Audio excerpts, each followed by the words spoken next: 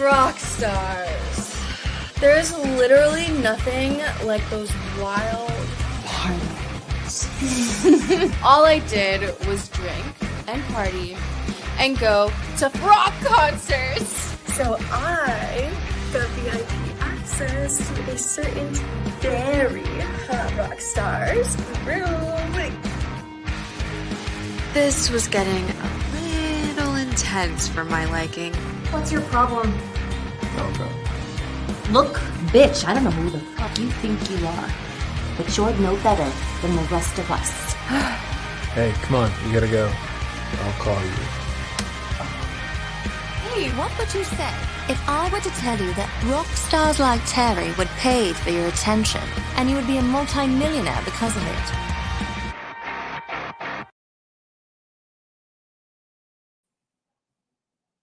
One, two, three, four. Microphone check. Your boy Hollywood. We're back. It's the Heaven Hollywood Experience. Live on Twitch, Twitter, YouTube, and Patreon. Make sure you join the Patreon. You got everybody over there going crazy on the live. Patreon.com/the IE Network. After about an hour or two, you can no longer see the live on YouTube. So make sure that you're either following on Twitch or following on the Patreon.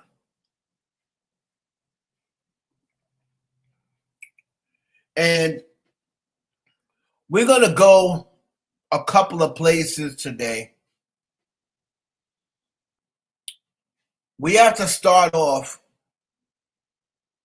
I'm going to start off with this Cheyenne, her name is Gabrielle Cheyenne.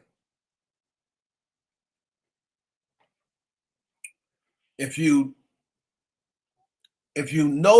been hearing the name lately, you're like, oh, I know that name, but I really don't know where that name is from. She is the young lady who went up on Usher's stage, took her happy ass up on Usher's stage, called herself disrespecting or shading or, dissing Usher or curving Usher, right? You know, the Usher and Chris Brown tour is going on.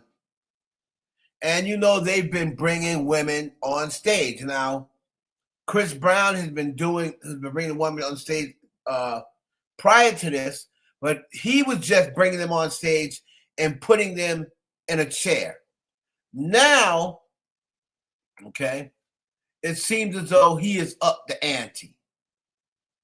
So, of course, if you're on a tour, Usher previously, he started out, he would just bring them on There Goes My Baby. He would pick somebody out of the crowd, sing to them, and do a little slow dance. That's all he really did then, right?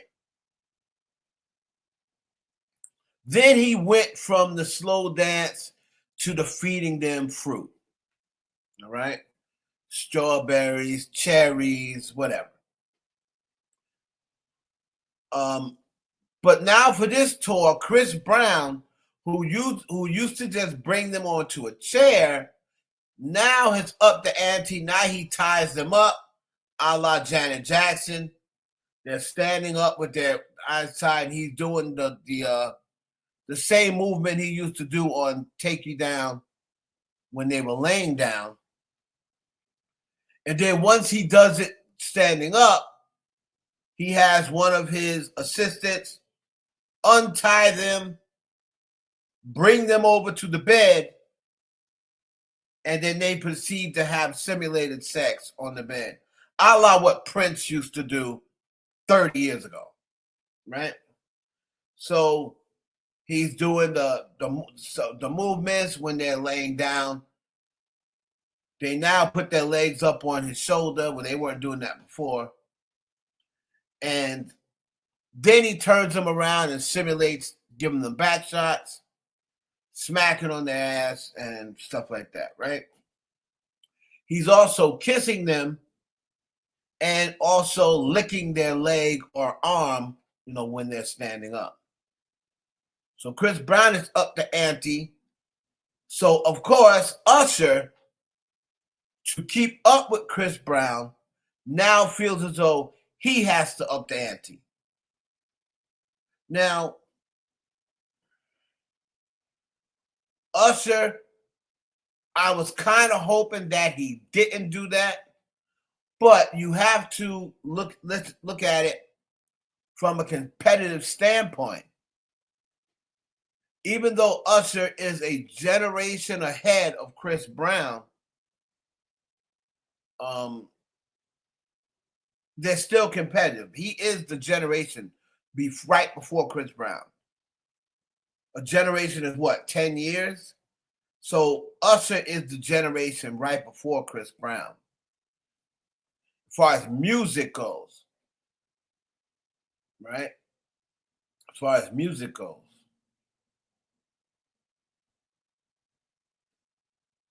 He is a Gen X.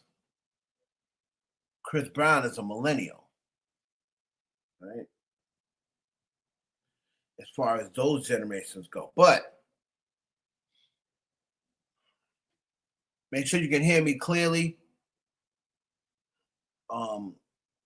So because they are on tour, because they are both legends, I consider Usher, because R. Kelly is inactive and R. Kelly has kind of been stripped, as far as the consensus goes. Now, R. Kelly has not been stripped as far as I go.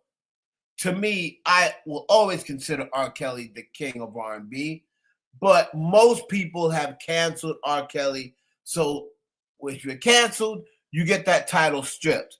So to me, you're going to go to the next person, which would be Usher, and then the prince of R&B would now be Chris Brown. All right? So I consider Usher the king of R&B and Chris Brown the prince of R&B. Okay? So even though Chris Brown is in another generation, Usher is going to feel as though he's got to up the ante to keep up with Chris Brown. Now, Usher, nobody has had a problem with Usher, right? Usher was the one bringing the girls out first. Chris Brown would take you down. Yeah, he started that, after Take Me Down came out. But remember, Usher had been pulling women on stage, right, for many years. So we've been seeing all the clips of the women coming up for Usher, the women coming up for Chris Brown. We've been seeing the guys, this married woman did this to her husband for Chris Brown. And we pretty much have not been seeing any complaints. The comments have been filled with people. What's up, Jessica? Thank you. Very shady. I'm going to get to that, Jessica. Good catch. Good catch. That was shady. And to me, I think that's going to start a problem. And this is what I was saying when this tour first started. Why would you go and interview a girl that said, that shaded Usher, who you're on tour with, right? Because she said she wanted Chris Brown. She was there for Chris Brown. Don't be shocked. Don't be shocked if Chris Brown sends for this girl. Don't be shocked, right? Because she may feel as though, oh, everybody was calling me stiff instead of third.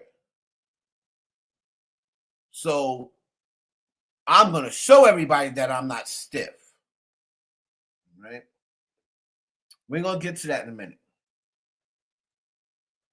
So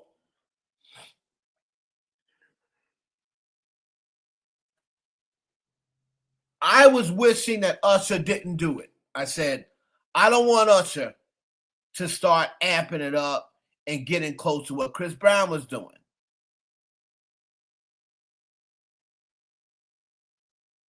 Here's the thing. When Usher was just bringing girls on stage and dancing with them. Remember when he brought Keke Palmer on stage? Hold on a second.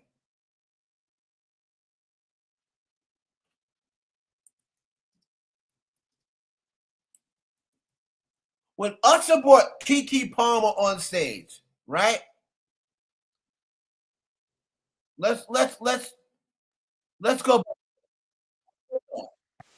Let's go back to that.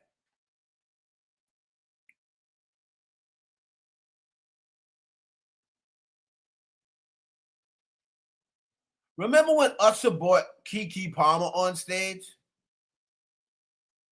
Now, let's keep in mind what they're doing on stage right now and what Chris Brown is doing on stage. Okay?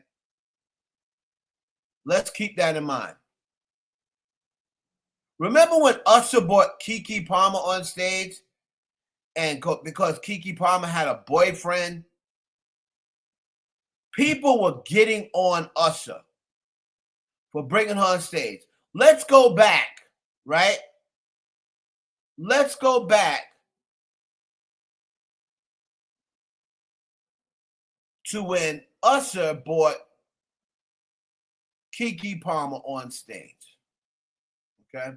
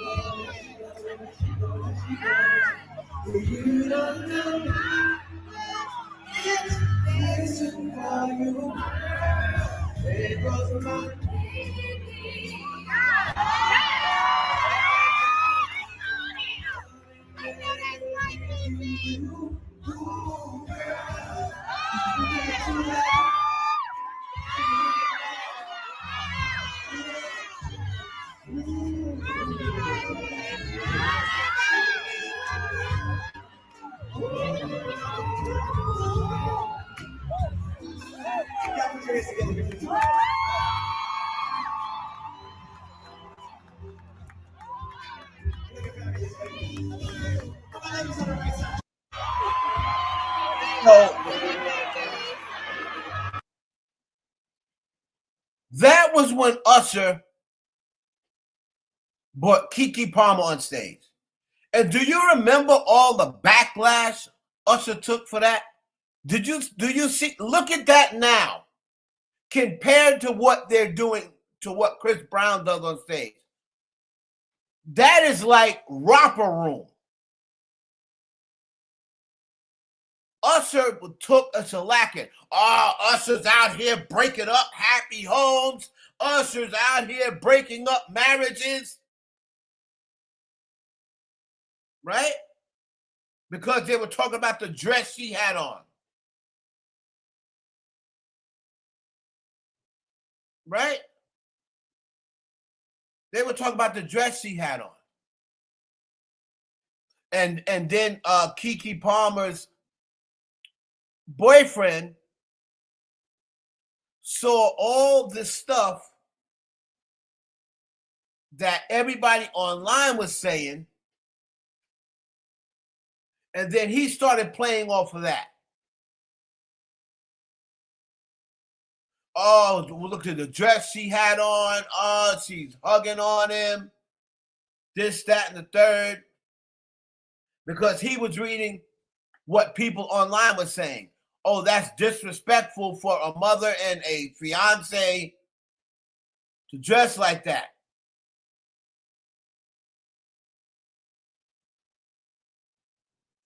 Just like him, and she just had that at the time. Right, that at the time. Right? So people were going nuts. Now remember, then after that, I believe Usher, no, that was before Taraji.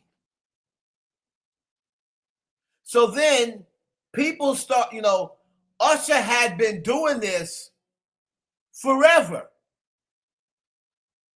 Usher had been doing this forever. Remember when he bought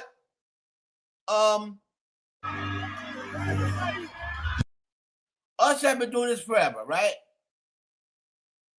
Remember when he bought on Taraji P. Henson?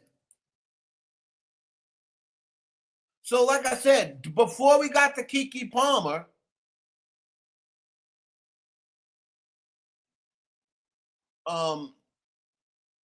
before we even did Keke Palmer,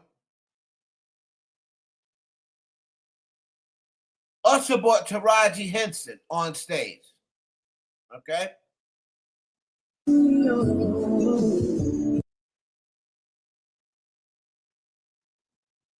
Now, this is long before Keke Palmer. So Usher had already been doing this.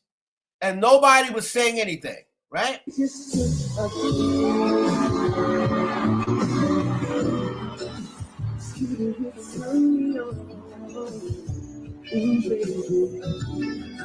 to run my fingers through your hair. So come on, stay with me all night. I wanna ride with you, baby. I wanna roll with you, lady. Feel it so strong. I wanna ride with you, baby. All night long. Rock it, roll, get right. Make it sweet love. So that was Usher.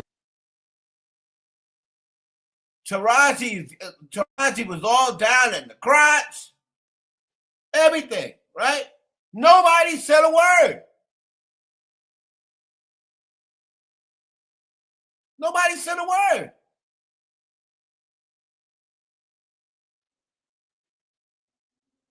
Right? Usher also was another one that went viral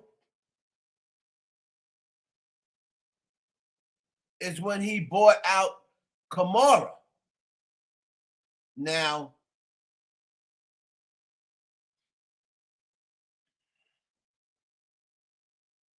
everybody was like, oh my God, they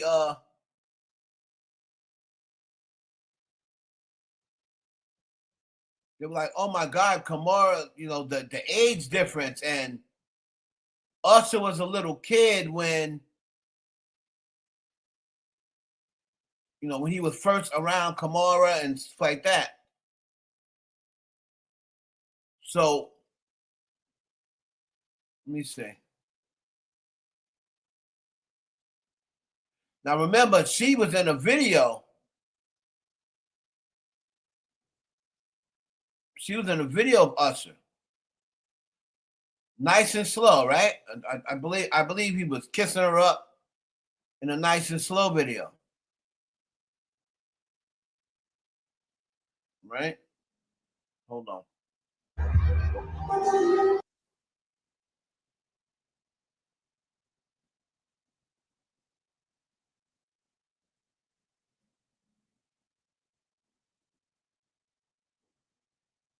Yep. Nice and slow video. he was kissing her up in that video, right?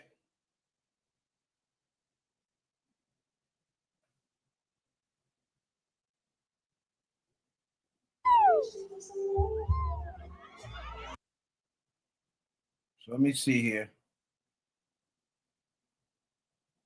I don't know why the screen's not getting bigger. All right, here we go. So this is when Kamara was out at Usher's show, right? With Kim Kardashian. I believe she was there with Kim Kardashian.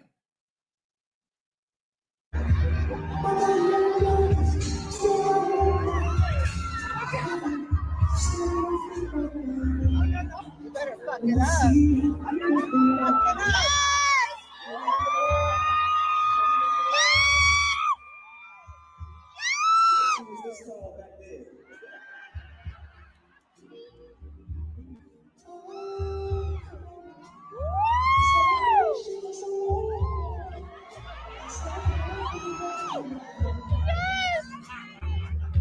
Yes.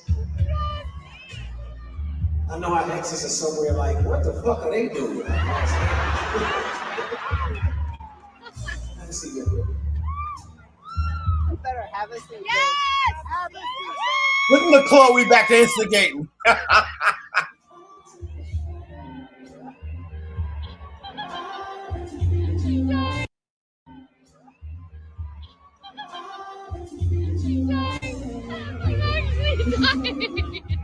Listen to Kim.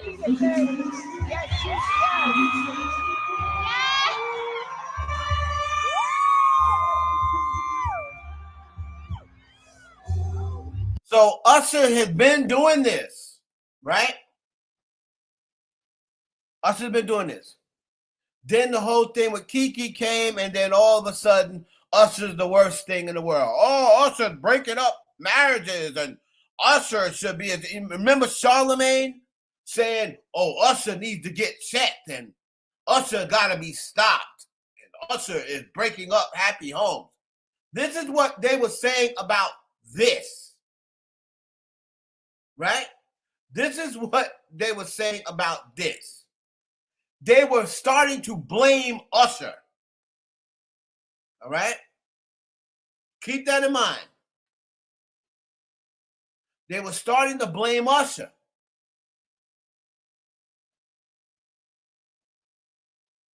I remember Charlemagne saying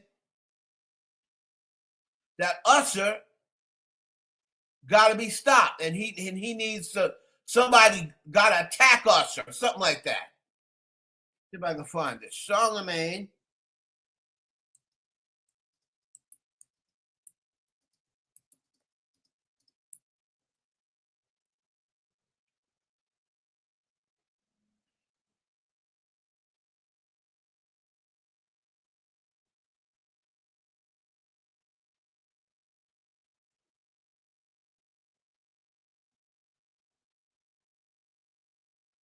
Let me see. See if I can remember it. If I can get it.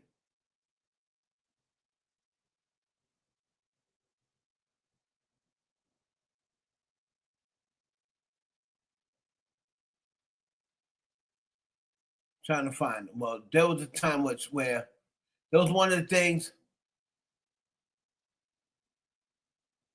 that Charlemagne was saying. Oh,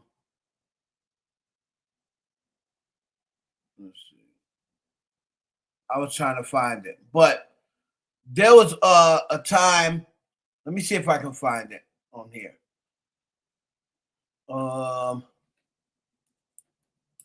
Charlemagne says Usher is breaking up happy homes. Right?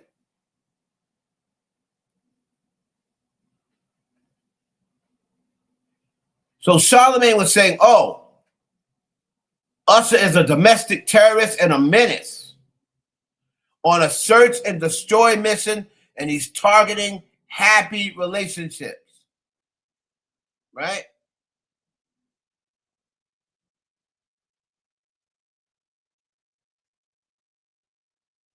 Here it is right here. Let me find this.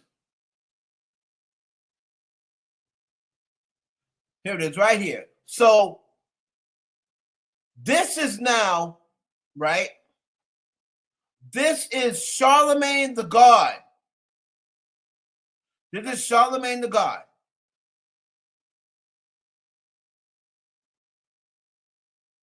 And this is what he said about Usher.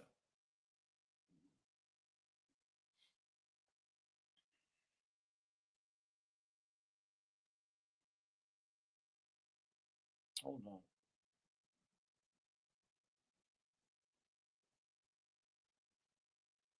Charlemagne the God said Usher's the real villain. He needs to be held accountable for what he's doing to these households. Is Usher the villain for unintentionally breaking up happy homes? Charlemagne the God thinks so. The Breakfast Club host recently weighed in on all the drama from Usher's Vegas shows, and he jokingly thinks the singer needs to be stopped. As we previously reported, Keke Palmer recently attended his Las Vegas residency and had the entertainer sing to her. A clip posted online showed Keke in a sexy dress as he sings "There Goes My Baby." While she looked like she had a great time, her boyfriend Darius Jackson was absolutely not feeling it. As the clip made its rounds online, Jackson took to Twitter to express his feelings. He said it's the outfit. Though you're a mom, Jackson wrote about her mesh dress that showed off her hot cheeks. He followed up with another tweet that read, "We live in a generation where a man of the family doesn't want the wife and mother of his kids to showcase booty cheeks to please others, and he gets told how much of a hater he is." All right? So Usher was really taking a pounding back then. And I remember. Then, hold on. Then, y'all remember during the Super Bowl?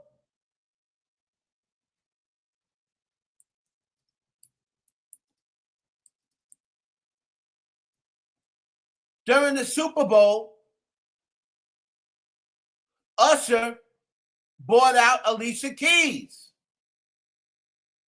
Right? And everybody had, hold on.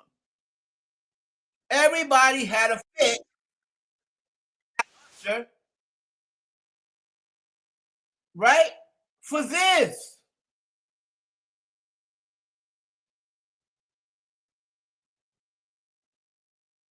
Oh, he's bringing a married woman. Meanwhile, he's also married. Oh, he bought a married woman. Oh, say Usher needs to be stopped. He's grabbing on a married woman.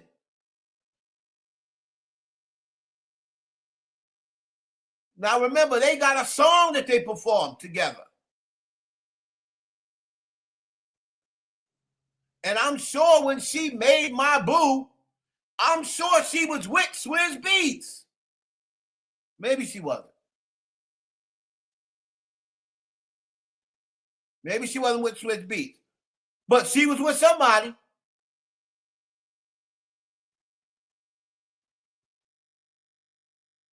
They was complaining about this, saying, oh, remember he went behind her and was like grabbing her from the back. And they were saying, oh, Swizz Beatz must be a cuck.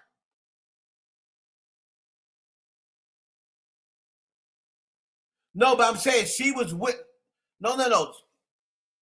Oh, let me see something. Before Swizz Beatz, I know the rumor about her being on the low dating girls. However, she was publicly dating a man prior to Swizz Beatz. I think his name was like Crucial Keys or something like that. So when did My Boo by Usher come out? So My Boo came out 2004. When did Alicia Keys start dating Swizz Beatz? 2008. So she wasn't with Swiss Beats yet. Okay. But she was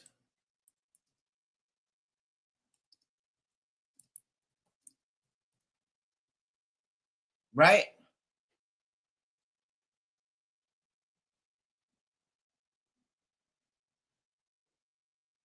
I believe that she was dating this Kerry dude.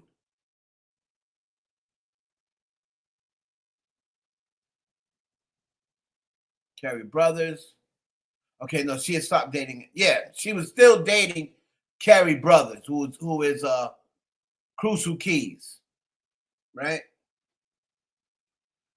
So again, they were saying that Usher needed to be stopped from doing this. Look how tame that is, right? Usher got to the point where he started feeling the heat. I don't know why he let people on the internet bother him. So then he stopped doing that, right? And he started feeding the cherries. So Usher said, you know what? Because then, if you remember, girls started denying going up there. Remember that? Girls started denying going up there. Sweetie did it. Then Winnie Harlow did it. Sweetie didn't really, she didn't go up there and dance with him. Winnie Harlow jumped up in her man's lap and turned her back.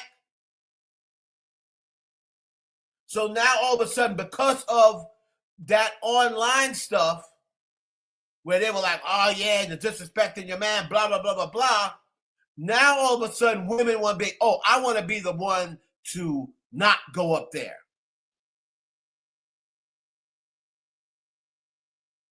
I want to be the one to not go up there. Right? So, of course, like I said, he switched to the cherries. Now, with the cherries, he didn't really have any issues. Most of them were eating the cherries or whatever, right?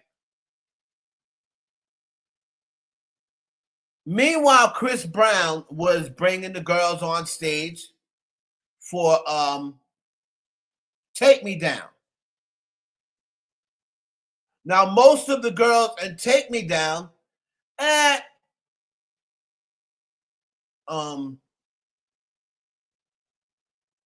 really didn't, people were like, they're not really doing much. And most of them, Chris Brown would do his little hump thing or whatever. And most of them really wasn't really throwing it back to Chris Brown.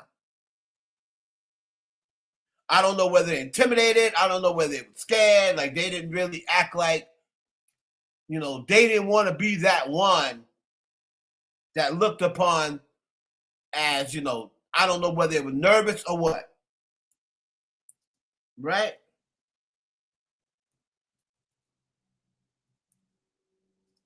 It wasn't until Travis Kelce's ex-girlfriend came on stage, right? It wasn't until Travis Kelce's ex-girlfriend came on stage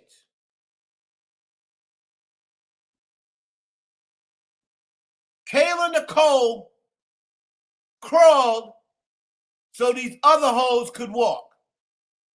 Because all of those girls that were brought on before, everybody was complaining about, like, see, that's stiff. Oh, she not even into it. Oh, if it was me, I'd be throwing my legs up. Oh, if it was me, I'd have pulled his pants down. If it was me, I'd have took his dick out. If it was me. Like, it's all you see in the comments about all these girls. Until Kayla Nicole came on stage. right? And once Kayla Nicole came on stage, that was it.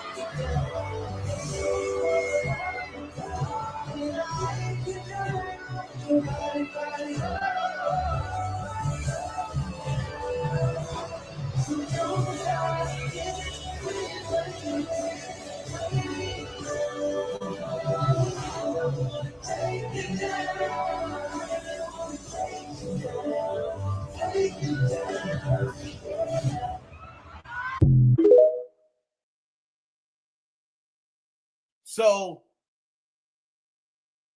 that was the start of all the women saying, oh, so that's what we doing? Everybody else was scared. We're going to address this too, right? We're going to address this too because people like to throw that into the mix and say, oh, it's because blah, blah, blah, right? Okay. Now, once Kayla Nicole did that, then you kind of tried to see other girls mimic what she did. Before that, a lot of girls were scared and timid with Chris Brown. Meanwhile, there's videos of guys saying, of guys before their wedding, girls are doing $1,500 meet and greets with Chris Brown and taking pictures with him that are way more vulgar than Usher's routine, right? So it's like Chris Brown meet and greets, right?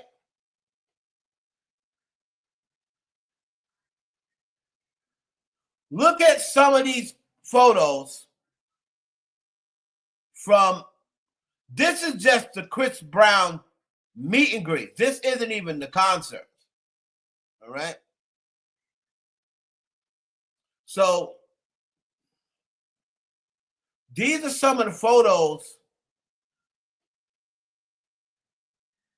from the Chris Brown meet and greets. Mind you, these are just photos.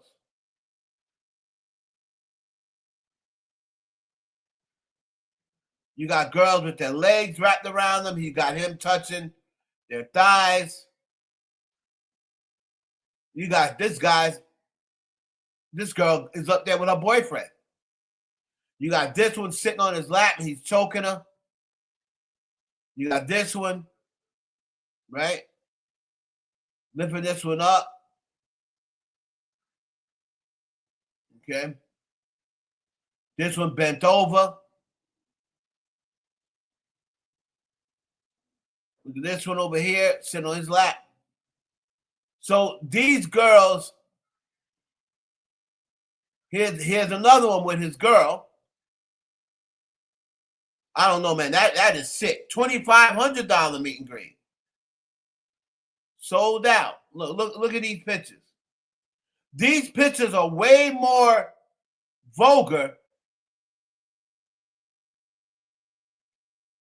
than what Usher was doing. Look at this. Grabbing her ass. Now remember the girl who got this as a wedding present? Look at this one. Who got the meet and greet as a wedding present. she was getting ready to get married.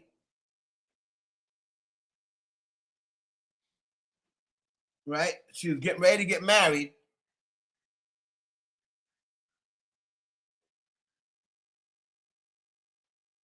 I hear you, Elite. I hear you. That's a loyal fan.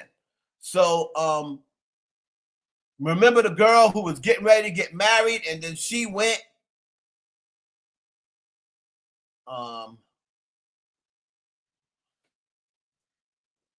Girl engaged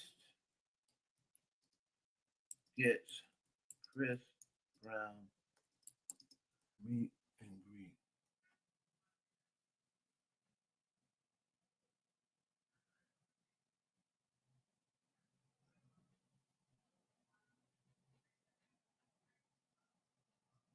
And now you got some things here. Ending your engagement for a breezy meet and greet. This girl right here, boyfriend broke up with her for a meet and greet.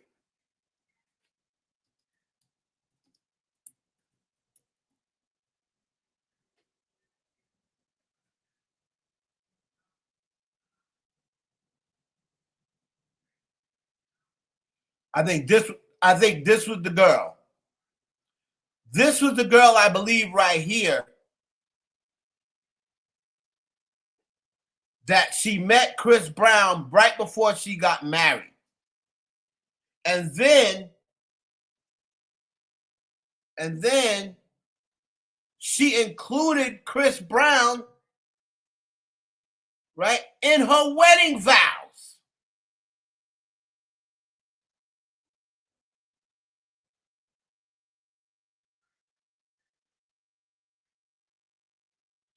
Woman going viral after she put a picture of Chris Brown on the first slide of her wedding post. I think this is the girl.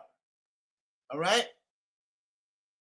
Now, all the time this is going on, I never once heard anybody say, oh, Chris Brown needs to be stopped. Chris Brown is breaking up homes. Well, he was literally breaking up happy homes. There was no reports of anybody breaking up with their girlfriend or wife after they went to an Usher show, with the exception of Keke Palmer's insecure ass boyfriend. All right. And Ms. Fields, it's not a point. I'm not saying they're not. I'm not saying they're not getting their money's worth. That's not really the point I'm making. I'm gonna land the plane soon, but I have to take off and we gotta see some scenic view or whatever. I'm not saying they didn't get their money's worth. I mean, I'm not paying that for a meet and greet, but I can't tell people whether they're getting their money's worth or not. If that's what they want to do, they got their money's worth. Okay. Now,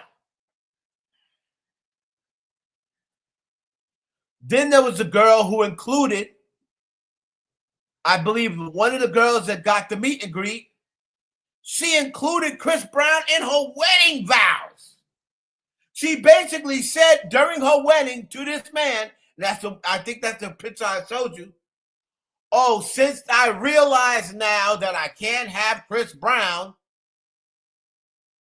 she put that in her wedding vows. And people laughed at it, and she laughed at it. But I'm like, who's this fool that's still going to marry her? Oh, since I realized I'll never have Chris Brown, like this, I guess I'll marry you, basically. Basically what she was saying. All right? And everybody took it as a joke, and his stupid, dumpy-looking ass sat up there and laughed. But if the woman I was marrying said that to me during our wedding vows, I'd be like, excuse me, y'all, I got to go to the bathroom, and then I'd have been out.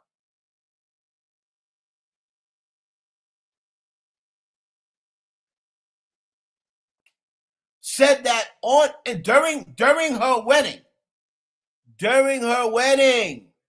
Hold on. See if I can find it. Y'all think I'm bullshitting? Hold on a minute. Hold on.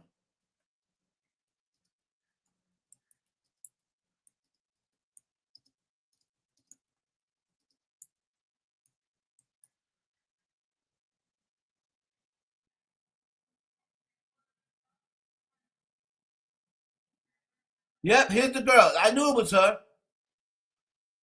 She met Chris Brown and she said, woman meets Chris Brown months after including him in her wedding vows. We finally made it to the day I give up all my dreams on Chris Brown.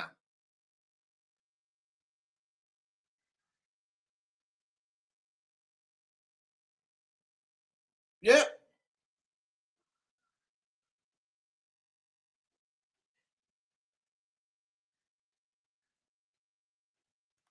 But never did I hear Charlemagne or anybody else say Chris needs to be stopped.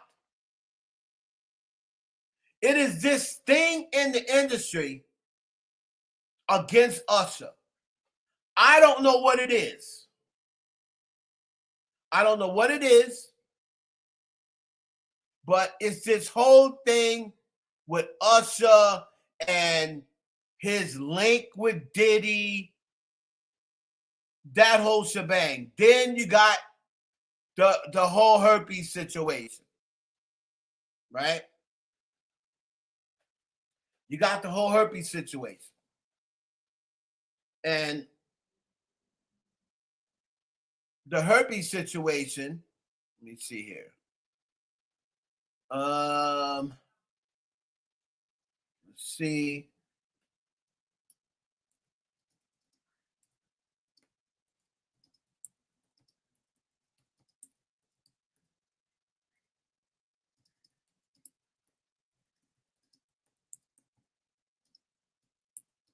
So then we got the Usher herpes situation, which Gemini is going to explain to me.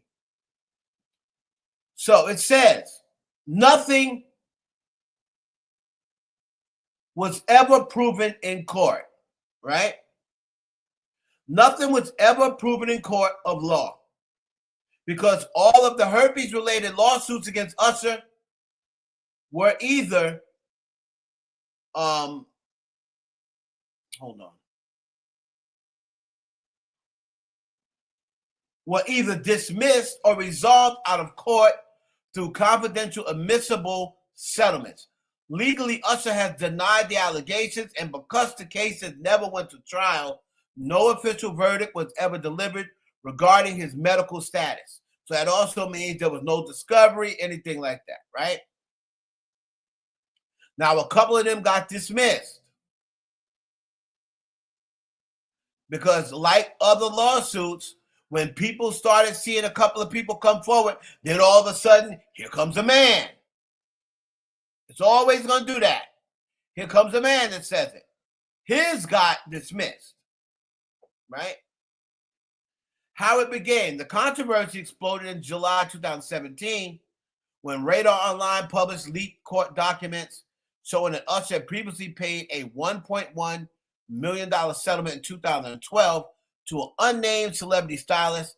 The 2012 documents alleged that Usher was diagnosed with herpes simplex virus 2 around 2009 or 2010 and had knowingly exposed the stylist to it without prior disclosure.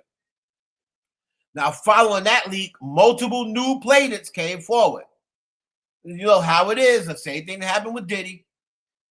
The California class action attorney, Lisa Bloom, you know she's always involved with any sort of messiness that resolves black men. Lisa Bloom filed a lawsuit on behalf of 3 individuals. Quantasia Sharpton, that was that big girl, an anonymous woman, and then a man. Here comes a man forward, right? They alleged sexual battery and fraud, claiming Usher exposed them to the virus without warning them. Notably, Sharpton went public, but tested negative for herpes. You see? Sharpton went public, but tested negative for herpes. So you see what I mean about people can go, right? People can go and make these accusations. What's up, BK Banger? Make these accusations without any proof. And because these are celebrities, a lot of them get scared. Usher's married. He shouldn't even be bringing up girls up. First of all, TV fanatic, that is not our decision. That's for his wife. So if his wife had an issue with it, she wouldn't be sitting out there supporting him while he's doing it. So if his wife ain't got no problem with it, who are we to tell him he shouldn't be doing it? Second of all, he just recently got married in the last year or so. He wasn't married all those times. He just recently got married. He was dating Jenny, but he was not married to her. I think he's only been married to her about a year. I think last year or maybe the year before he got married. He just recently got married. He wasn't even married yet during the Super Bowl, I don't believe. Hold on. Yeah, I don't even think he was married during the Super Bowl. So that, I'm not going to do that. I'm not going to judge him by talking about, he shouldn't be doing that. Who are we? We're nobody's judge and jury. He has that to decide with his wife and God. That's who he needs to settle that with. I am not one to say, you should be bringing girls up because you're married. You know what I mean? Right. His wife encourages it. So most of the time, she's sitting right there when he does it. And, most of these people that are married to these stars and these celebrities, hell, Bobby Brown used to bring girls on the stage. He was married to Whitney Houston. He used to bring women up on the stage. Thank you. Just a little. Okay, so he's been married 2 years. But he's been doing this long before he got married. Right? He's only been married 2 years. He's been doing this about 6 or 7 years. Right? So, and again, the wife is sitting right there while he's doing it.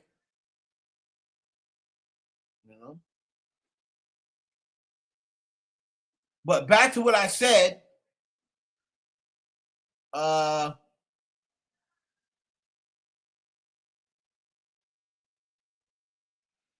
Machita, never. Her claim was based strictly on the lack of disclosure before their alleged sexual encounter. Well, how do you know if he had herpes if you didn't catch it? If he had herpes, and a condom don't stop herpes, it's about skin-to-skin contact.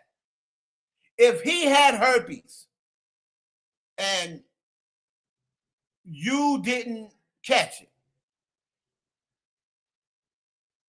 how the hell you know we had herpes? So I believe he ended up getting that dismissed. That was dismissed. The Georgia lawsuit, an Atlanta woman named Laura Helm filed a massive $20 million lawsuit alleging that she had contacted herpes. So all of a sudden, everybody started coming out with the herpes situation. The final outcome, Laura Helm dismissed, filed to dismiss her $20 million lawsuit with prejudice, meaning it could never be refiled, right? For both parties to admissible resolution, the classic legal phrasing for a private cash settlement, right?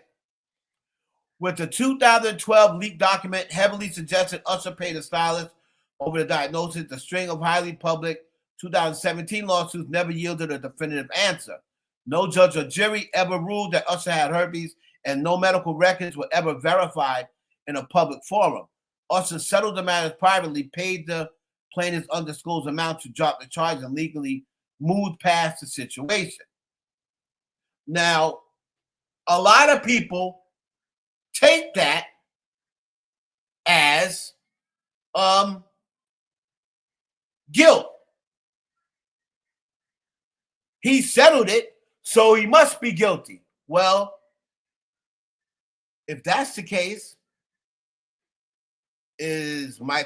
we all say that Michael Jackson's innocent. Michael Jackson settled cases. So if Usher is guilty, Kobe Bryant settled a case. People don't say he's guilty.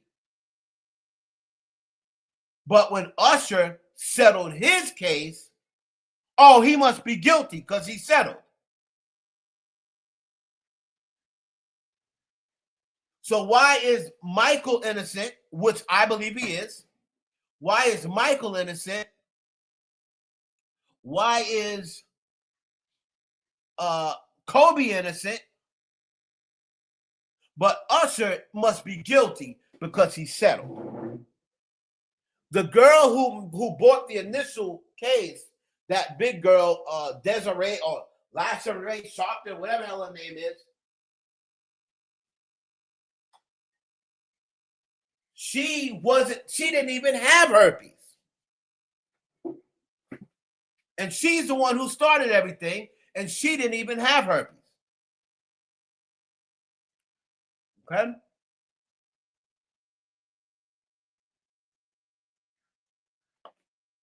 What?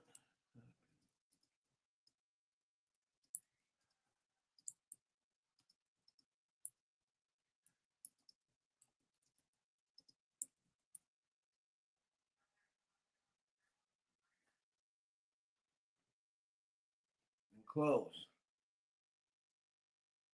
Hold on.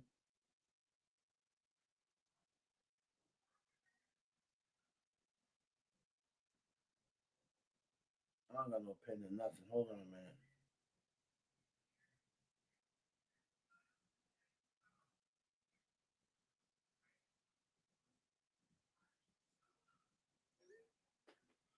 Okay.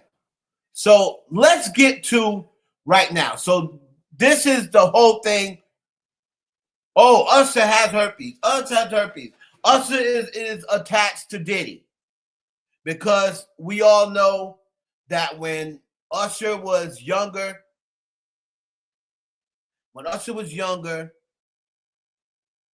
his mother pretty much sent him to, what does Usher call it?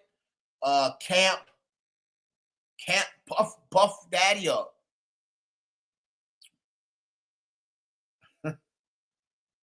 Camp Diddy or whatever the case may be. When he was younger, his mother pretty much gave Diddy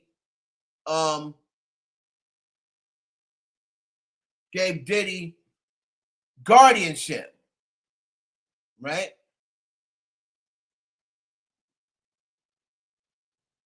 So let me see this.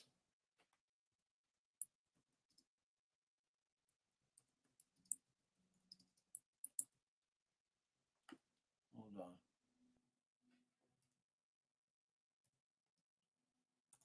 Now, in the infamous interview,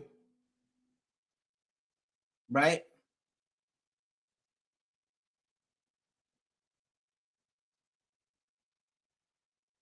Let me see.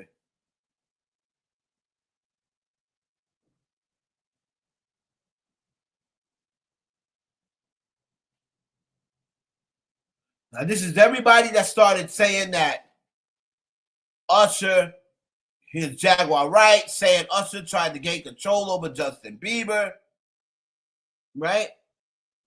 But struggled until Usher stepped in, took over management, revealed that Diddy had been trying to gain control over Justin Bieber, but struggled until Usher stepped in, took over management, and allowed to hand Bieber over to Diddy for you. That's bullshit, right? So now here is Usher on, hold on. So here is Usher, right, on Howard Stern.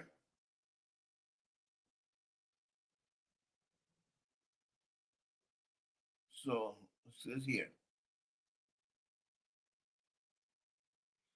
And I'm going to get to current, but I just want to, we're saying the title is They hate when Usher do it, but love when Chris do it. So we're trying to figure out what exactly is this issue that people seem to have with Usher that they don't have with Chris Brown. Okay.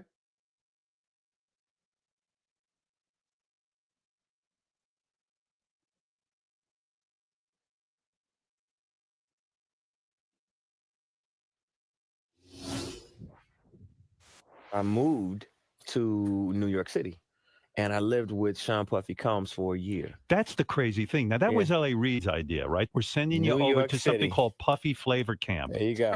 To learn Flavor some... Camp. Yeah, Flavor that's what it Camp. was called. And you're going to go to Puff Daddy's. He's going In the 90s. Do you understand what that's like? Puffy's place was like just filled with chicks and orgying like nonstop, right? No, not really. I Come mean, on. but hey, it was curious. I got a chance to see some things. Yeah, but you were 13. What were you I seeing? went there to see the lifestyle. Right. And I saw it. And it was but I don't know if I could indulge and understand what I was even looking at. It was pretty wild. So nobody tried to, some woman didn't come along. I didn't say that. Okay. I didn't say that. What I did say is that there were very curious things taking place. Uh-huh. And I didn't necessarily understand it. Uh-huh. Biggie Smalls was there. Biggie Smalls was there. Lil' Kim, Craig Mack. All these people are hanging around. Yeah, man. Faith Evans, Joe. Now, the rumor is that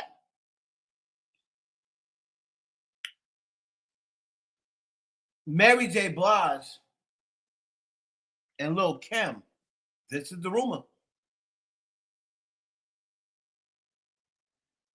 Mary J. Blige and Lil' Kim was Usher's first sexual experience. That's the rumor, allegedly. That's the rumor, allegedly.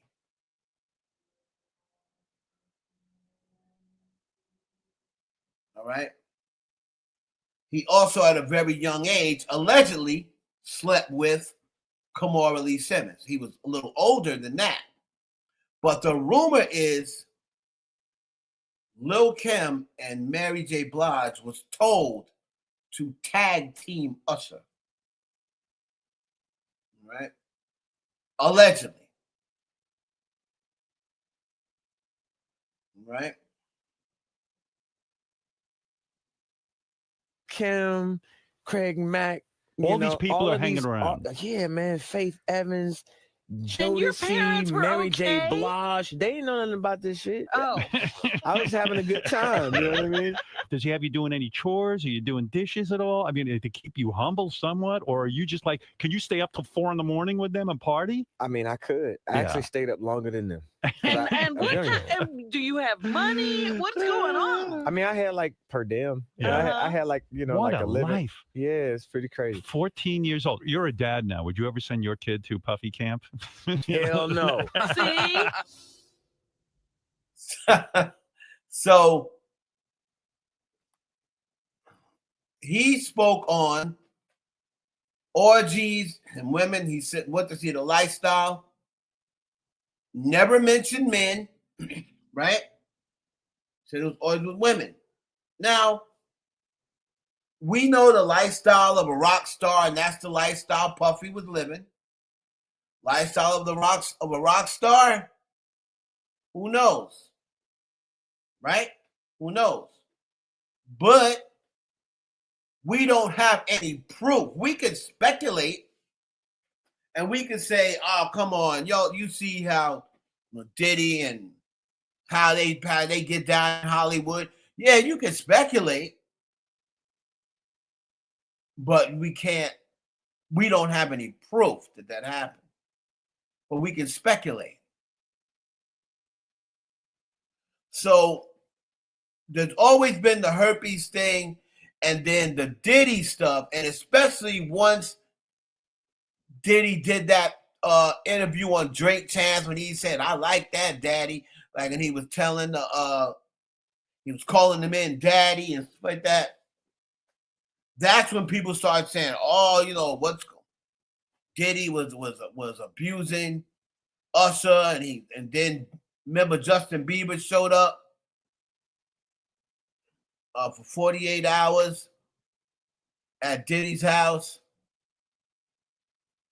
and the rumor is that Diddy sent Katy Perry. Notice how, remember how I said about Usher? It was Mary J. Blige and Lil' Kim. Exactly. Hit that like button, and the Cash App is $Heaven Hollywood. You're not going to get this information from anybody else. They don't know it. And if they do know it, they don't want to tell you. So the rumor is that Diddy sent Katy Perry to knock off Justin Bieber when he was 16. All right. So, and then of course, Usher is so-called the one who was not managing Justin Bieber, but signed Justin Bieber. And now Justin Bieber doesn't mess with Usher. And there's rumors about, because he remembers he didn't stop the abuse. He didn't stop anybody from abusing Justin because for some reason now he don't mess with Usher, and they're not been given any reason. All right. So Usher has all these things attached to him, but once the lawsuits went away, everybody had kind of like got over the thing with Usher until Diddy got arrested. And then you have people like Gene Squeal, as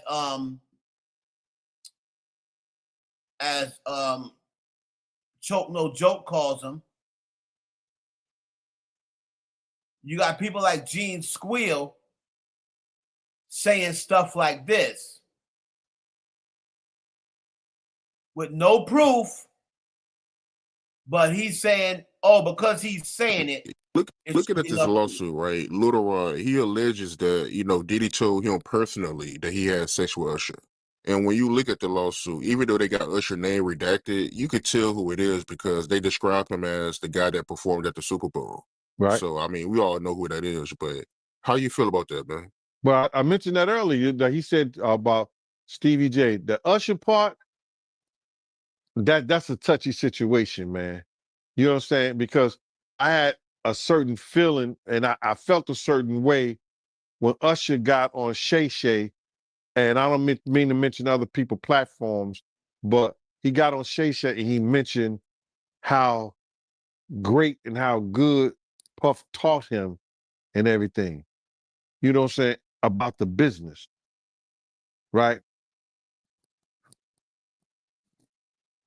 I know, and people know, that was around that in that time.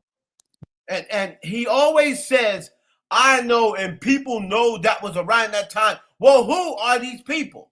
Why don't they ever come out? Where is your proof? That's what I'm saying. There is just too much. I got pictures from the 80s. I got pictures from the 80s. I got pictures from the 90s. Why don't you niggas ever have no pictures of what you talking about? I know when people that was around, like who? Like who? You see, one thing about these dudes that are grifting now online, they'll mention somebody who's dead, somebody who's locked up, or they'll just say people who was around, and they'll mention people who they know is never going to respond. People who was around can tell you. Okay, was anybody let's go into what he said, and then we're gonna get to current. That Puff and Usher did have a situation, and that situation led Usher to the hospital. Now I let Usher explain that to y'all. I let Usher tell that story. But how dare you say a man that groomed you, you gonna give him a pass? Now, again, You said that's Usher's story to tell. So how are you getting mad and now coming out, call yourself blowing him up? How are you getting mad at Usher because he is not saying anything negative about Diddy? You're getting mad because Usher won't hop on the bandwagon and turn his back on Diddy like you did. Like you did. You want Usher to do like you did and turn your back on Diddy because you're no longer getting the Diddy checks. So now you're going to say it's Usher's story to tell, but then you're going to go and say, how dare you? What do you mean, how dare you? It's his story to tell, right? Apparently, he don't got a story to tell. If he does, he ain't ready to tell it right now. So it's up to him to decide whether he's ever going to tell it or not. And it seems like to me like he's still riding with Diddy. All right? So all of these things are attached to Usher. Now, we all know what's been happening on the recent tour, on the current tour, right? We all know what's been happening on the current tour. And then this happened the other night. Okay? This happened the other night. Millions of people saw it. Millions of people saw it. So this is the current situation with the girl. Her name is something Cheyenne, right? Her name slips my mind, but I'll remember it shortly. Very beautiful girl, right? Very beautiful or nice looking, very attractive. I can't really tell if she's beautiful or not because you can't really see it in the dark. But very attractive girl, right? She comes out on stage for the Usher Chris Brown concert. Now, Usher ended up, well, I want to get the full thing, right? Here's the full thing. Okay. Pretty girl, okay?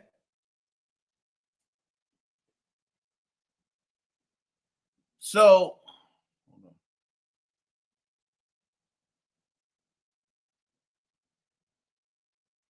let's take a look. This is what happened the other night.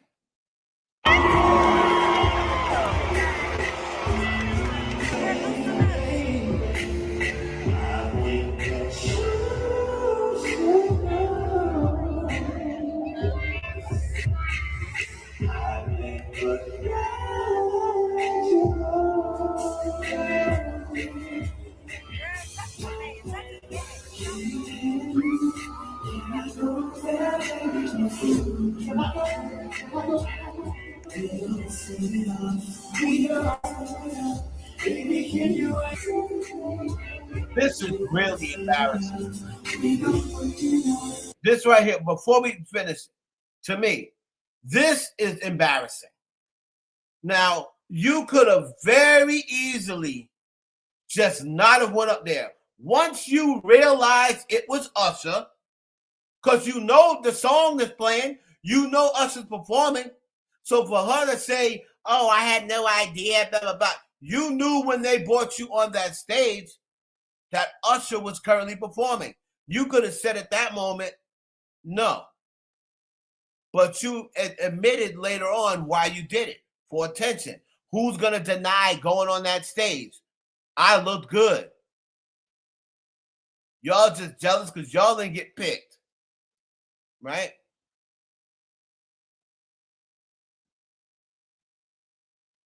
I don't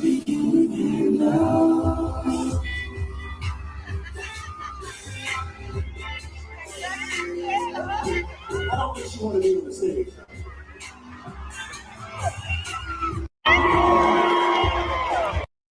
So Usher basically said, I don't think she wants to be on the stage. Now, I give kudos to Usher for picking that off and not forcing it. Then, 3 years from now, you'll be looking at a $30 million lawsuit and her accusing him of SA. Right? So shout out to Usher for even being able to realize that, okay, she's not into it. Now, let me see.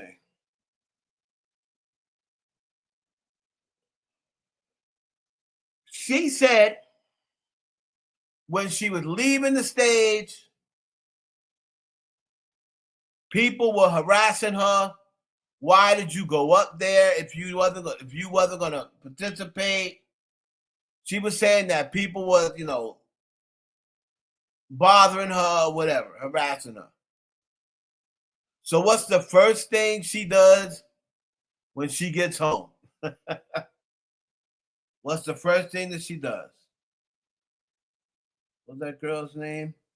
Her name is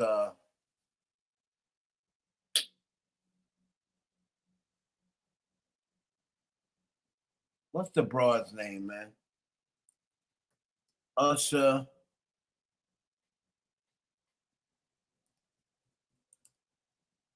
Tennessee.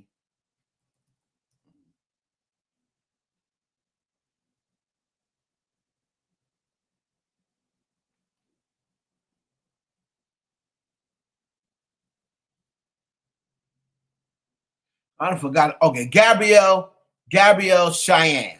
Okay, Gabrielle Cheyenne. She immediately went to her Facebook, right? So hold on, Gabrielle Cheyenne Facebook post. So she runs to her Facebook, right? Immediately.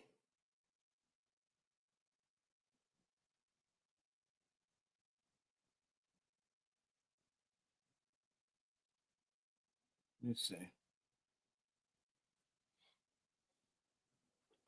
And she starts posting.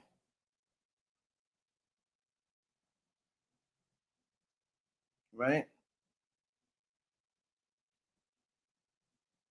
She starts posting. She first came out and said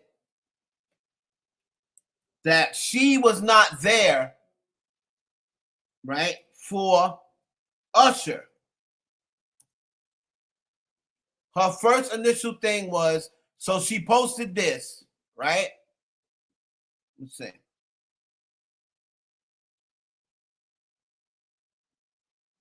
So check this out. Check this out, Jessica, because it's going to get deeper. So she runs to her Facebook. She posts this, right?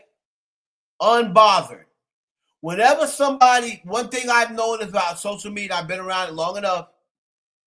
Whenever somebody posts and says unbothered, they're bothered. Trust me, they're bothered. So if you can ever get somebody to post, if you're in an argument with somebody and they post and put up unbothered in a picture, you know you won. You know you got them bothered. Because if you was unbothered, you wouldn't have to let us know you're unbothered. You're bothered, right? So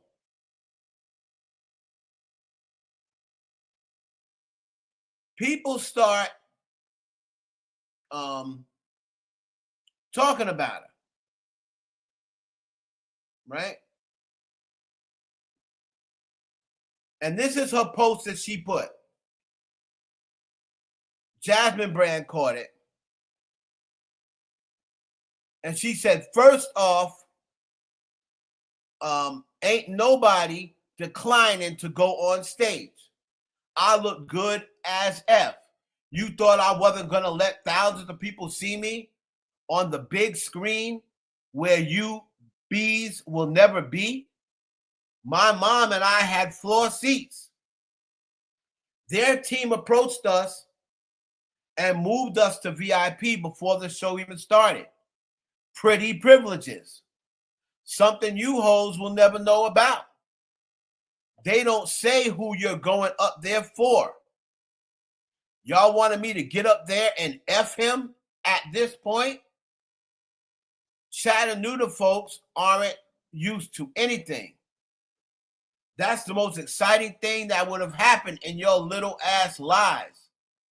F y'all disrespectively. Okay?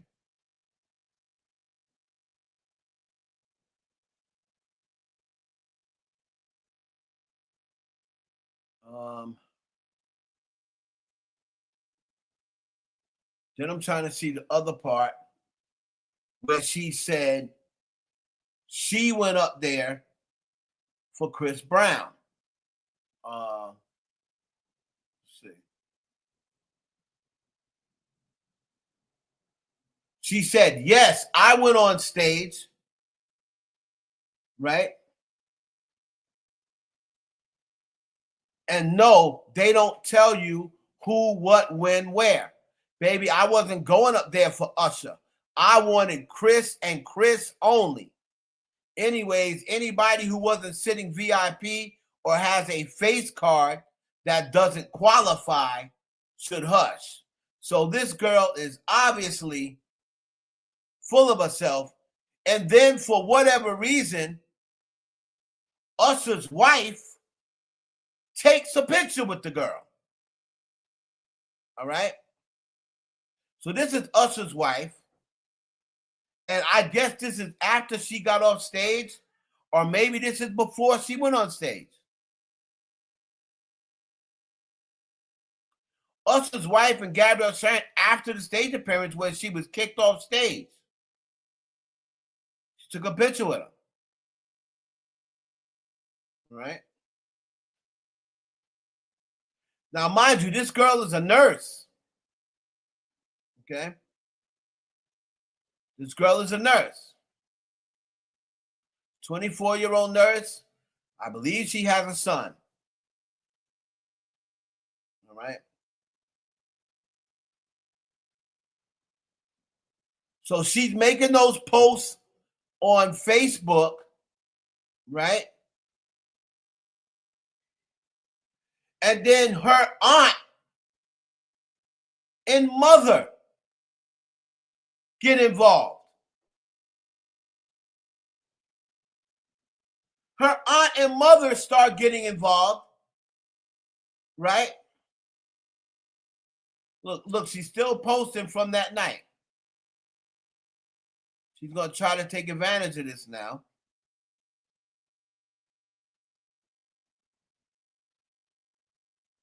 So her aunt comes on and starts saying, oh, F Usher. Her aunt just starts cursing out Usher.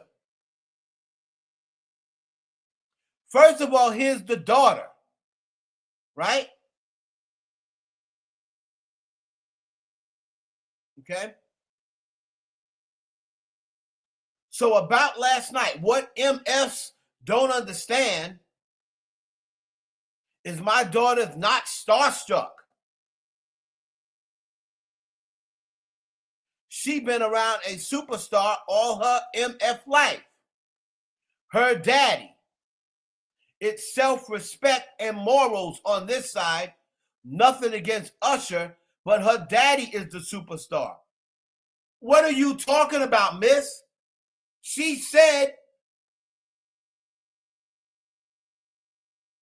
I totally agree, Marcel.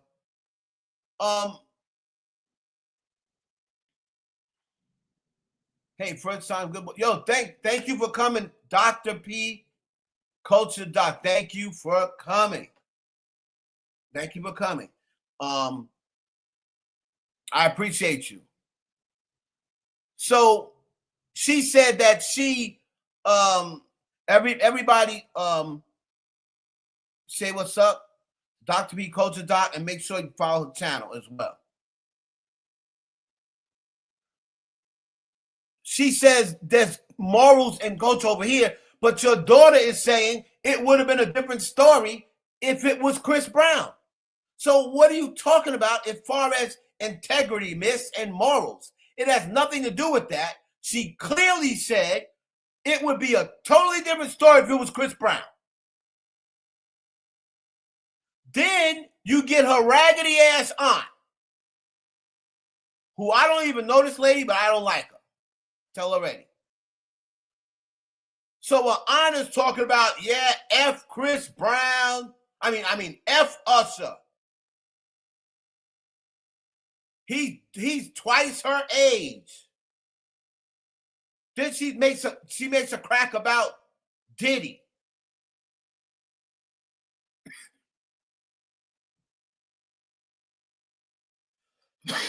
She goes and makes a crack about Diddy. Oh, she was looking at him the same way he was looking at Diddy. Coming on here trying to jump on the bandwagon because people are talking about Diddy and people have those cracks about Usher and Diddy. So this woman, who nobody even knows, starts saying F Usher. What did Usher do to her? Oh, F Usher. Oh, he's a married man.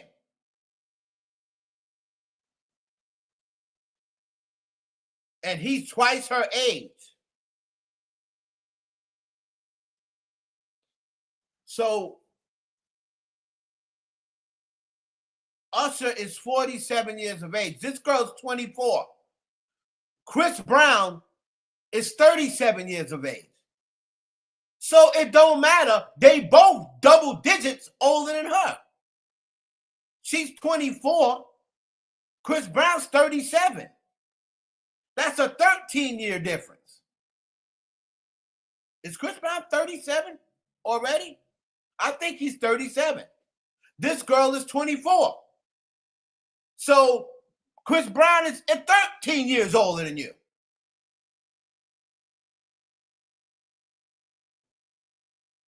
He's still double digits older than you. When he was 26, you were still 12. You were still a kid when he was a grown man. Thank you, doctor. So regardless, when he was a grown man, you were still a child. Once you get up there in age, it don't matter. 37, 47, it don't even matter anymore. When Usher turns 90, Chris Brown will be 80. Who cares? Who's going to care then?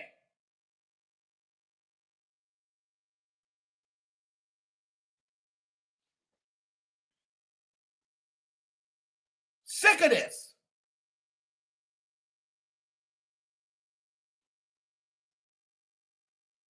Sick of people, especially black people. I am had it up to here. And if you can't see me, I'm pointing to the top of my head. I'm not on camera. I've had it up to the top of my head with black people with this ageism bullshit. Tired of it. You've got the mother talking about, the aunt talking about, he look at him and wait, look at the day. He's a whole married man. So then she starts saying, after it was about Chris Brown, right? Then she starts changing the reasoning. First, she said, I went there for Chris Brown. Then, when people are saying, so if it was Chris Brown, you would have been acting different. After the mother and aunt talking about morals, this, that, and the third. Then she says, he was all sweaty. And plus, he don't even look that good up close. So now he was all sweaty anyway, and he don't look that good. He don't look as good as y'all think up close.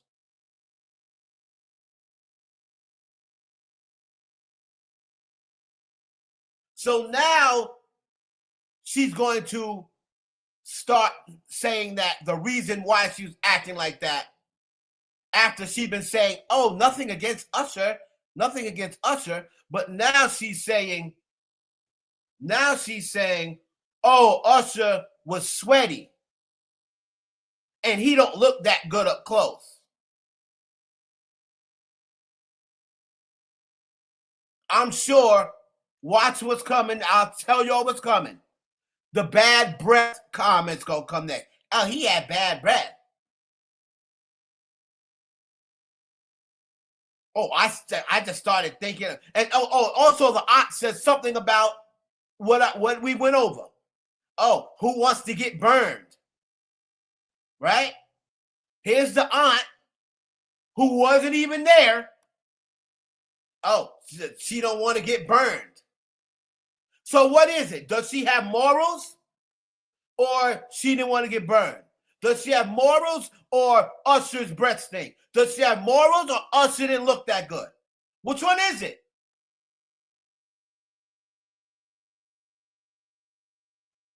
Which one is it? Right? Then, Jessica, we're just getting started. Okay?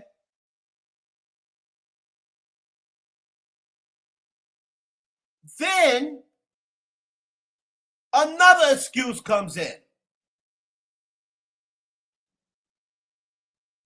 Then she started saying, oh, then her boyfriend enters the chat. Right? Her boyfriend enters the chat. Hold on. And according to according to hip hop, she says, women who curb Usher speaks out. If I'm going to cheat on my boyfriend, it should be someone like Chris Brown and not someone mid like Usher.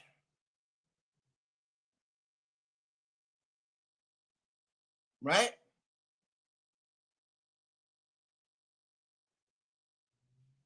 Now here is the boyfriend who she just had a baby by not long ago. Right?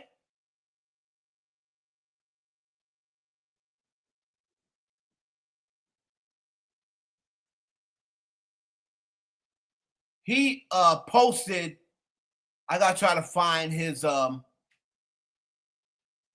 this post, right?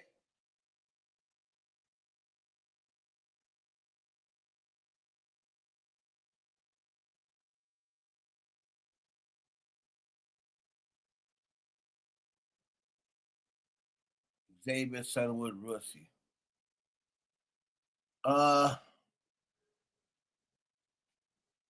I'm trying to find his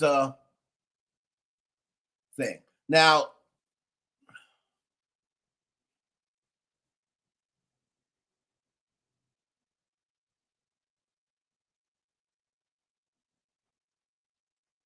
I can't find his handle right now. But he posted, oh, the real reason why she curbed Usher. He said he's the real reason why she curbed Usher. Negro, she just got, oh, here's that aunt. Here's the aunt with the metal mouth that was talking smack. You got the nerve to be talking about Usher. 10 grand. Girl, bye.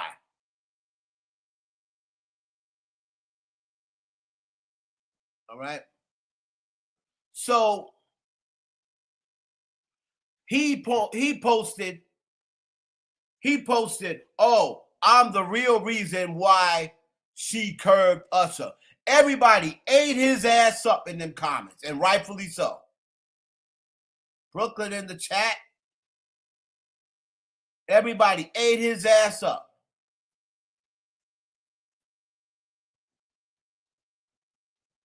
Okay? Now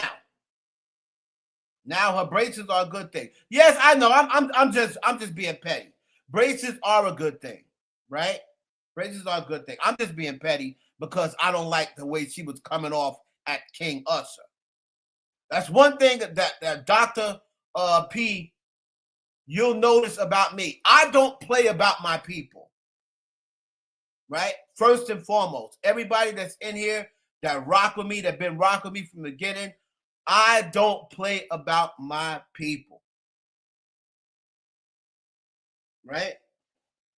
I don't care if it's Chris Brown. I don't care if it's Bobby Brown. I don't care if it's James Brown.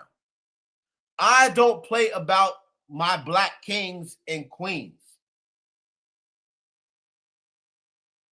especially the ones that's out there influencing, entertaining, giving back to the community, inspiring. I'm going to always give them the benefit of the doubt because until we never get the benefit of the doubt. So until you prove it to me, I'm giving my people the benefit of the doubt first and foremost. You're going to have to prove to me that Usher got herpes. You're going to have to prove that to me. I'm not just taking your word for it. Because they don't do it to their people. Nobody else does it to their people, to their race, but us. We're the only ones that you don't need no proof. All you got to do is come with an allegation. And we run and believe it.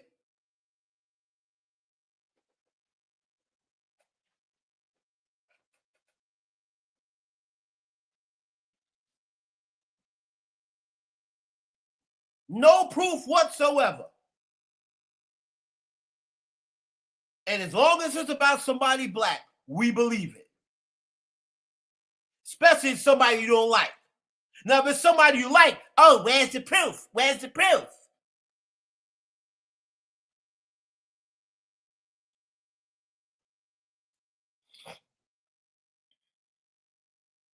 So, immediately, and this is what Jessica brought up, this girl runs to, let me see.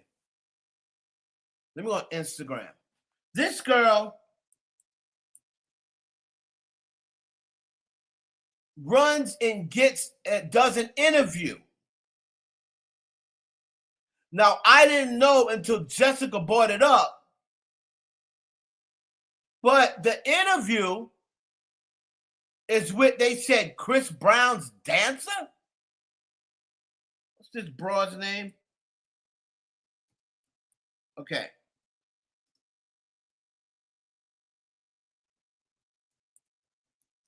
So she immediately runs and does an interview. Come on now. Okay. Gabrielle.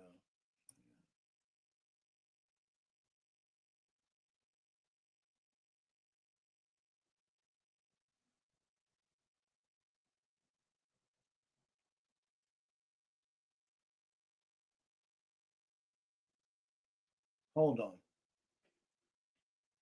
See if I can find it here.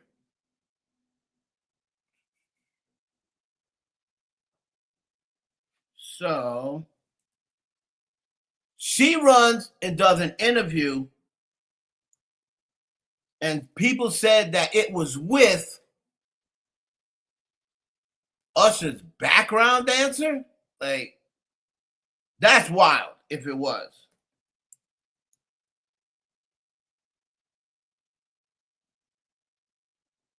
So let me find that one first.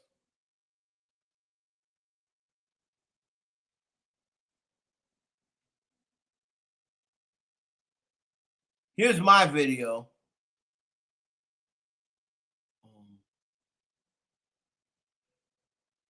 So she's already been on TMZ, right? She ran the tip. So here's the first interview. All right,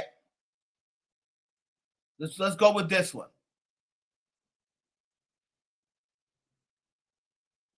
Okay, here's the first interview. This was done, I believe it was early today. Now, Jessica told me that it was with Chris Brown's dancer. All right. And that's wild. And we're going to touch on that. All right. We're going to touch on that. And I'm going to get to my point of that whole divide and conquer bullshit. All right. If you could change anything, if you could go back to last night, if you could change anything, would you? I don't think so. I mean, it's not bothering me. I don't feel a way towards it. I don't feel. Sis, it actually is bothering you because you posted a picture that said unbothered. If you're unbothered, you don't have to let us know how unbothered you are. If you have to let us know that you're unbothered, you're bothered.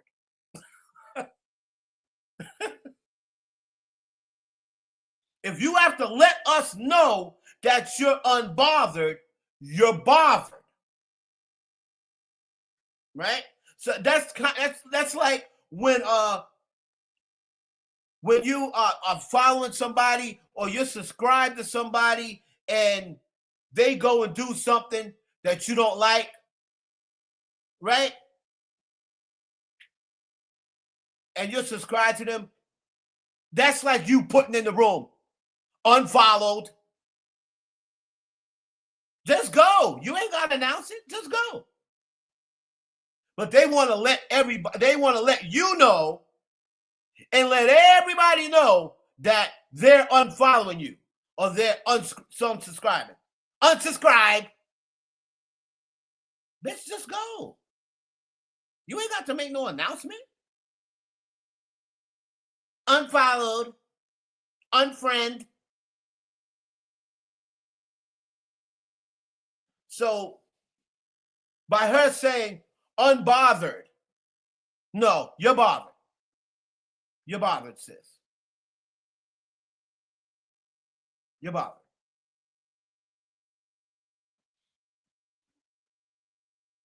Feel embarrassed. I don't feel like this has ruined me in the public eye or whatever they want to say or whatever. Because there's been plenty of trolls and whatever else. Oh, well, why would you do that? And you should be embarrassed. It was even people harassing me while I was walking out of the stadium. Oh, really? While me and my family was walking out of the stadium, people were harassing us. Oh, well, you should have did this. Good. I would have did this. Were you available to go on the stage is what I'm trying to understand. Fair enough. Yeah. Or were you in the nosebleeds? Fair enough. I understand. It's just it must be. I can fully understand from your perspective how it would feel. So I just and it's crazy to think that people actually like have such strong opinions about somebody else's life. If I wanted to get up there and experience it, that's what it is. Period. Point blank. Why does people feel like? Why do you feel like you need to have something to say about that? And then going as far as harassing me when I'm walking out of the stadium, trying to get to my car. So then after that, after I saw that, right? After I saw that,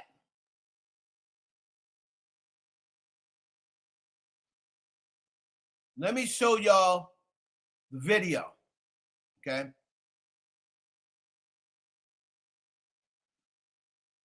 Let me show y'all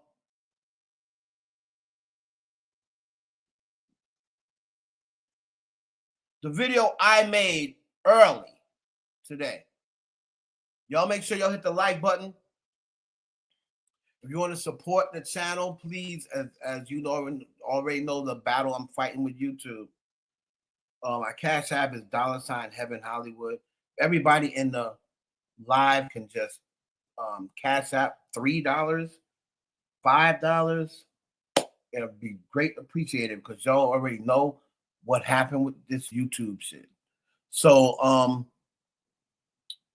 this is the video that I made this morning when I saw all of this. Well, I actually said it last night, but I didn't actually put the video out until this morning, right?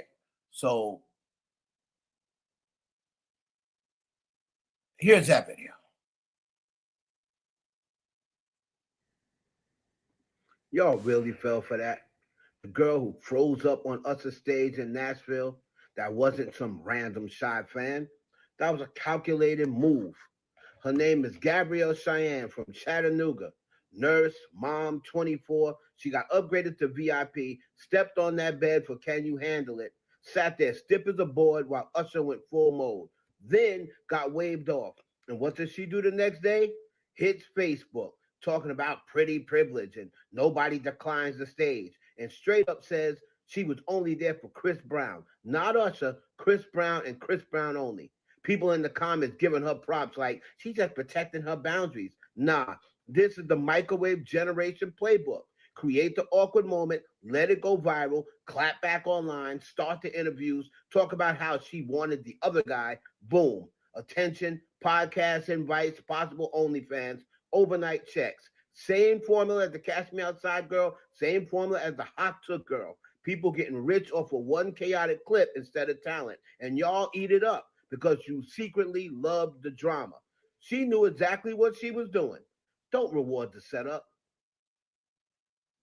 So that's the video that I made. Now,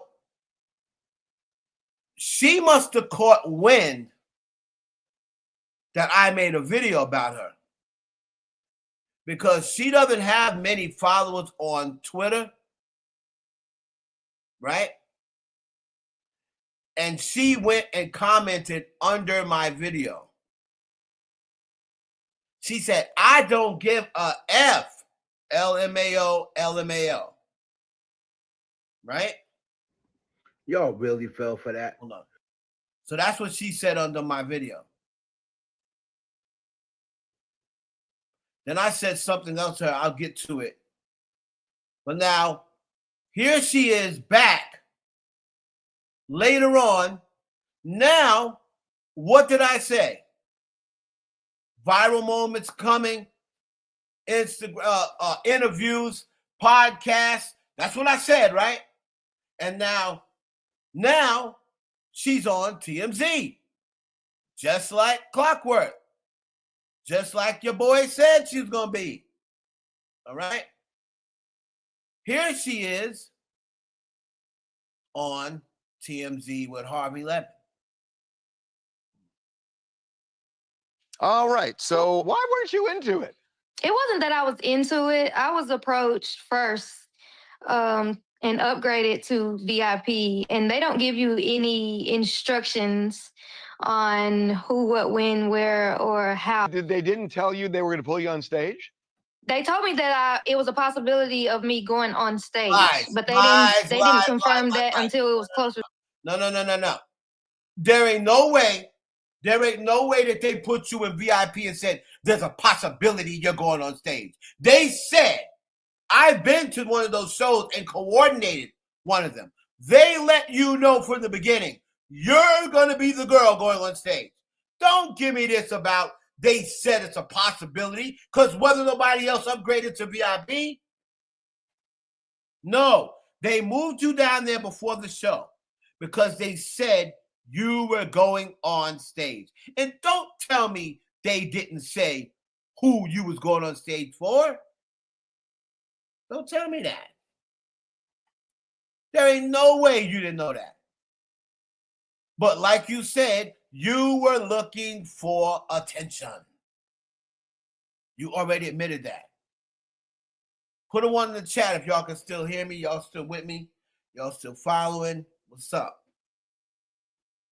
Haven't seen no movement out there. Shout out to everybody joining on Patreon. Shout out to everybody on Twitch and everybody watching on YouTube on the IE network. All right. So thank you, doctor. So here I've been to those shows. I've coordinated for those shows. Sis, you knew you were going on stage and you knew who you were going on stage for. All right. Usher is performing. They're not going to bring a girl, right? They're not going to bring a girl before the Usher show and put her in the VIP if Chris Brown is not performing yet. The girl that's going to go on for Chris Brown, she will get pulled before Chris Brown comes on. Because there is a little break between the Usher set and the Breezy set. When they're doing the break, they go looking because there's some girls who come to that show right before Chris Brown comes on. The girls that are usually there early, they're there because they're Usher fans. And then, of course, there's girls that want to see them both. But if you got pulled down the VIP, sis, before Usher got on, you were told you were going on that stage for Usher. Exactly. Exactly, Elite. To time for me to go on stage. And of course, you're getting to go up on stage. Why would I decline that? People are pulling the narrative that I'm in a relationship or whatever the case may be. No one can tell me the reasoning as to why I said yes to getting on stage. But you also don't know who you're going on stage for or with. I'm going to kind of pick up what you put down there. You said you don't know who you're going on stage for, but as you're getting walked to the stage, Usher's up there performing. What are you talking about? Oh, I don't know. I'm going on. If that's me. That's like me. Tony Braxton is everything to me. Everybody knows that. It's Tony Braxton and then everybody else. I don't even put Tony Braxton on a list. Tony Braxton is on her own, as far as I'm concerned. That's my GOAT. That's my wife. That's everything. And then I start making lists after Tony Braxton, right? If I'm going to see Tony Braxton and Tamar, right? I'm going to see Tony Braxton and Tamar Braxton. And they move me down to VIP and say, you're going to probably go on stage. And then Tamar is singing. And she's singing, what's that hit song? What's her only hit? It's a good song, too. I can't freaking remember it. About home or come home or going home, whatever the song is called. What's that one hit that Tamar got? Oh, it's so good too. I just don't remember it. Come on, y'all. Come on, chat. What's Tamar's only hit?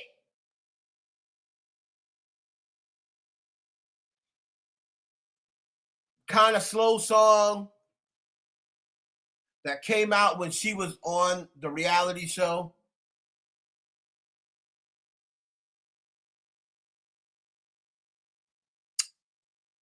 Hello, somebody, like they say in church. No, not Love and War, Elite. Not Love and War. It was before Love and War. It was like when her reality show was hot, and I think she was still on the talk show. It's something about home, going home, see you when I get home, something about home. Wait a minute.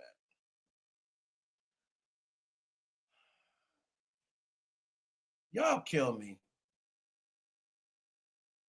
Let's see.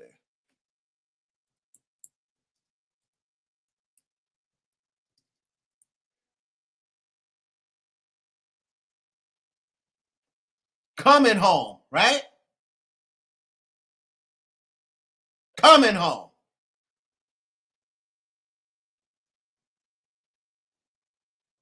I think that's it.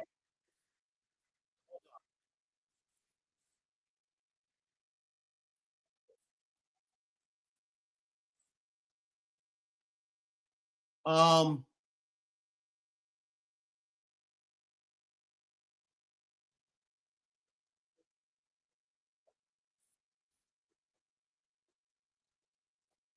I don't even know if that's it.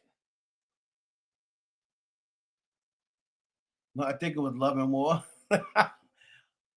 You know what? Coming Home is not the song I was talking about. And I don't even think it was Love and War. Wait, let me see. Hold on, y'all. Now it's gonna bother me.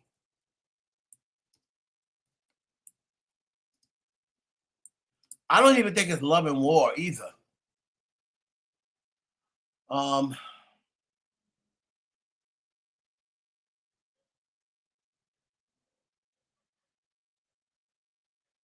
Maybe it is. Hold on. Maybe it is.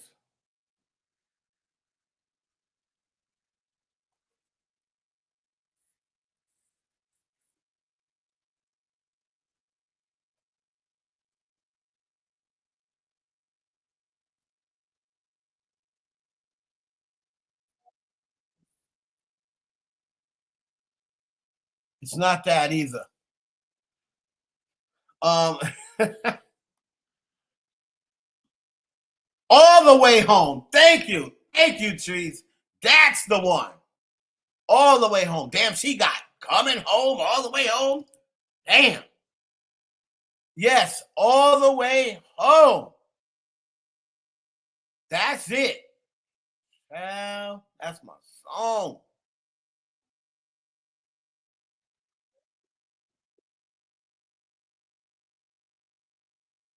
Yes, Tamar. Yes.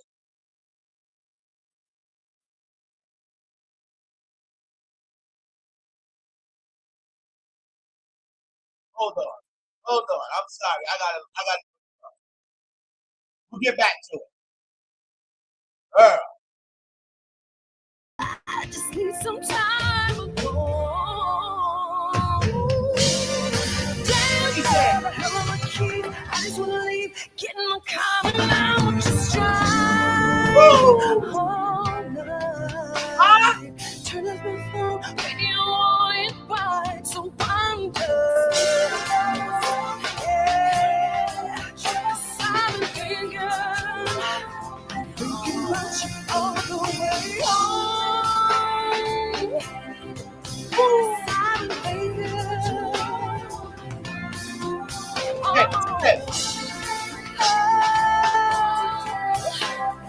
Summer to back, thinking about you all the way home. 'Cause I'm moving too fast. 'Cause I've been thinking all the way home. Oh, I think I'm going anywhere. Okay. Let me stop. So, oh, shit. Tamar. For like 20 seconds. For like 20 seconds when that song dropped. When that's like 20 seconds when that song dropped, I almost changed. I ain't gonna lie, chat. I almost changed. Y'all know how I feel about Tony Braxton. But for a minute, maybe not a minute, maybe about 35 seconds, I may have thought I picked the wrong sister, chat. I actually started for about 35 seconds, I may have started thinking, did I pick the wrong sister all these years?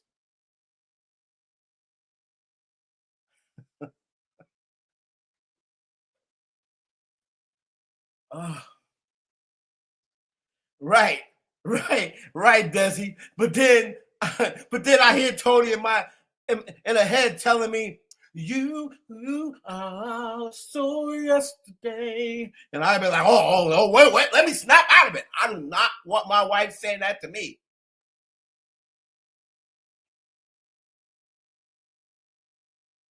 Give you the benefit of the doubt. I was like, oh, hell no. She ain't gonna be singing that to me. Let me snap out of it. Let me snap out of it. So anyway, so if I go to a concert and then Tamar is playing, All the Way Home is playing, and they start walking me down. Oh, she's very close. She's close voice-wise, right? Like when Tamar is on her game, she's close voice-wise. But Tony just got everything else. She just got the aura. She got the look, the hair, let me tell you something. Before I finish this, I interviewed Toni Braxton, right? So I have to find that in my Block TV archives because all y'all know that I am like in love with Toni Braxton. Like I've always been. The moment I saw her singing Love Should Have Brought You Home, and I said, what the fuck? Halle Berry sings now? That was my first thought. Plus, it was from the Boomerang soundtrack. So I said, wait a minute. Let me find out Halle Berry singing. That's it. She the GOAT.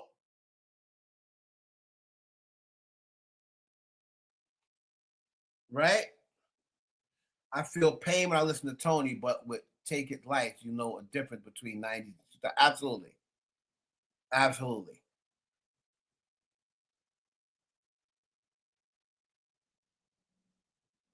Yep, Jessica, you are cooking. I'm gonna get back to your comment. You're cooking. So if I'm down there and I'm coming down and then all the way home, I'll get to the Toni story later. About my interview. So forget it. I gotta do it. So it's quick. It's quick. So everybody knows that I'm a Toni Braxton groupie, right? So during the Twitter day when they first started, Toni Braxton had blocked me, right? Because I came on and said something fresh to her, right? I never ever thought that she was even going to see my comment. And I said something very fresh, like, you know, your ass, my face, get the picture. You know, something like that. It was something along the lines of, you know, your ass, my face, get the point. You know, something like that. I don't know if it was exactly that. But it was something close to that. Right? If it wasn't that, it was something along those lines. Right? And she blocked me. I'm like, this is before Birdman. This is before Birdman. I've been on Toni Braxton. I'm telling you, Jessica, that's what happened. I've been on Toni Braxton since the 90s. This was long before Birdman. This was around the time when Twitter first started, right? Mid-2000s. And then I said that to her, and I never thought she was going to see it, right? So she blocked me. Now imagine the person who you spent all this money on, who you say is the GOAT. I was like, damn a Whitney Houston, damn a Beyonce. It's Toni Braxton. Toni Michelle. That's all I cared about. Toni Michelle. Right? Marcel, no. Anybody that's been rocking with me from the beginning is Toni Michelle and everybody else, right? So she blocked me. Now, I interview her maybe 6 years later. She has no idea who I am. And we're interviewing, we're talking, whatever, having a nice, good conversation. So then at the end, I was like, I just want you to know that, like, you are everything to you. You're my everything. Like, you're the GOAT to me. Like, I have had a major, major crush on you since 1992. Like, I did the whole spiel, and she's like, oh my God, oh my God. Oh, thank you so much. Thank you so much. So then we get ready. And then I said, I just have one question and one request. I said, you blocked me on Twitter. Right? You blocked me on Twitter like 6 years ago. And please, can you please unblock me on Twitter? So she looked at me and she said, well, what'd you do? Oh my God, my knees buckled. I was like, please say that again. I'm telling you, she looked at me so serious, right? She looked at me so serious and she said, like she was smiling, like she was like, oh, thank you so much. Oh, it's been a pleasure talking to you and so and so and so, right? So then I said, oh, one more thing before we go. You blocked me on Twitter, 6 years ago. And I would, that hurt me because you're like my everything. Please unblock me from Twitter. And she was smiling, and then she lost that smile and she looked at me and she said, well, what'd you do?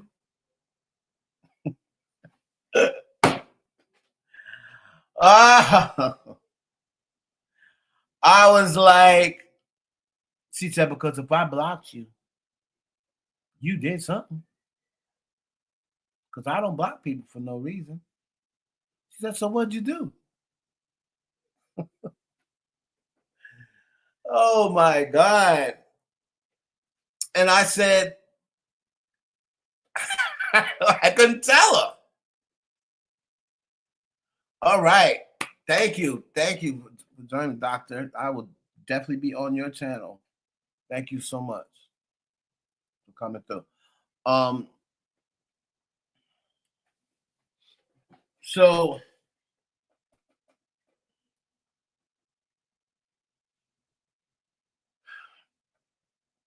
yeah, that was the thing. So what'd you do? And she and to let you know, she never unblocked me, even to this day. But if I'm going up on a stage and I think and Tamar's playing her song, why would I not think I'm going up there for Tamar? So that's a lie that she told. She knew exactly who she was going up there for. Right? All right, so let's get back to this interview with this chick, man. I didn't know who I was going to be pulled up on stage with. The way I see it, there are two people. There's Usher and there's Chris Brown. And that means that you were banking on Chris Brown and you got Usher and you would have been more into it with Chris Brown. Am I reading this right? Me solely, I went to the concert for Chris Brown. It's nothing against Usher or anything like that, but I'm more of a Chris Brown fan than I am of Usher. So of course, it would have been a different reaction with Chris Brown. It wouldn't have been the stiffness or whatever the internet is portraying. So you, after what happened, some of the fans were getting on you, saying you had no business being on stage. I thought your response to them was interesting. You explained that their team approached you and moved you to VIP before the show even started, and then you said, pretty privileges, something you hoes will never know about.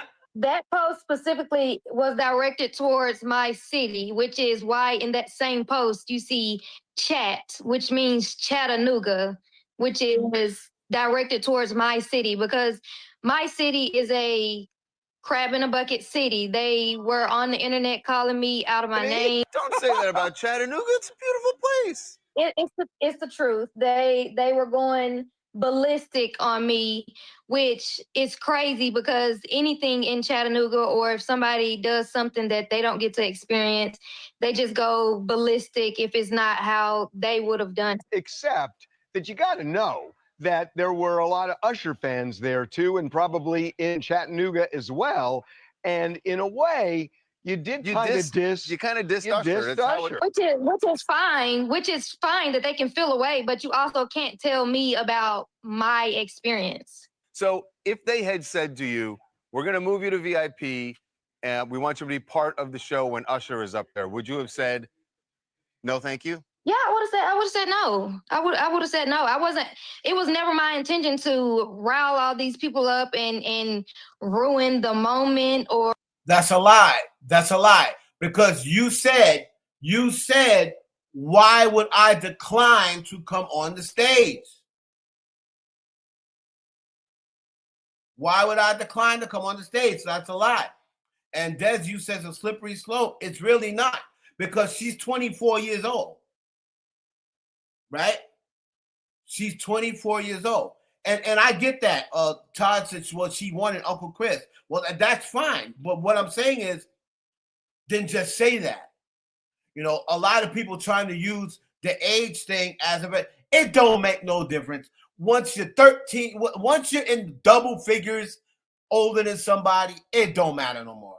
Chris Brown Usher's Chris Brown's 37, Usher's 47.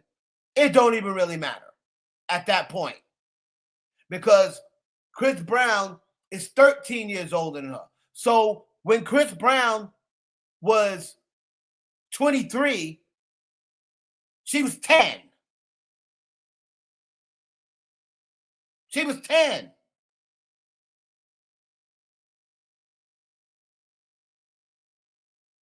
Exactly. Elite, they act like everybody thinks Chris Brown's still 25 years old or 22 years old.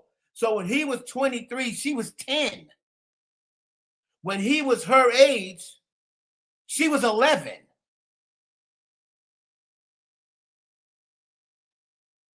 So once you get that age, Chris Brown is uncle to her too.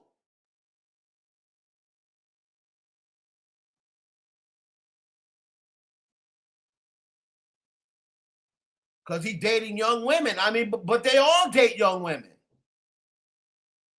And Chris Brown, I mean, he's dating young women now, but Karuchi is in her 30s. Karuchi wasn't young. Karuchi was the same age. No, that's not true. Karuchi is the same age as Chris Brown. Karuchi might even be older than Chris Brown.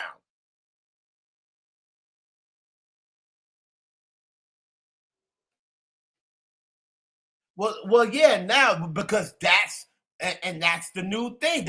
And that is the reason why I said the Usher thing don't hold weight, because all of these young girls are now dating older men.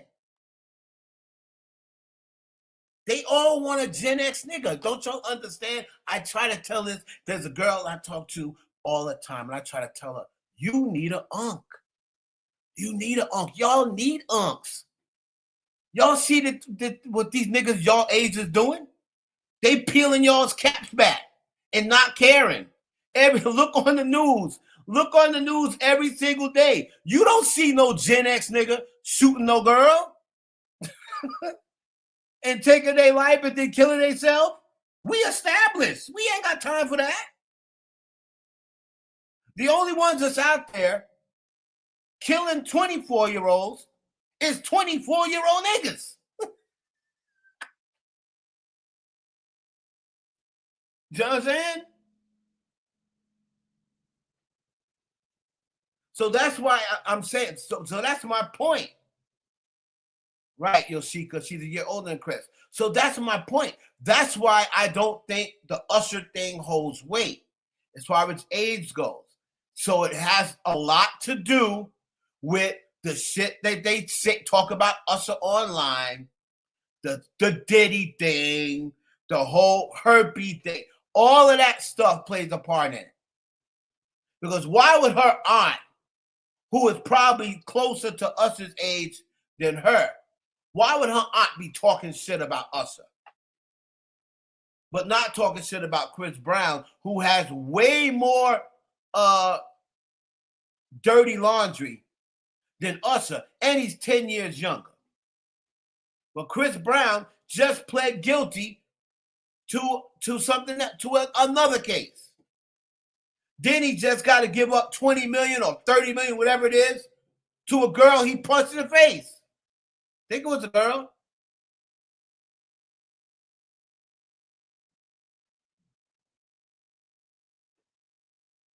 But they talk about Usher. So you got a problem with the bumps, but you ain't got no problem with the bruises.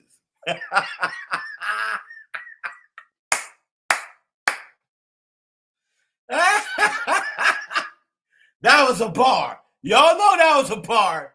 Yo.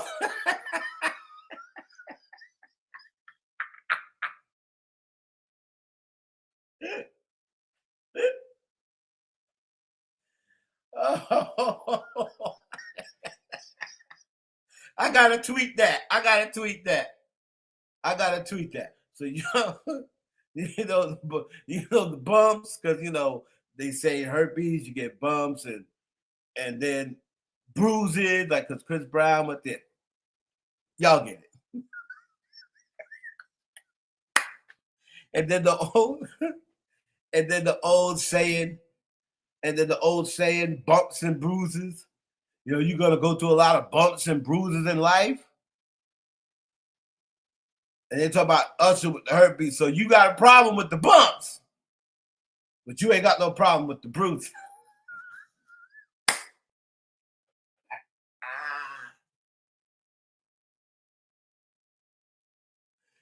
Oh, man.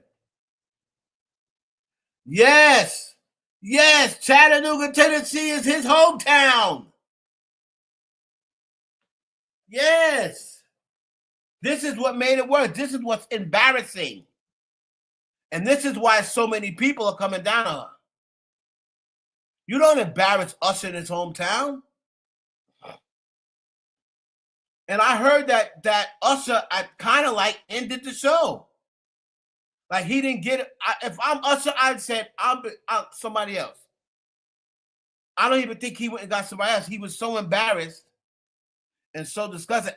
He should have got somebody else. Should have said, okay, so who wants to come up here? Who wants to be on the stage with me? That's what he should have did. I would have went out there and picked and said, I'm going to pick another one. I would have said, who wants to be on stage with me? That's what I would have said. Because there's plenty of girls out there that would have been like, ooh, me. Right? But why wouldn't his ego be hurt? He's in his hometown. That's embarrassing. His ego should be hurt. Not his ego, his feelings.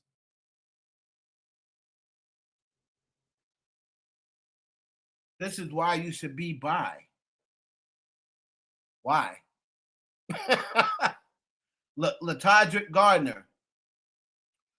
Why does this, because of what happened, why should he be bi?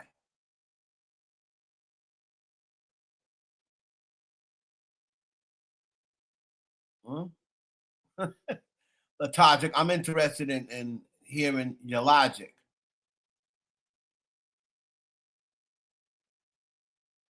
This is why you should be bi.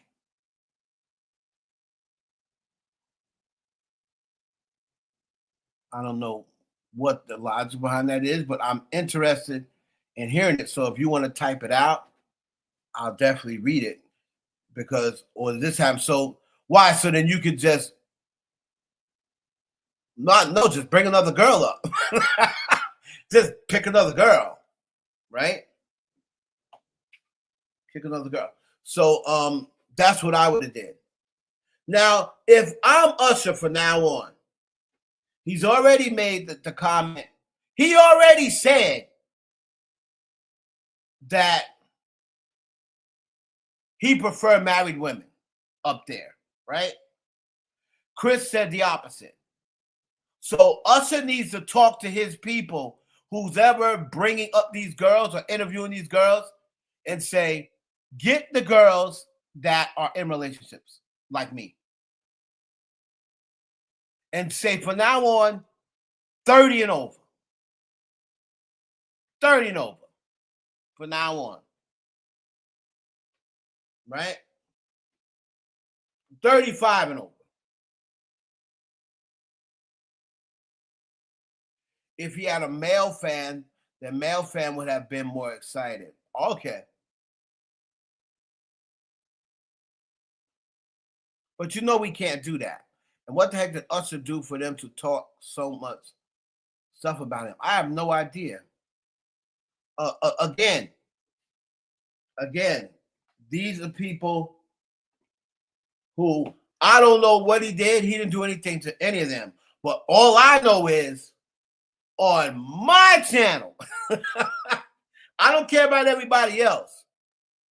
On my channel, I don't play about my black kings. I don't care if it's Chris Brown, Bobby Brown, James Brown, Usher, Deacon, Preacher. If they black, nah, I'm not playing. Right? So, especially, I got to hold my ninjas down. Because these black women certainly ain't going to hold them down. So I got to hold the ninjas down. Right?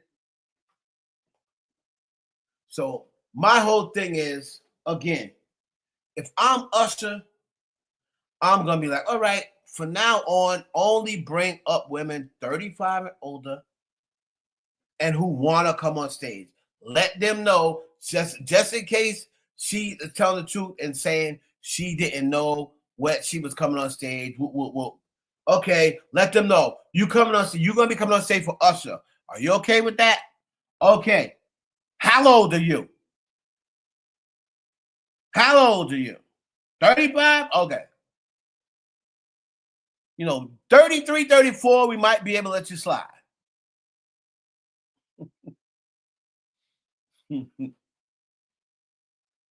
Now, the whole thing with Chris Brown dancer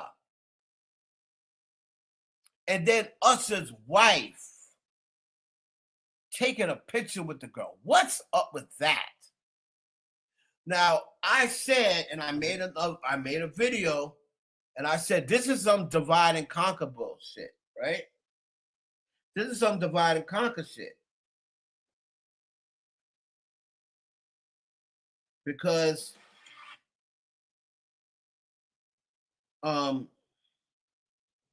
why would Chris Brown's dancer, right? Why is Chris Brown's dance? Well, nobody is attractive to everybody. I've seen people say Chris Brown ain't attractive. So there's not going to be one man on this earth that every woman is attracted to.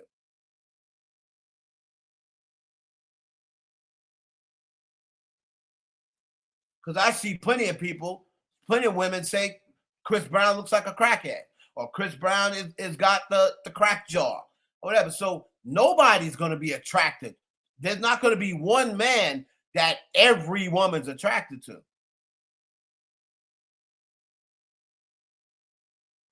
Why Usher didn't use an actor for this? Well, Latadrick, the reason why he didn't use an actor is because people are starting to say, oh, they picking these girls, and these girls are actresses, and blah, blah, blah, blah, blah. But I will agree with you is for something like his hometown, where something like this is a possibility, I'm sure he never thought it would happen in his hometown, right? But where I will agree with you is, if you want stuff like this to go over without a hitch, maybe you should have got like somebody who, like one of the stars that knew you.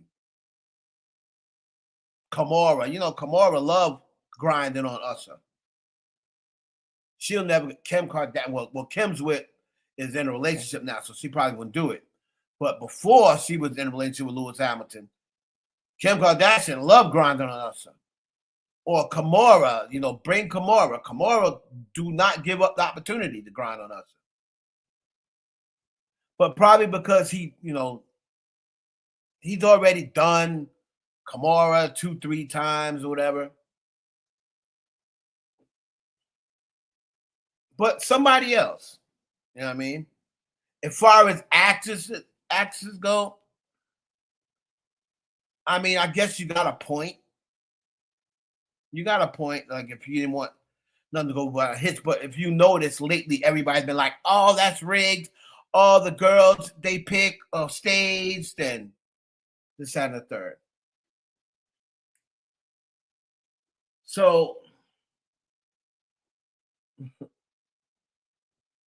let me finish. Let me finish what she said. If I didn't finish it, hold on. Or what everything under the sun that they're saying. But you enjoyed the Chris Brown part of the show? I did not even enjoy Usher. It's nothing against Usher. I mean, I've been listening to his music since I was a little girl. I know his music, but I can prefer one artist over the other. Okay, so she's cleaning up over what she said earlier, right? Get off the stage, Jessica. Jessica is cooking today. Jessica, he should have said, "Get off the stage," like Prince did Kim Kardashian. All right. So the part that is bothering me is Usher's dancer. I mean, Chris Brown's dancer interviewing this girl, and then Usher's wife taking a picture with the girl. Now, why is Chris Brown's dancer getting involved? Let me tell you something. Do not be shocked, Jessica, in chat, if that girl comes back again and Chris brings on stage. Do not be shocked. If that happens, this tour will end early. I'm telling you. Because now it's going to mean I already had question marks about this tour because there's 2 alpha males, there's 2 headliners, and they had really just started speaking again from the incident with Tiana Taylor. They had just started talking again. So to me, I was like, okay, maybe you can rebuild your relationship before y'all go on a tour this big. Right? Are they beefing still? Who? Well, Chris Brown and Usher isn't beefing now, or else they never would have went on this tour together. But to me, unless before they publicly were speaking, unless they were talking behind the scenes months ago, leading up to that, and just not letting people know they're talking behind the scenes, I would get it. But if they just really started talking when this whole thing, when I was told, Chris was like, "This is silly, like, that's my brother," and the whole thing was dumb, right? The whole thing happened because of Tiana Taylor and Carucci. That's how the fight started. And now that Carucci is with Dion, Chris is probably like, it's dumb to be fighting over something that got to do with Carucci, because Carucci will probably never come back to Chris Brown. Which one do I think need the money more? Well, judging by this latest lawsuit, Chris Brown. You know what I'm saying? Usher don't need no. Usher ain't having Usher ain't got no lawsuits. Usher ain't having no money problems.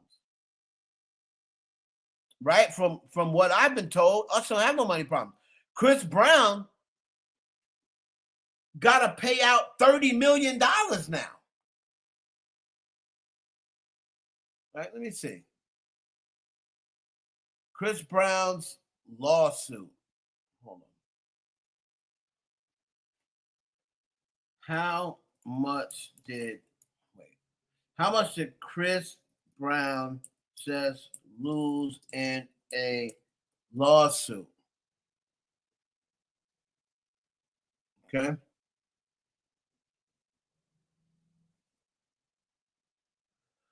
Not 30. Okay. So Chris Brown was ordered to pay nearly $14 million in a negligent lawsuit after a Los Angeles jury found him and his company liable for a 2020 dog attack. The primary victim, Maria Avila, was awarded $12.9 million for severe injuries.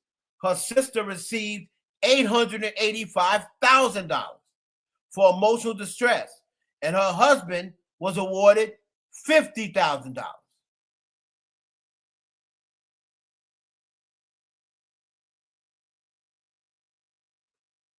No, that ain't no allegedly. That's real. That is how much he owes, right? And I said, as far as Usher goes, I haven't heard anything about money problems. So I can't say that he does. I can say that he doesn't. But all I know publicly, I know Chris Brown has to pay out nearly $14 million. Now, we don't know how much money Chris Brown got. We know how much their net worth say, but they never have as much money as their net worth. Chris Brown has had multiple lawsuits. Multiple lawsuits. Usher and Chris Brown both really came off big successful tours. Usher came off a Las Vegas residency that paid him. How much did he get paid? How much did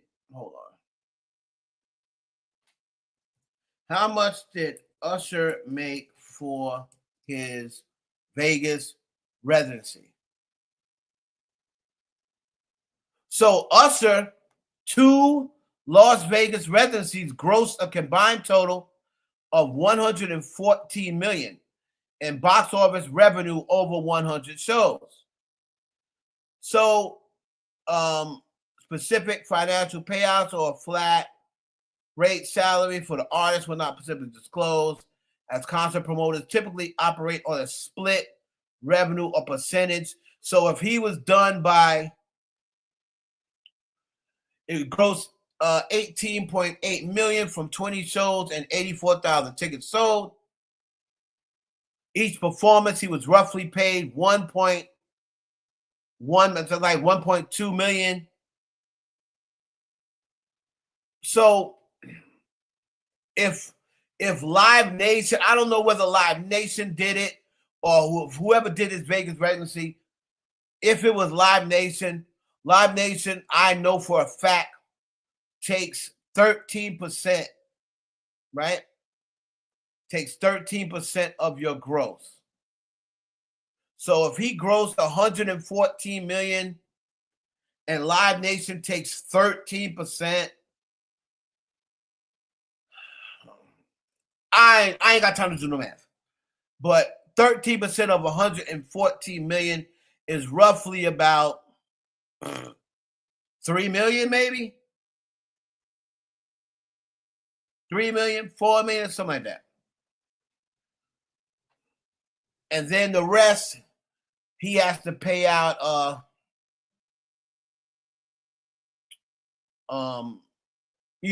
producers, the stage set, the this, the that, the third, pay out his crew, whatever, right? So a Vegas residency, you pay way less overhead than you do on a regular tour, right? So let's just figure if he had to pay Live Nation or whoever did the concert $4 million, that leaves roughly about 110. He's going to get taxed probably 10 million. So that's going to leave like 100 million. And then you're going to your overhead as far as Vegas residency goes is really not like how a regular tour is. So he'll probably, out of that 114 million gross, he'll probably go home with about between 75 and 85 million. That's how much he'll probably net. Out of the 114 gross, he'll probably net about $75 million. Right?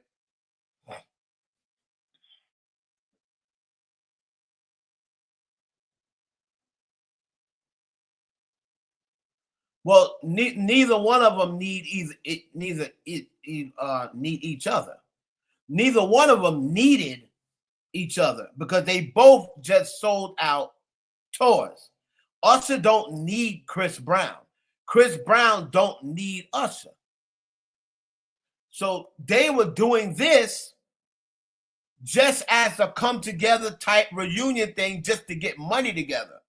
Neither one of them went to the other one begging like, oh, remember, they were supposed to do this before. They were supposed to do this years ago. But then they had that falling out. Right? They had a falling out. So that's the reason why once they came back together and reconciled, that's why they went into this so quickly. Because remember, Chris said, damn, I don't even really have time to get back in shape the way I want to because the tour's come up so quick. So that's the reason why they did it. Neither one of them needs, they're both loaded. Right? They're both loaded.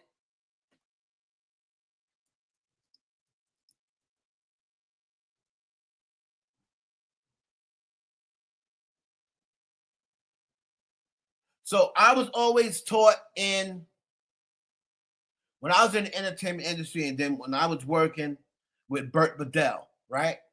So Burt Bedell is probably the most famous accountant in the history of entertainment, right?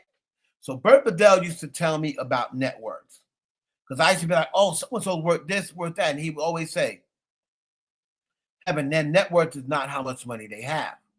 So he said, you can never really tell how much money someone has. However, from their net worth, he said, you can pretty much slice off at least 50% of their net worth, right? For you to say how much money like they actually have in all their accounts, their credit cards, their this, that. So let's just take, for instance, Usher net worth is about 180 million.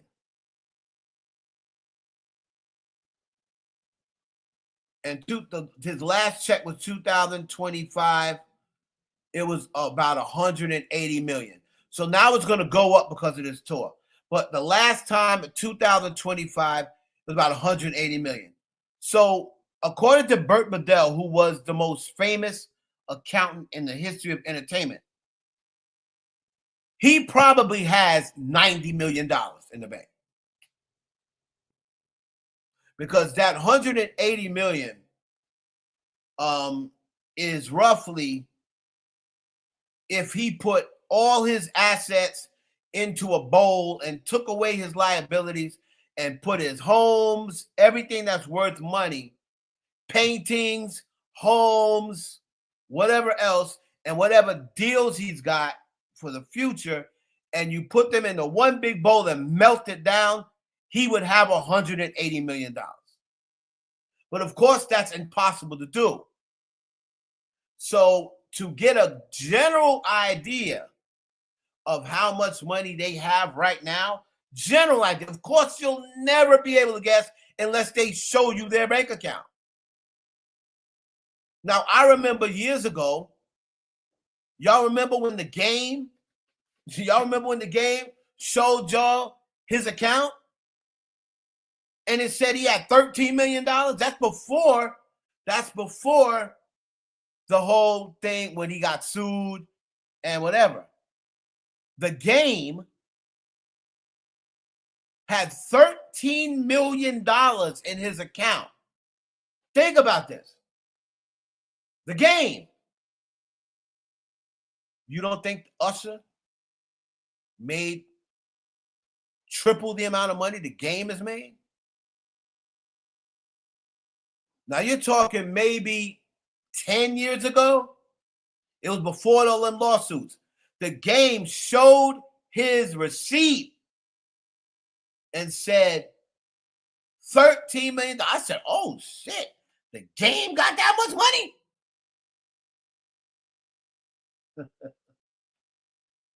Shit, I didn't know that.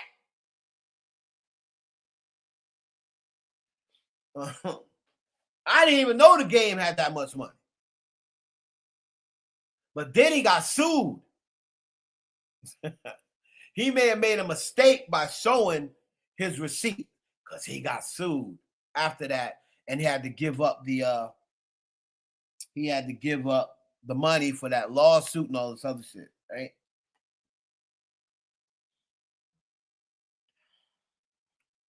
So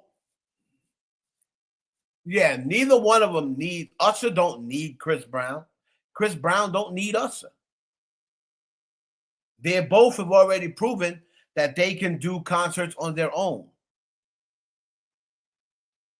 You know, Usher has a very diverse fan base, right? He has a very diverse fan base, and he has a fan base of, you know, a long-standing fan base. His fan base is you know, goes out what,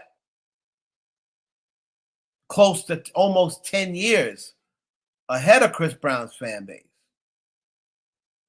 right? So, and then on top of that, you know, Chris went through the issues with the,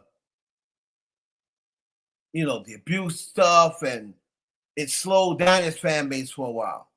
He's still got fans, of course, like especially in London, England, and stuff like that. He sells out that building all the time. So he still have fans. But Chris, you know, he's not looked upon as far as in the media and in the music industry. He's not looked upon with as much respect as Usher is. Because Usher's, you know, other than the lawsuits, Usher's never really been in no trouble. Like, ain't no woman came and said, oh, he punched me in the face, or, you know, Karuchi said he pushed her down the step. Like, you haven't heard that sort of complaint, right? Chris had a lot of issues. Then he's gotten to a lot of fights with guys in the industry. Even though him and Drake is cool now, he got into a physical altercation with Drake.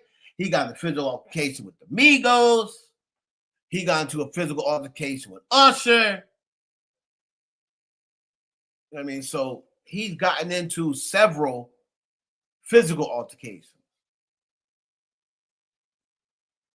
Right? So, but as far as who needs who, neither one of them need each other. They're both loaded, right? They're both loaded.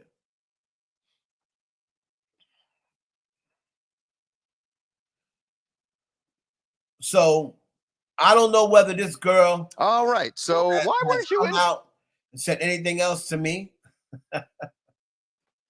I'll let y'all know if she did.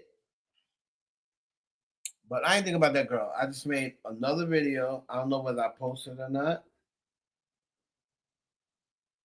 But yeah, you're not gonna be disrespecting my legend, sis. Sorry. It is not going down like that, Missy. Anyway.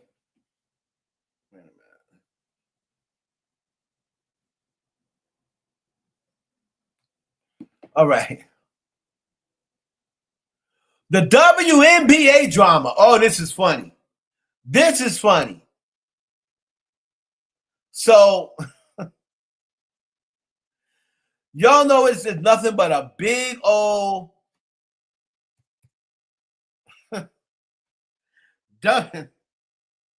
So yesterday or the day before was the WNBA All-Star game, right? All-Star game. And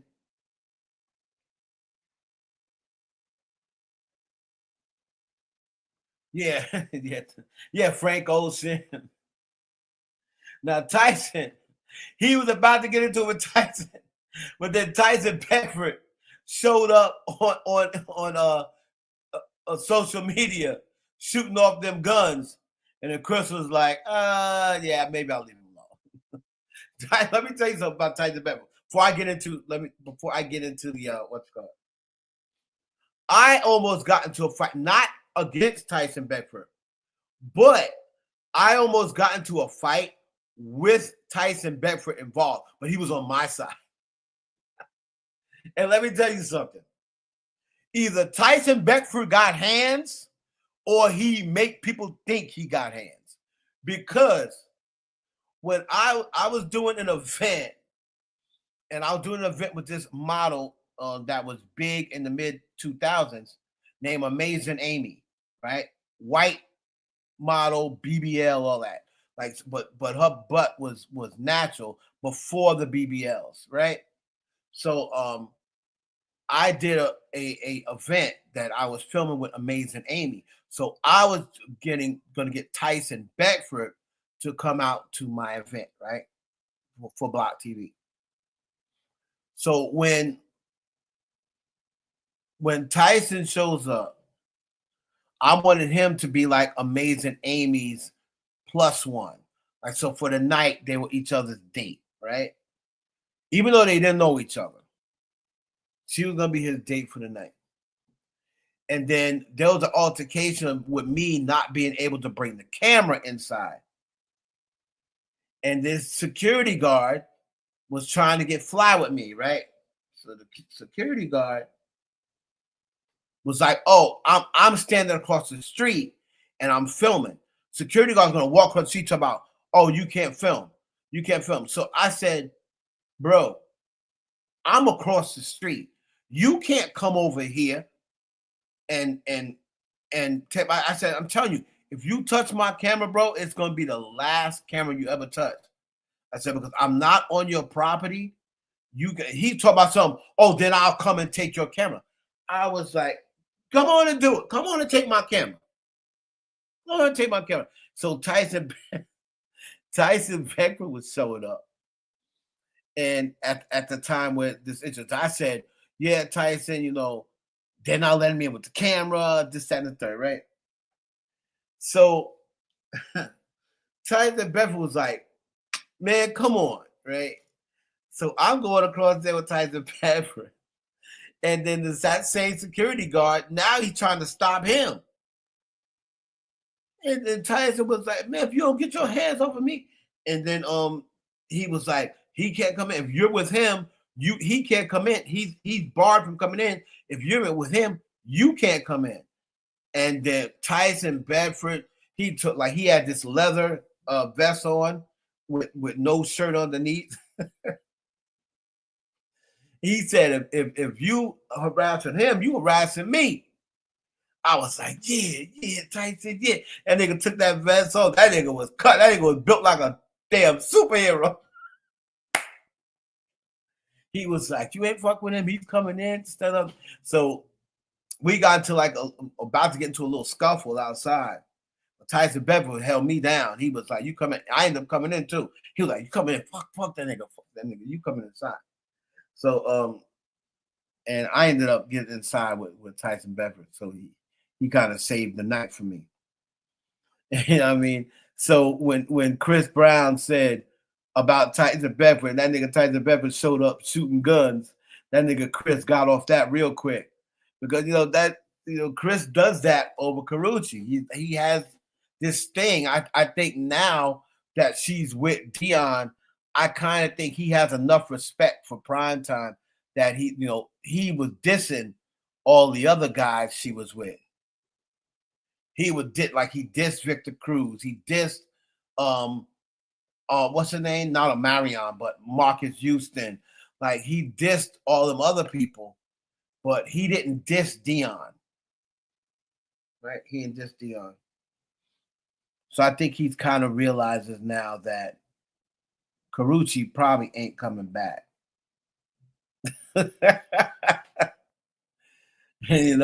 She's probably not coming back. She's probably done. But he has a level of respect for Prime. Prime Time is a legend. He probably watched him as a kid and was like, oh, Dion was probably a hero of his when he was a child. So now that Dion's knocking down Carucci, he ain't gonna make no diss records about Prime Time, nothing like that. So he just really moved on. I guess this girl, Jada, had a kid. So what does that make it? 4 baby mamas? He collecting baby mamas like trading cards. I think that girl Jada had a baby or she's pregnant. So that would make the 4 baby mamas. So I think he's finally over Carucci. But Paige Beckers, who is very known right now in the WNBA, she's the talk of the time. Like a lot of people say she's one of the best players in the NBA, and she is LGBT, right? She's also an advocate for Black women. So a lot of the white people, hold on.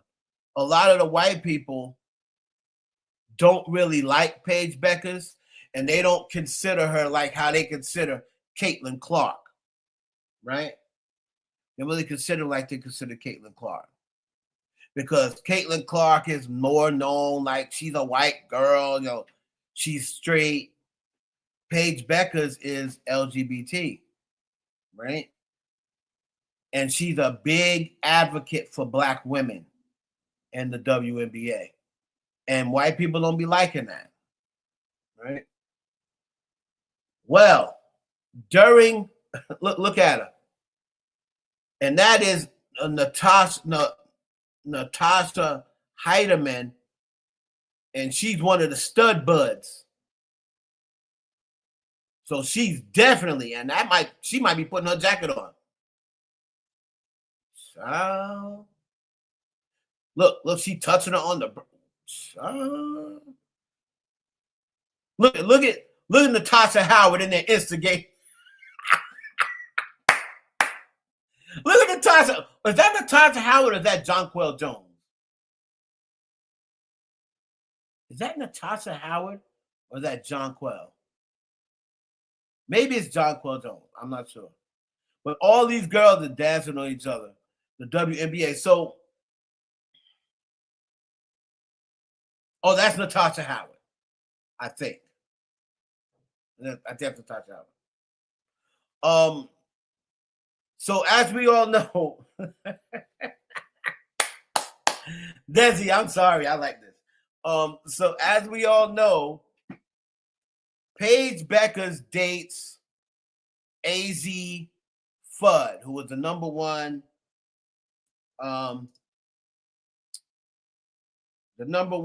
pick, right? Paige Beckers and Azzy Fudd. So Azzy's the number one pick this year in the WNBA, right?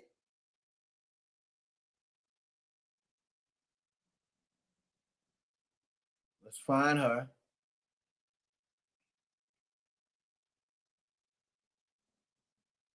And that got a lot of men tight because Azzy Fudd is fine. Whoo. She is fine.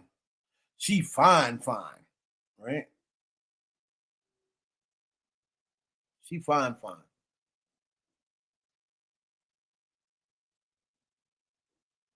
So that's Ozzy Fudd. So men be tight because they want Ozzy for themselves, and she's dating Paige Beckers. So they've been dating since like college. Now, there was rumors that these two had split up, right? There's rumors that these two had split up. But what happened is they drafted Ozzy onto Paige's team because when the draft happened, I guess they were still together. Paige wanted Ozzy as the number one. She wanted the team to pick Ozzy. They're dating, and then she put on her team, right? So that's what happened. But the rumor is that they're not together anymore. Now, that's her out. That was her out doing her thing, right? Hold on. That was her out doing her thing at All-Star Weekend. So when all the lesbians around,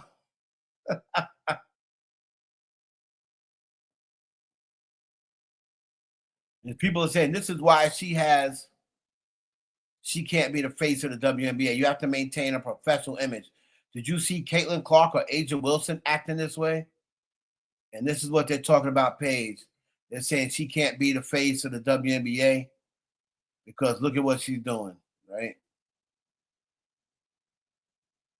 Look at Paige.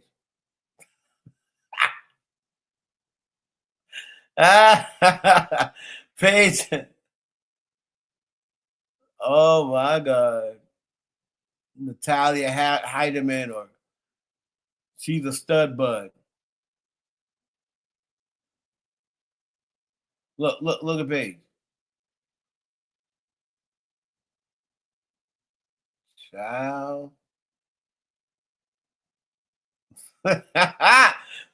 Damn. You gonna say they're gonna be saying that she is with old girl. So then we have Dejanay, right? Dejanay Carrington. Now,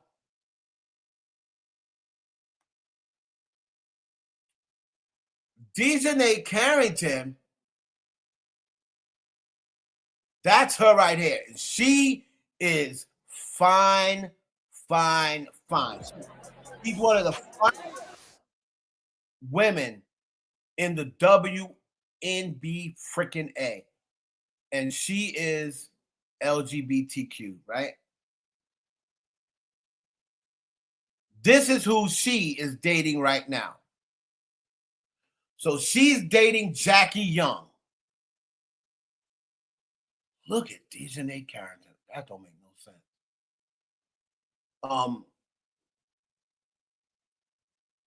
She's dating Jackie Young, right?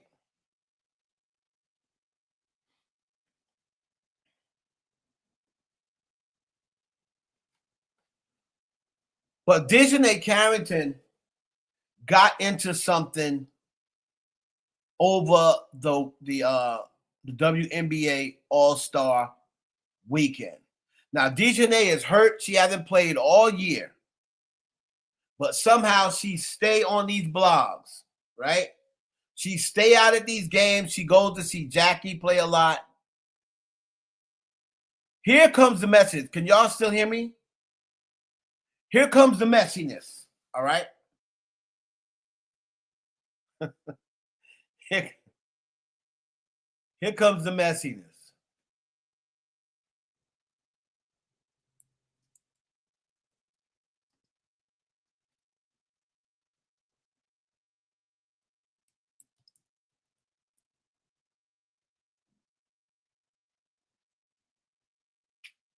All right.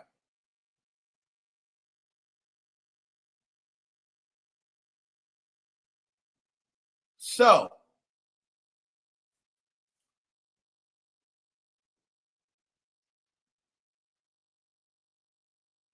For years, okay? Hold on. For years, Dejanay was dating, what's up, Kat? Dejanay was dating Narlissa Smith, all right? Dejanay was dating Narlissa Smith. We don't even have to ask who's the man in that relationship, right? Or who was. They were dating even going back to college. So off and on for years, they were an item, okay?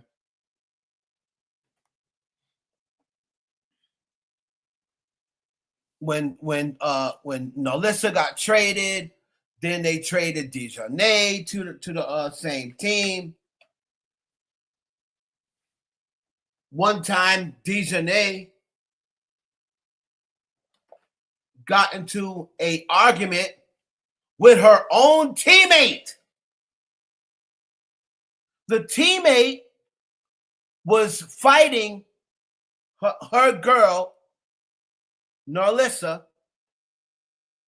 Dejanay jumped in and was fighting her teammate, who was fighting her girlfriend. She jumped in and took her girlfriend's side over her own teammate. They traded her ass so fast.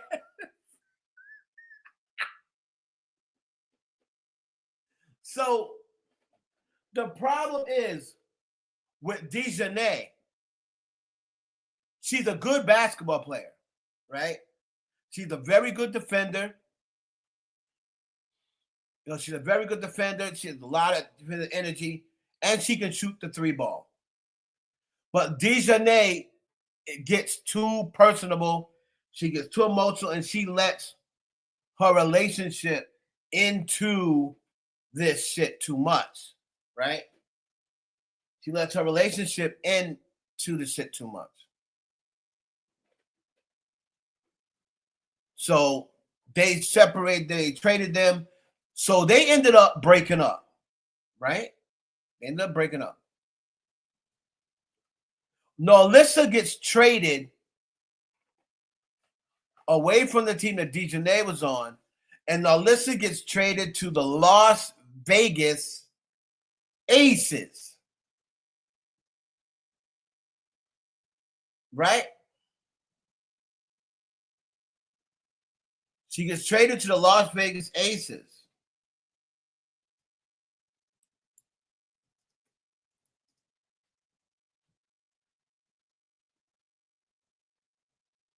Well,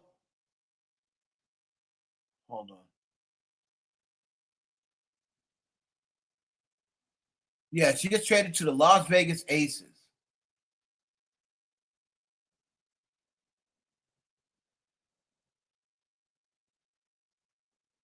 Well, who plays on the Las Vegas Aces?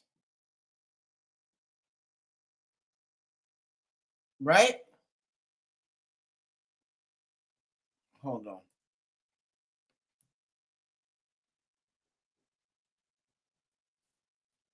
Who plays on the Las Vegas Aces? Jackie Young.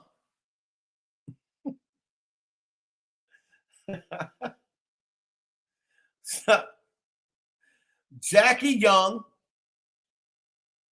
plays on the Las Vegas Aces. Now, this is where Narlissa got traded. Now, Narlissa and Dejanay are exes. That's her ex. Right?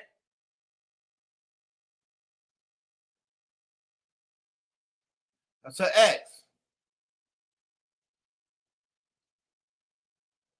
Now, Dejanay is dating Jackie Young, and Jackie Young plays on the same team with Dejanay Carrington's longtime ex, Narlissa Smith.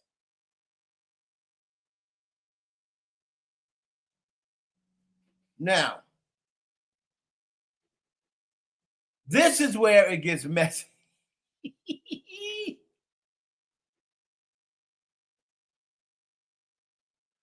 This is something.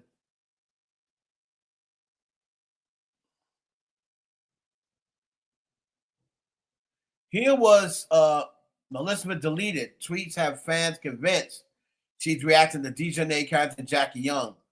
Soft launch with all three players facing free agency.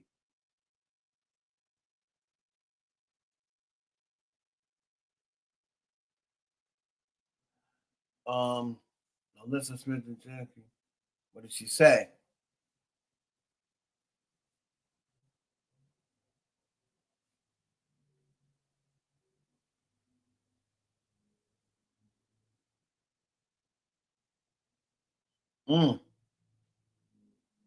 Girl, this is messy. They really didn't say what she. I think she said soft launch. These deleted dating rumors. Maybe she said soft launch. Let me see what she said.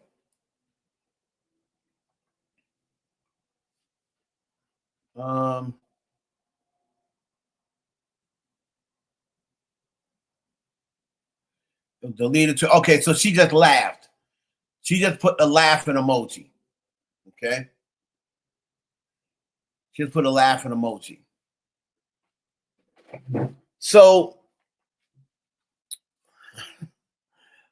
last night during the All-Star weekend, right?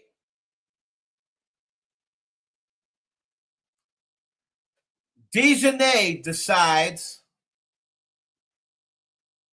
to tweet something at Narlissa, right?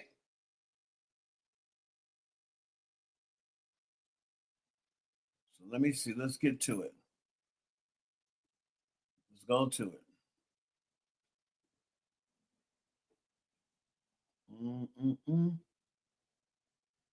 Okay.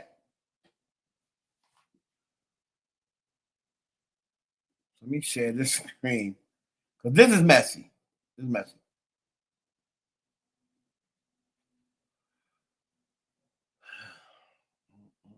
All right. So Dejanay, who's in a relationship now with Jackie Young, decides to tweet this. Since MFs want to be funny today, now I don't know what happened. Maybe she called her. Maybe she was talking mess. I don't know. But she said, since MFs want to be funny today, I'm going to be hilarious. Yes, Narlissa cheated on me with Deja Kelly and Aaliyah Nye and many more. God damn.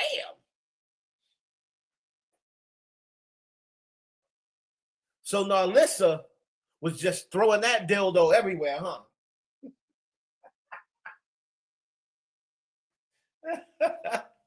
Narlissa was just flinging that strap on everywhere. So this is what Dejanay put.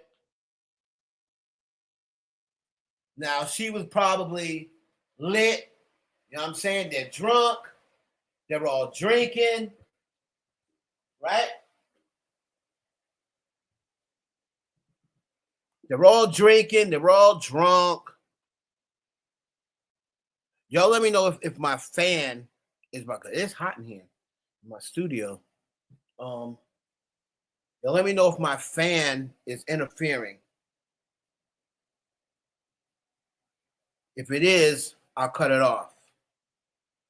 Let me back it up first.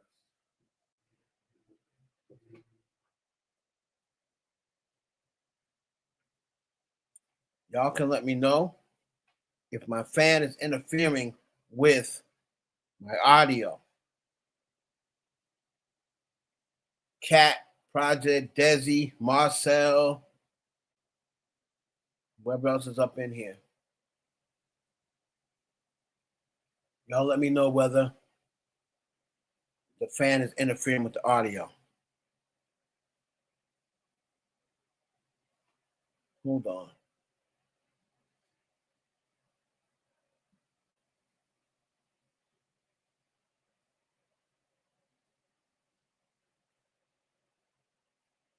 I need to go to the bathroom. Hold on a minute. Hold a minute, y'all.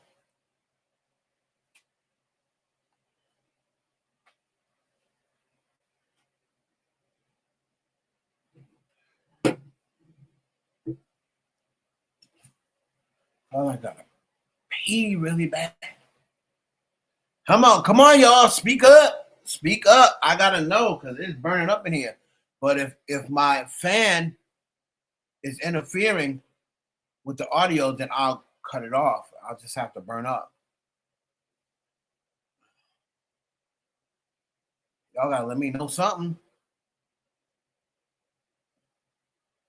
Between the people on Twitch and the IA Network and on Twitter, y'all gotta let me know something. What's up? Yes. Okay, so it's interfering with my audio. I'll cut it off then.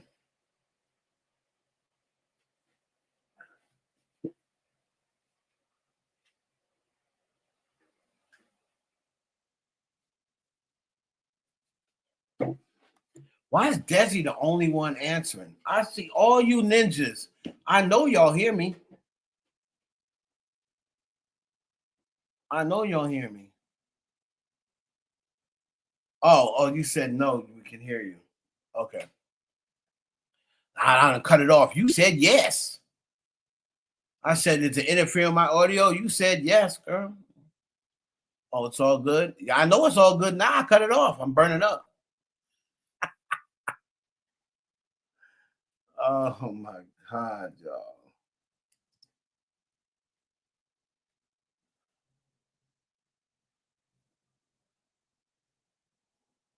Hold on.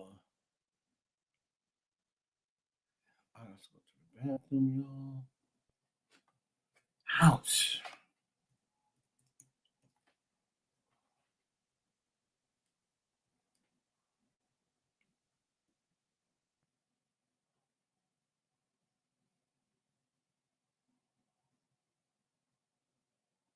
All right, hold on. Let me see. Got to go to the bathroom. Hold on a second.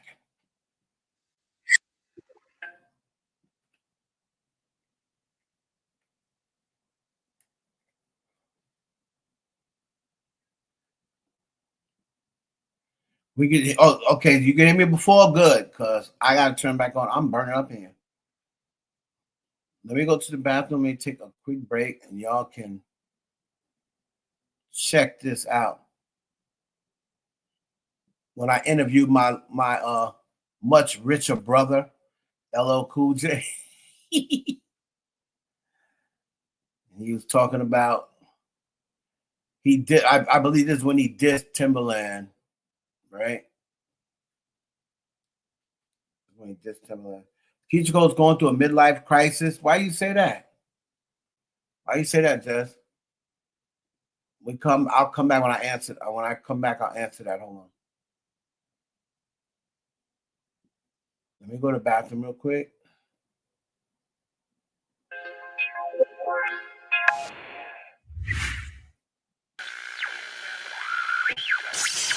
Good evening. Once again, your boy Heaven. We're back on Block TV for another week. Tonight, we are celebrating the birthday of superstar Neo.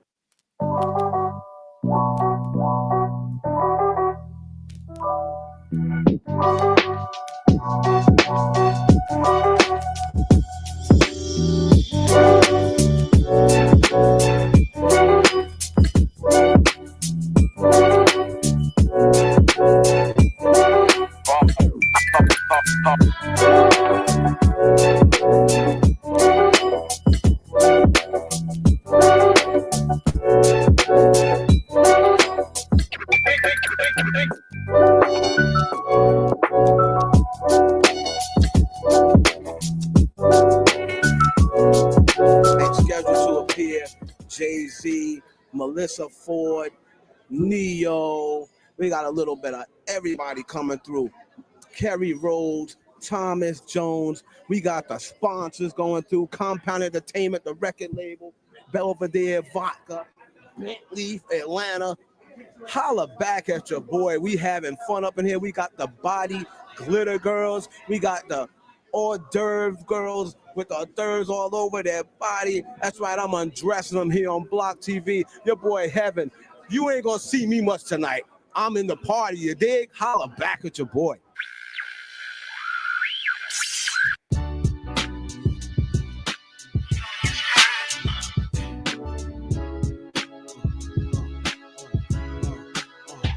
The block is hot, Block TV got this dish on lock. Rolling, the cameras this don't stop. Big dog just steadily dropping. And Block TV wasn't there, best believe it wasn't popping. Live from the studio with JV and KB. Always just by paparazzi's going crazy. Long as it's hot, we there, any topic. Heaven's inside, Never's on the red carpet. Everybody comes to the block when we shooting. Want a hot shot, better call Mike Newton. It's not who you know, but rather who knows you. If you holding on your block, come through. And the block is hot. Block is hot. Block TV, y'all. That's mixcast.tv. Block TV, B2S, Warbucks. Holla. Stay tuned, because you never know what's going to happen next.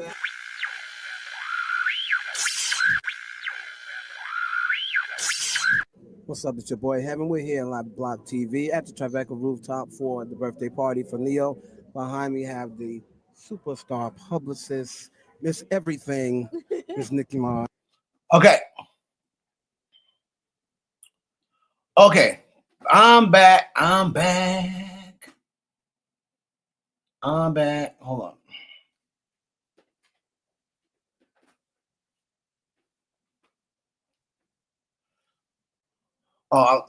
Keisha Cole is dating another young guy, but I don't think she wants to. Okay. I'll get into Keisha Cole. I'll look into that. Let me finish with this messiness. Right. So that's what she put about. She arranged that Nalissa was sleeping with two other WNBA girls, right? And I believe these are these girls right here. These are the girls that she said her ex, Nalissa, was sleeping with. Right there. So Dejanay Carrington reveals that her former partner and teammate Nalissa Smith cheated on her with multiple WNBA players, including Deja Kelly. Deja's in the green. Deja's stacked. Deja's in the green dress. Ooh, ah. And Aaliyah Nye in the blue dress. Deja Kelly is lit.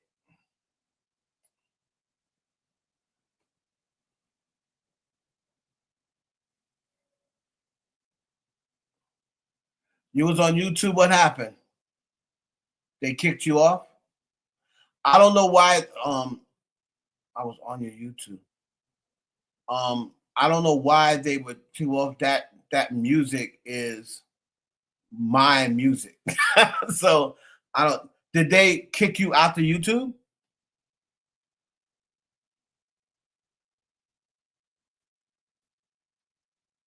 Like that's literally our music. So I don't know what the hell they were doing, or why they would kick you out of there, but I'll find out what happened. All right.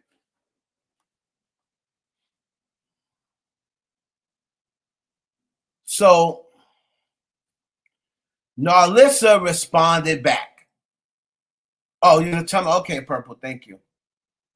So Nalissa Now, Lisa Smith, let me tell you something. Once I started seeing her responses, I became an instant fan. Now, I didn't really like no Lisa Smith before, but let me tell you something. She is a key. Hold on. She got all these chicks in the WNBA sweating her. She giving off that Queen Latifah vibe. Like, she's big. You could tell she's like the male of the. You could tell she's the male of the situation. Okay. So she saw this, and here's her response. Wait a minute.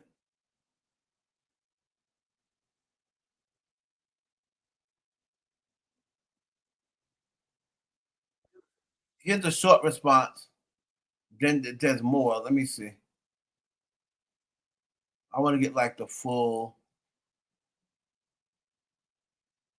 response.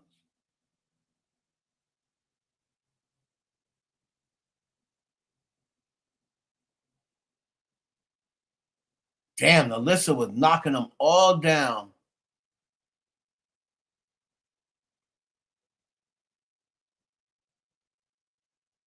Okay, here it is. Let me go to this first, because this is kind of like explains the cheating scandal for y'all. All right. And then we're gonna go to her response. So this is not Alyssa Smith. This is a mess. I like them a good mess now. I ain't gonna lie. I like some messiness. So this gentleman, no, it's not what I want.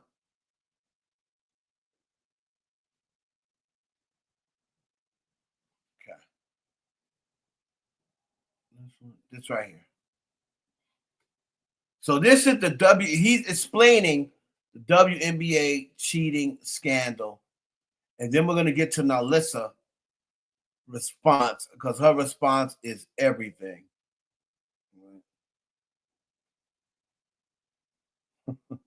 Let's go.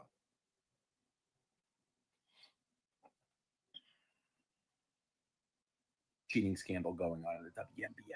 There's so many layers to this, so it's time for a Jack Mac debrief. It's always been speculated that the WNBA is one big love triangle because a lot of the players date each other. But now we have direct accusations during WNBA All-Star Weekend. Yesterday on Threads, Dejounte Carrington tweeted, "Since MFers want to be funny today, I'm going to be hilarious. Yes, Nalissa, who's her ex-girlfriend, cheated on me with Deja Kelly and Aaliyah Nye, plus many more." This is Dejounte. This is Nalissa Smith. They used to be teammates on the Dallas Wings. The Wings then traded Nalissa Smith to the Aces. The Aces then won the WNBA championship last year. Here you see Dejounte and Nalissa together after they won the ship. As it turns out, according to Dejounte, Nalissa Smith cheated on her during the season with these two, who were rookies on the team and often made TikToks together. This one in particular is going viral on Twitter right now. They've since broken up. Dejounte is actually dating another WNBA player currently. Here she was last night at the WNBA All-Star Game with her current girlfriend, Jackie Young, who I think also plays for the Aces, but Nalissa Smith doesn't play for the Aces anymore.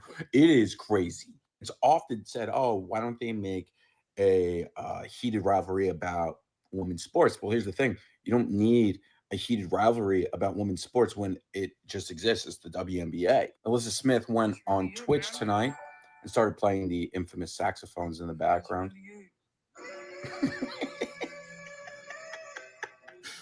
And then, obviously, as you can see, she's doing this while at a court that has a green screen. Well, not a green screen, more just the background.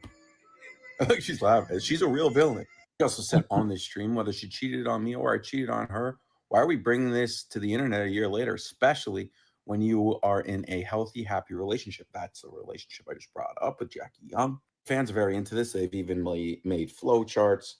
If you're wondering why Caitlin Clark's on there, it's just because that includes current teammate But yeah, so it goes deep. It even includes some NBA players, as you can see. But Nalissa Smith is the main culprit. Now, if I was the WNBA, I would embrace this. I would embrace this chaos. I would embrace. This is this league. Yep. All right. Yep. The NBA embraced this league. This is make a reality show. Yeah. Imagine Ride for whatever that Netflix show is about F1, but it involves the WNBA and all the dating stuff that go. It would be massive. Totally agree. Totally agree.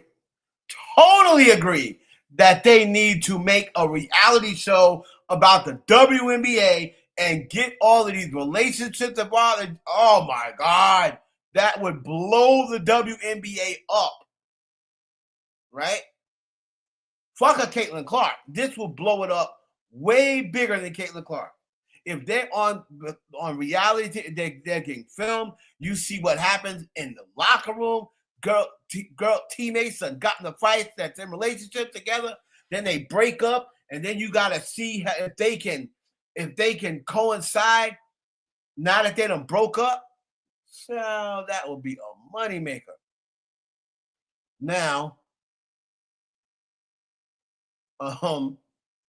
Nalissa, when she's sitting there with the saxophones, laughing and carrying on, this is her response.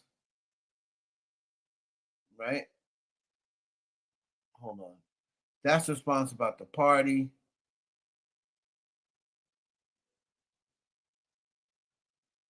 Now all these Twitch shits is going viral. Now look at Alyssa.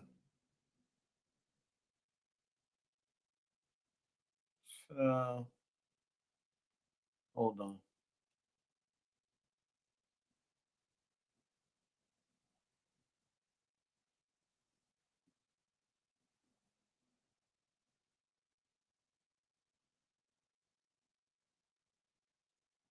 So here she goes. Next allegation. All right. All right. So here's Nalissa Smith answering back. Cheating. Whether she cheated on me and I cheated on her, why are we bringing that to the internet a year later when nobody did anything to anybody? Whether she cheated on me or I cheated on her, that has nothing to do with anybody.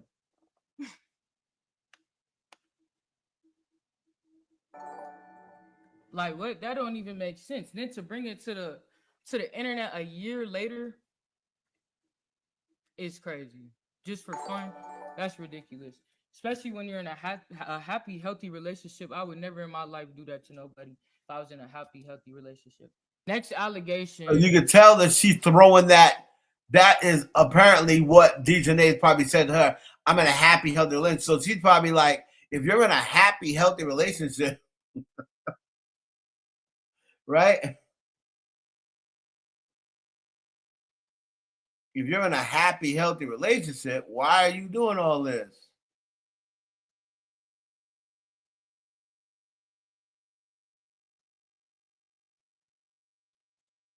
So let's see.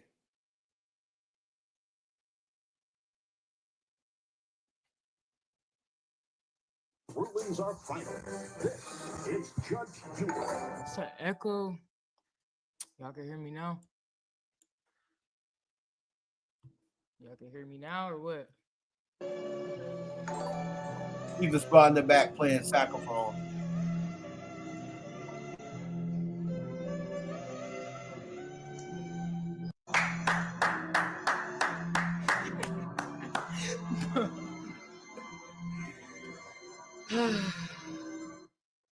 What's going on, everybody? How's y'all's day going?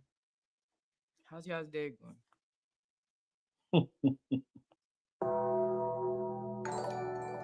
Good. Okay.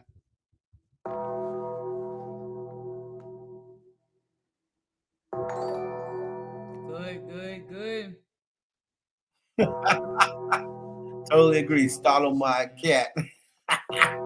Sorry. I ain't slept in days. I'm up.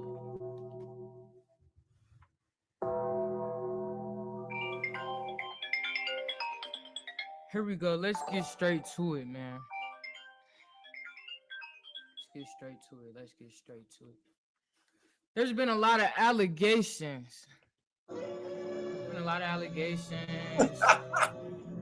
I pull up places uninvited, and I'm this weird, this, that, and the third. Let's get some shit straight. That was a third spot we went to. Nobody knows where we going. Nobody knows whose spot this is. Who's hosting, who's this, who's that. Folks called us talking about pull up to the club. Pull up to the club. Not pull up to such and such event. Pull up to the club. We pull up to the club. Brody at the bottom. Security come and get us. He like, oh yeah, we finna take y'all to the top. All the W players are at the top. We finna put y'all in a nice little section. This, that, and the third. Everybody saying I wasn't invited. Stop the cap. Niggas was invited. I'm not gonna ever in my life show up somewhere and I wasn't invited to come. So what are we talking about? Y'all niggas gotta stop lying on that one. We get to the top. Boom. We vibing. I'm in my little section. I'm chilling. I'm on the couch. I'm scrolling on TikTok, matter of fact. I'm not bothering nobody. I'm sitting on the couch with Queen. We chilling. We kicking it. Nobody has any problem with us. I'm seeing, scoping the scenery out. Boom. We walking in the section. I get to the back of the section. I'm like, oh, I'm not even knowing folks is in here. I'm not watching streams. I'm not plotting on where folks is at. I ain't trying to meet up with nobody that's pathetic. Niggas don't care that much. We get to the spot. I'm like, oh, this such and such. Let us move. It's me and Queen. I'm like, oh, they right here. Let us move. We move to the couch. Shorty like, nah, they need to move. Get them out the spot. So I'm like, fam, I don't want no static. I don't want no problem. We walk to the other side because I'm telling Queen, I'm like, fam, I don't even want to deal with that shit. Like, let's get out the way. I'm not even knowing these folks is in there. We walk to the back, they in the cut. I'm not worried. So she get the popping and she get it popping and she get popping and we chilling, me and Queen drinking, we talking to all the other players. We doing this down the third, whoop de whoop. So then I had seen Courtney standing on the couch and she like, let's don't mess with me no more. Let's don't mess with me. We in that bitch trolling. We playing. I'm like, fam, it ain't even that. It's not that serious. So for folks to say we got static, nobody ever got static. The reason I followed them is because you best friends with my shorty. At the end of the day, it's like when we break up, y'all not gonna show me no love. Y'all not gonna kick it with me. Like, let's be real. My friends gonna do the same thing. All my friends unfollow her. All her friends unfollow me. What is the big whoop? Y'all not gonna do that? Like, what? Y'all gonna stay following folks that it's like we not even gonna have no type of interaction. Why are we still following each other? It's not static though. When I see you, it ain't no pressure. We chilling. So she like, you don't mess with us. We don't mess with us. You don't mess with us. I'm laughing. I'm like, fam, nah, it ain't even that. Here goes Dejanay. You talking to that bitch? You talking to that bitch? Bitch this, bitch that. I'm like, why I gotta be a bitch? Literally on my grandmother's grave. I'm like, damn, why I gotta be a bitch? That's how the whole thing started. I'm literally like, who's a bitch? So then it causes commotion. I'm just like, damn, now what? I look like the problem. So then security come and he's like, all right, y'all gonna have to leave. Mind y'all, I'm the victim. I didn't do nothing. I'm sitting there on the couch posting, minding my business. I didn't do nothing to nobody. So the fact that people trying to create this narrative of Liz came somewhere uninvited, and she came here just to spy on folks and do this with folks. Y'all gotta stop all that lying. Stop the cap. Y'all gotta stop lying. Bro. So I'm saying I'm the victim in that situation for sure. I didn't do nothing wrong. I didn't bother nobody. We came there to kick it.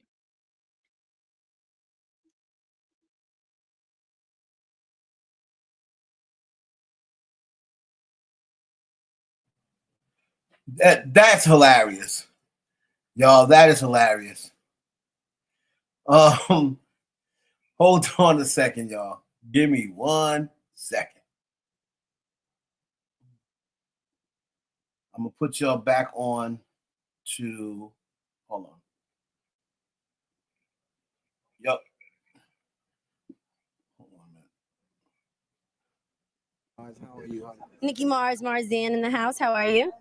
Good. So looks like you're gonna have a fabulous night playing tonight. Yeah, you know, it's a bit hectic. Sorry, I can't even speak right tonight, but got a nice red carpet going on. Thank you for coming. Let's see, what celebs? We've got Mario Winans, Michael Strahan, Jay-Z, L.A. Reid, Kevin Lyles, Fabulous, Beanie Siegel, Chrisette Michelle. Oh my God, so many people. I'm Kerry Rhodes, Antonio Pierce, who I confused with Paul Pierce. Sorry, Paul. We're gonna have an amazing night. Real quick, where can they holler at you, Nikki Mars? Oh, you know what? My email's best. Nicole@mvdinc.us. That's Nicole at M as in Mary, V as in Victor, D as in David, Inc. like Incorporated.us. This is the beautiful Miss Everything, Nikki Mars on Block TV.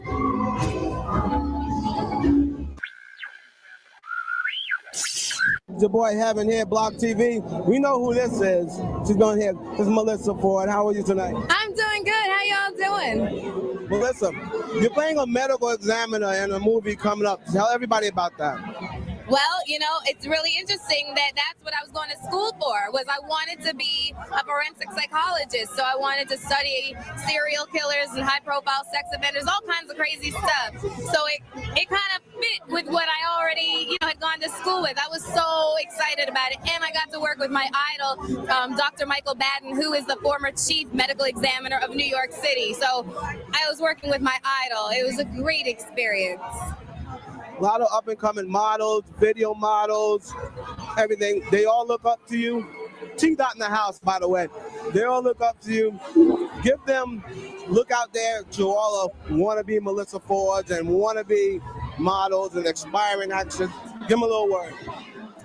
Sometimes setting yourself apart is falling back from what everybody else is doing. If everybody else is giving major T, major A, major face, find a way to make yourself unique. I know that's hard and I know it sounds vague, but you gotta be creative. I'll give you a perfect example. My MySpace page, I was mad that people were starting to say that I lost my ass, that I was getting skinny, I was on that Hollywood diet. So I decided to post a picture that let everybody know what I was working with, untouched. But that was my ego. That was my ego. So I had to fall back a little bit and just suck it up. And I want the world to perceive me different. So what I did was I put my brand new headshots up on my MySpace page. So now it's from here up. Just appreciate from here up. Appreciate the mind. Appreciate the talent. Appreciate it all. Because this ain't going nowhere. And I've made my points. Magazines, calendars, videos. I've made my point. It doesn't need to be made anymore. She's created, and she told me in an interview previous, she's creating the footsteps that others follow in. Melissa, you need to give me that MySpace. If I can hit you up, you know me. Oh, I want y'all to hit me up. mford_the pioneer is my URL, so hit me up. Great community of friends. It's really fantastic, and I'm always updating them with new stuff. So come on by. Come on by. Top chick back on Block. All right. So sorry about that, guys. I had to answer a phone call. So back to Nolissa. Nolissa Smith, she's a key. I'm sorry. She's funny. Why I gotta be a bitch? That took me out. Why I gotta be a bitch? Right? Why I gotta be a bitch? That was like my favorite part.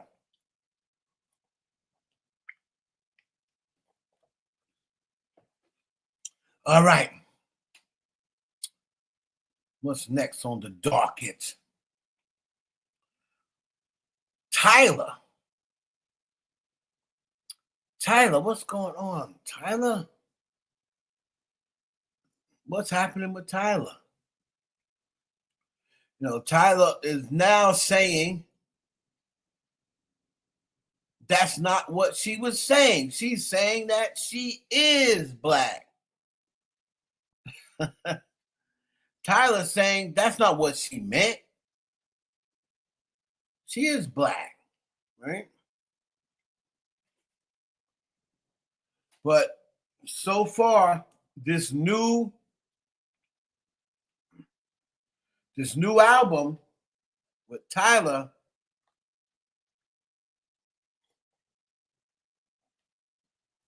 of the person she has a crush on, has 4 letters in their first name. I don't know who that is.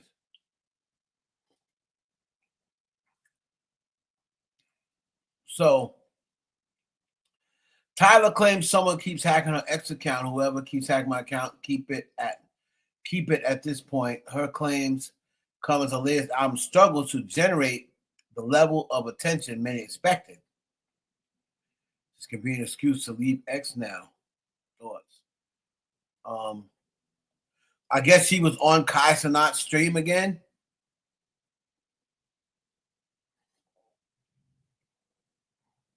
So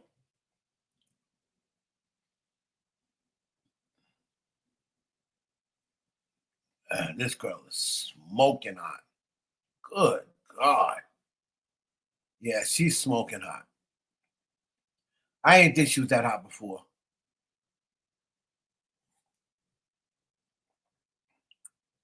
So here's her on.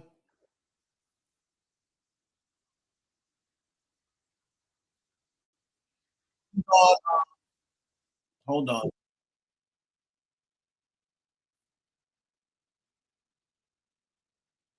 On the Kai Cenat.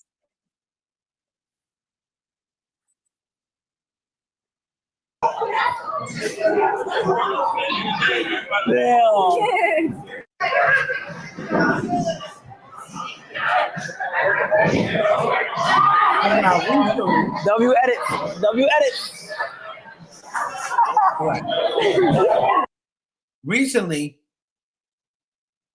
Tyla was interviewing, right? It's interesting, a guy whose name has 4 letters. Y'all already know, right? Who is that? Who are they talking about?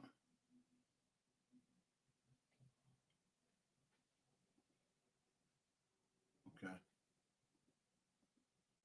Keep saying new comments. So she recently did an interview with Ebro, I believe it was. Let me see something here.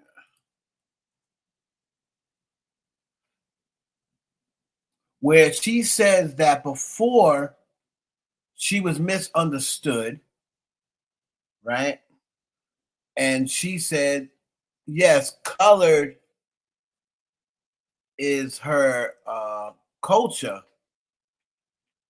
but she's black as well. Now, she was not saying this before, right? She was not saying this before. Let's see here.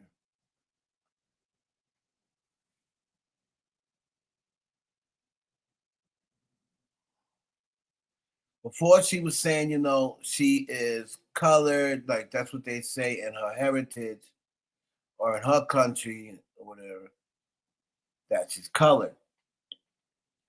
But now, since it seems as though like she lost her buzz, right? Now Tyler is saying she's black.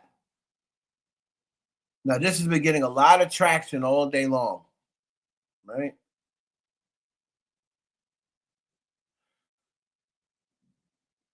So it says she speaks on race. Tyler speaks on race. Hold on, let me do the thing.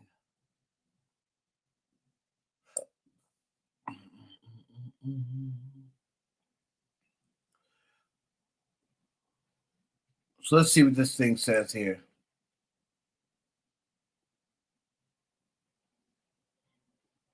Y'all still up with me?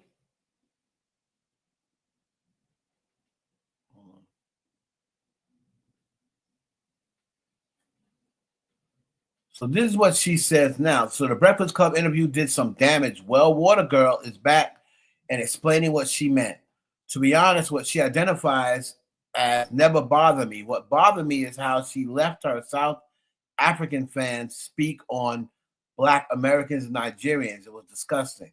I know she saw them on social media calling Arya Star burnt black roaches. But here she is talking with Ebro. What did you learn of just about kind of the racial dynamics of the world after that blowback? I mean, initially, it was very difficult because prior to the Breakfast Club, I did answer that question. And already I started getting backlash and I was like, whoa, I don't know what else to say about it, because I never had to explain myself. Yeah. I was just always myself and living, 20, at the time, 22 years of my life, all I knew was that I'm colored. And that's what I was told. It's what, like, I had to tick on boxes back home. And when I was able to travel the world and learn more about the world, I then learned just how big the world is, and how different each country is, how different context is. So when I learned about what it means here, I was like, whoa, like this is going to be a difficult conversation to have. Yeah, right. Because in South Africa, we also have a derogatory term. So I feel like if someone were to come to our country and say they were that, I get why it would, Be triggering. very triggering. So yeah, I feel like just having a lot of conversations and learning more about it, I know that being colored is like my culture, it exists in my context, but I'm also Black, like being colored is something that happened through a lot of pain. Our South African history is very painful. We were separated from each other and given these names, and colored became our culture. So it's still something that we're very prideful about. But yeah, I think it was a very important thing for me to go through and learn, and for the conversations to just open up, and I just hope whoever sees this can make their videos on TikTok and like maybe we can come to some sort of understanding. But it's just such a huge conversation to have. Okay, so listen. Unfortunately, we live in a generation now, and I complain about this generation all the time because I think it's the worst, most petty, most offensive. Everything's so offensive these days. Time to grow up in. Now, this is a young girl, all right, who never really knew anything except about what happens outside of South Africa. Okay, that's what she's from. So when she said she's colored, that's the term she apparently in South Africa, the term Black is derogatory, right? I believe if you say you're Black, I think in South Africa that probably means something else, right? Because that's what she was kind of saying. That she was like, as I go all over the world, now I realize other places that it means something else. For instance,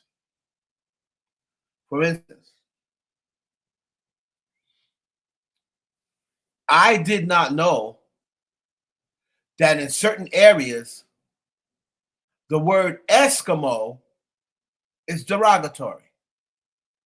Now, there's never any place that I go where I have to even use the word Eskimo, right? But I learned, at least a couple of years ago, that the word Eskimo is a derogatory term all of a sudden. I remember growing up in school and we used to learn that Eskimos were the people who had like the hoods, the snorkel hoods, and they would be in Alaska or whatever, North Pole, whatever the case may be. And then there was a thing called Eskimo pie, right? So maybe they just changed that. Maybe it's not even called Eskimo pie anymore. But this generation is so offended, but everything is so offensive. It's sickening. That's one thing that I do agree with the conservatives on. Like, we need to go back to using all of those terms. And you know what? Just deal with it. Everybody has offensive terms they're going to use. If not, if they're going to make a case, then make certain terms illegal. Make certain terms cause you money. But I don't think like Eskimo or colored or this should I say like the N word with the hard ER, the S word as far as Latinos go. Like, I think there's certain words that they should make that you can't say. Right? But if you want to say the F word for gay people, if you want to make that one of the words, but I don't think homo, right? I don't think homo should be banned. Right? I don't think homo should be banned when you're talking about a homosexual. The F word, yes. That's a nasty word. Right? Black people, I think the N word should be banned, but colored, no, I don't think that should be banned.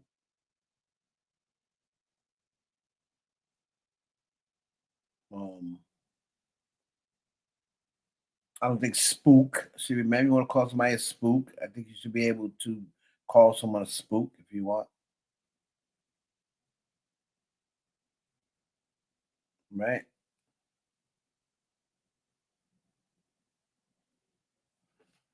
I just think that they should pick one main word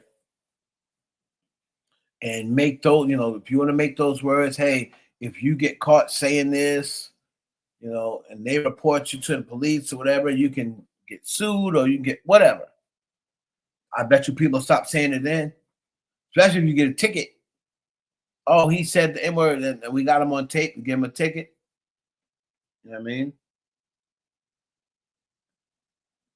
You get enough of them tickets, you can do, a month in jail for outstanding N-word tickets.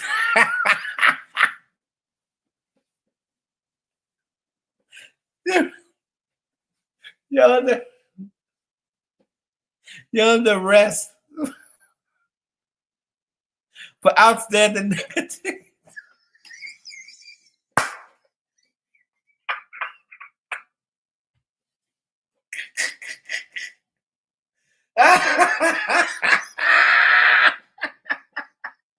Yo, I'm telling you, I bet you people will stop saying it then.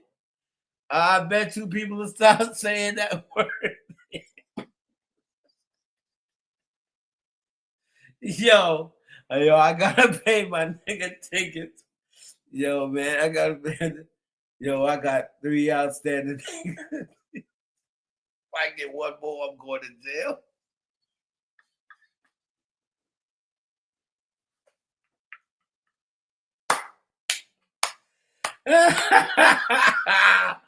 Yo, I'm telling you, man, they lucky I ain't president. They lucky I ain't making these laws, man.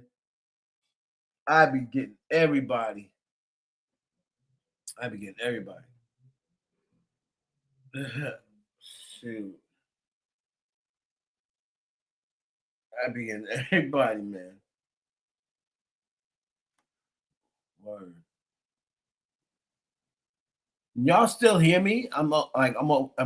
Oh, y'all know that was funny. Y'all don't want to show nobody no laugh because you afraid that you gonna give somebody some prop. I'm funny. I don't care what y'all say. That was funny. Y'all don't think it's funny? That's y'all talking about. Patience. Go to bed. Did you?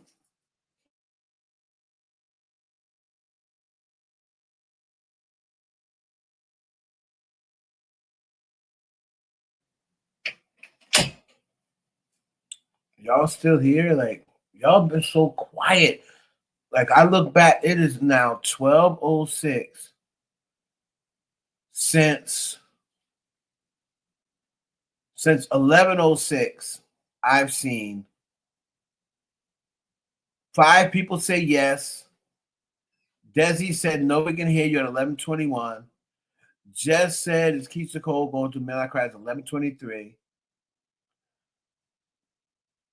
And since 11:43, it's been 15 minutes, and 3 people have said something. What's going on? What's up? What up?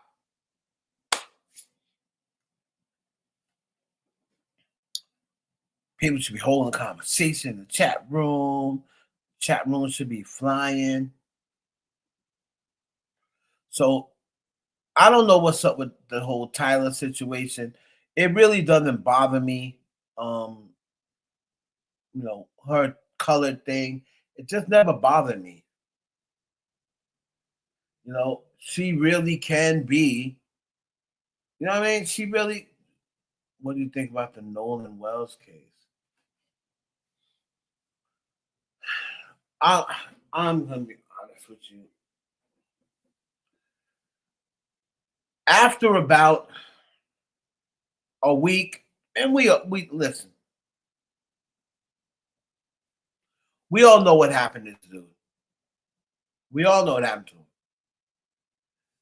And we all know from what we've seen and from,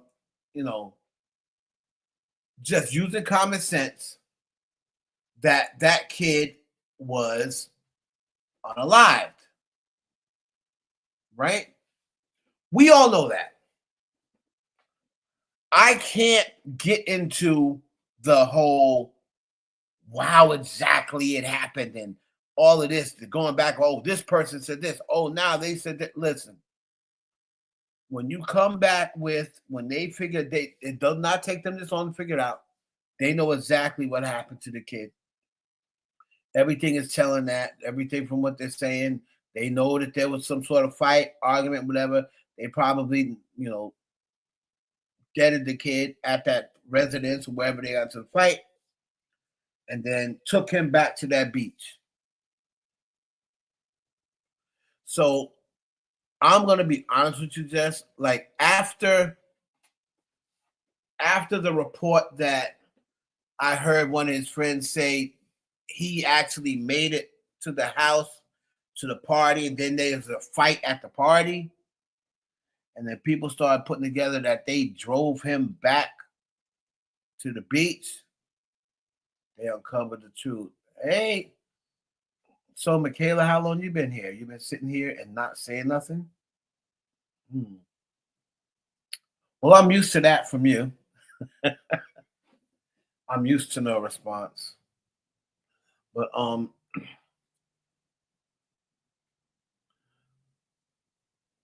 the term Black Summer is not derogatory. It's meant. Oh, what's up? Hey, it's me. It's meant to describe monoracial. Oh, you just got back from the gym? Okay. The term Black in South America is not derogatory. It's meant to describe monoracial black people in South Africa with 2 black parents. Okay, so okay, thank you for that. Hey, it's me.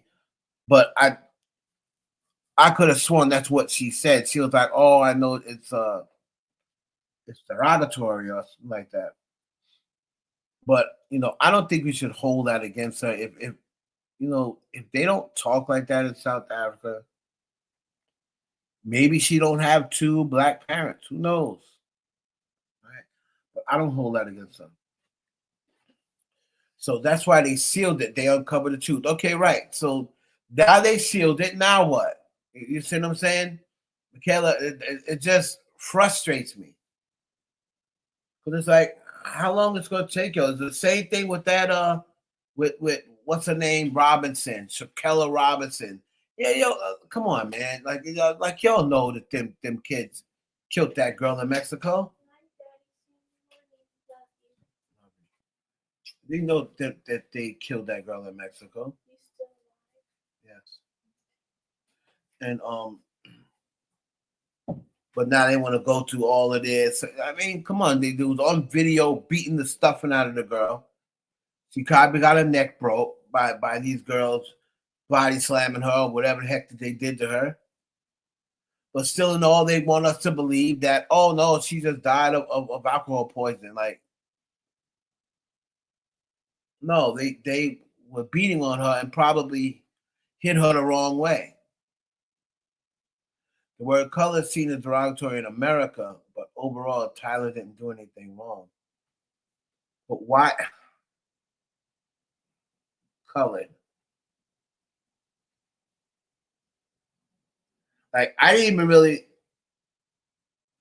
to be honest with you, I haven't heard someone say the word colored in so long. I know white people used to say that about black people. The colored, the colored. I don't mess with coloreds. You know what I mean? I haven't seen someone use the word colored in so long. But I guess when it was being used, she's talking about the word colored. Okay. I know when it was being used, it used to usually be white people saying, whites over here and the coloreds over there. They used to call black people coloreds back in the day. Right?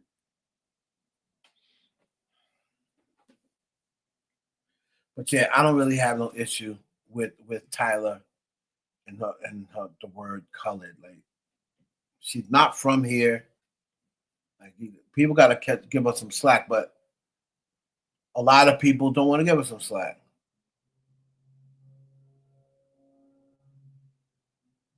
Right. Yeah. Hey, it's me, because it's an outdated word. They'll say the N word, but it's an outdated word. Like it's been years. Like, people back in when there was a show All in the Family, right? Archie Bunker used to say the colored. Your people, the colored people, right?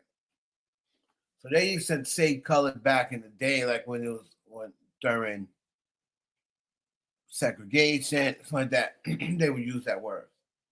But recently, I don't see people referring to black as colored no more. Like I said, they just want to have a reason to pick on this girl. Now the whole thing that happened with Rihanna, now they're gonna find even more reason to pick on her.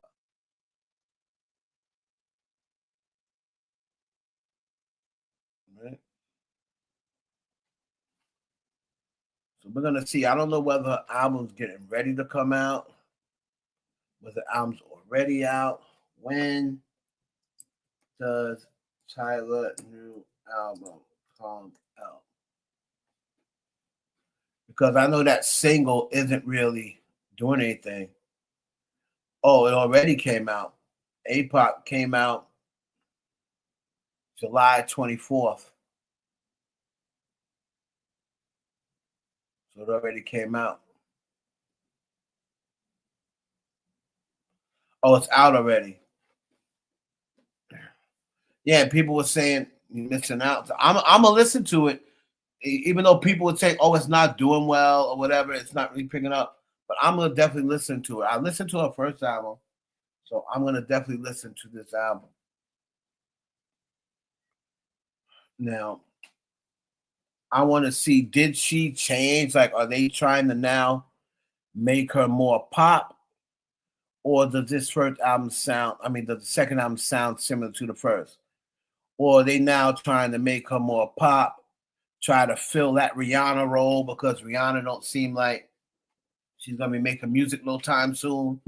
So they got the, from South Africa, put her out there. She's doing the what you call the music. So is this album more poppy? Are they trying to make her more pop? Or is she still really doing what's it called? Beats, Afro beats, or whatever the type she's doing. It's a little different from the first album, and I think they're slowly trying to push right into the pop space. That's what I thought. And then hopefully that's not a mistake, but that's what always happens when you come out and you're successful. I mean, look what happened with Rihanna and Pon de Replay. When she came out with Pon de Replay, I mean, it did okay, but Jay-Z saw that and was like, we want to try to go more pop route. And it worked for Rihanna, right? Her going the pop route really, really paid off for her.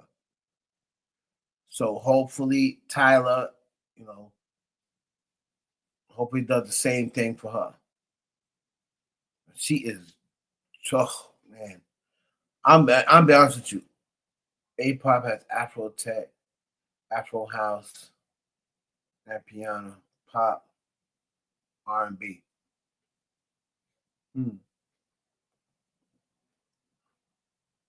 A-pop out tomorrow. Okay. Yeah, I'm gonna definitely take a listen to it. But I'll be honest with you. I'm looking at her on Twitter, and like this chick is like,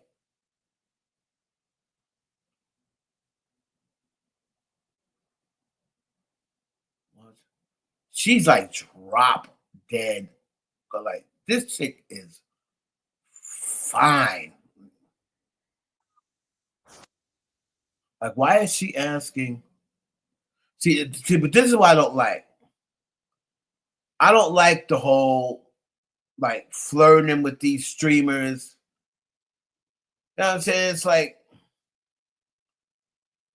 y'all know good and damn well that guys like Kai Cenat and iShow Speed and academics, y'all would not be attracted to these dudes if they didn't have a big platform.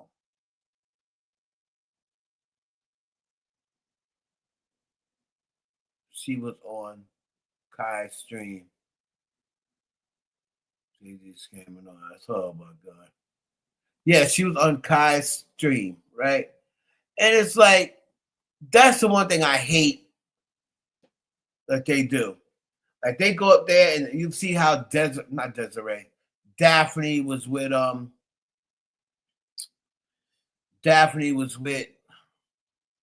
Ak, and now you got this person, Kai, the ISO Speed guy, the other guy, like, the Neon, like all these girls are all over Neon. Like this guy who has said the N-word, has talked about black women, but still in all black women going on there, giving him rhythm.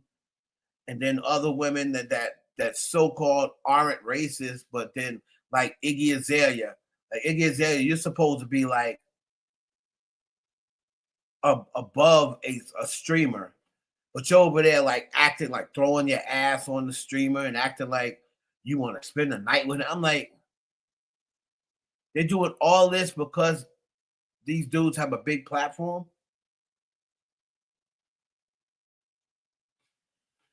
Let's go to BT, go on Kai Cenat stream, Fashion Over deal, get posted on the Shade Room for the first.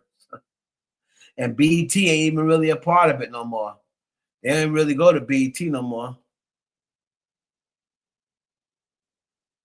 Yep, Michaela, I know, and Kim Kardashian, like, oh, they tell me I should date a streamer. Like, why are your kids telling you that? And then a kid probably say, oh, go on. Mariah Carey had no business on. They didn't even know who she was. Like, they knew nothing about Mariah Carey. So that's, and one thing about them damn streamers, they are not going to research. Like, they're not going to do research. They're not going to know about, like, he knew nothing about Mariah Carey. And it's embarrassing because it makes it seem like you're trying to pander to them. It's like, why is the great Mariah Carey pandering to Kai Cenat? Like, yeah.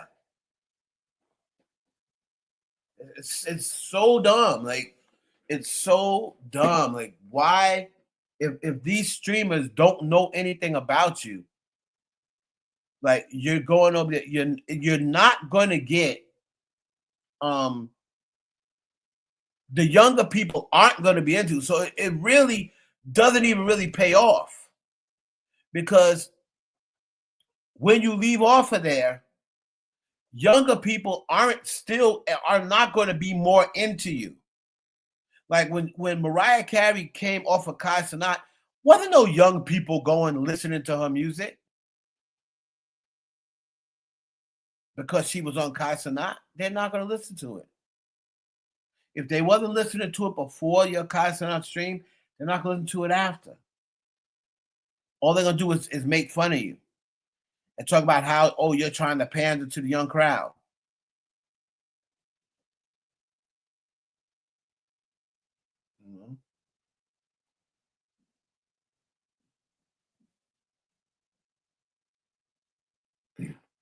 Yeah, but the whole thing, whether Nicki did good on Kai Cenat or not, the whole thing is, it really, like, artists like Nicki Minaj going on Kai Cenat doesn't do anything.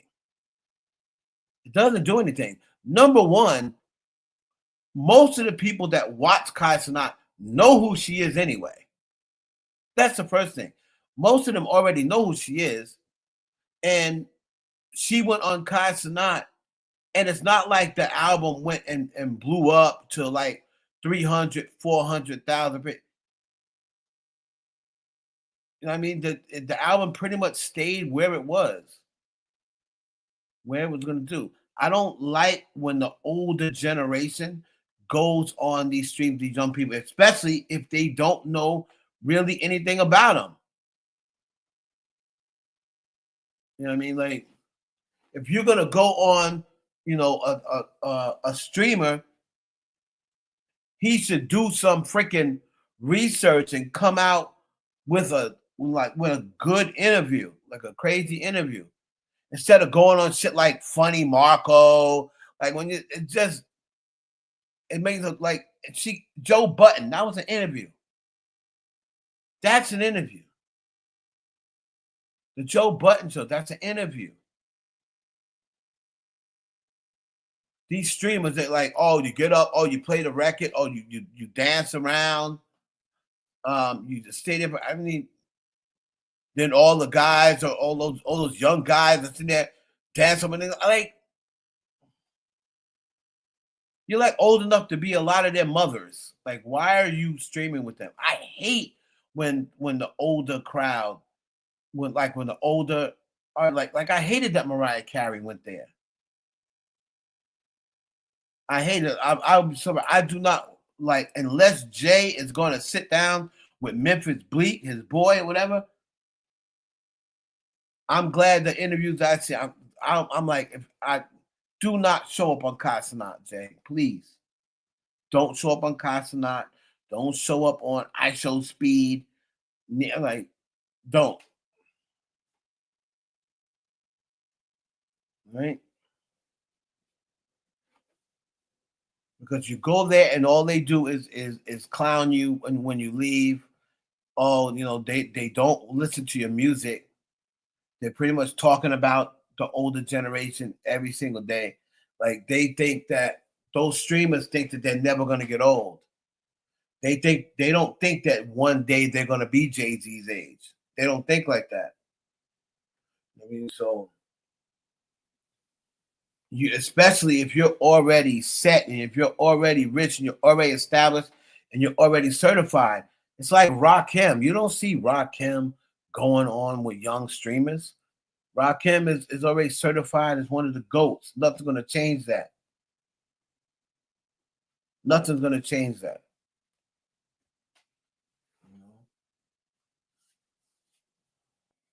If you want to get to the younger crowd or whatever, do like Nas. Make music with them. Make music with the younger crowd. The streamers, you know, they don't be knowing enough about you. And they're not going to take time to research about you either.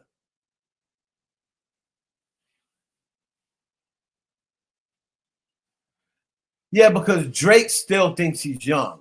And Drake, you know, is kind of like still popular with the young crowd. Like Drake hangs out with Yachty and Aiden Ross and people like that. So, you know, Drake still hangs with the young crowd, tries to dress like the young crowd. You know. So the young crowd are going to be into him because he's still hanging with 20-year-olds. So the young crowd's into him.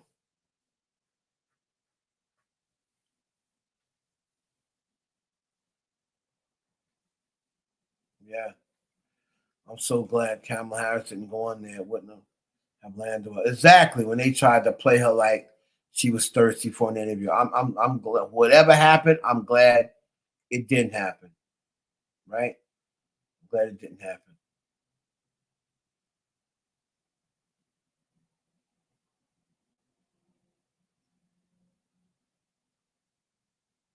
But hopefully, did you see Lil Wayne interview? I did. Some of it. Some of it.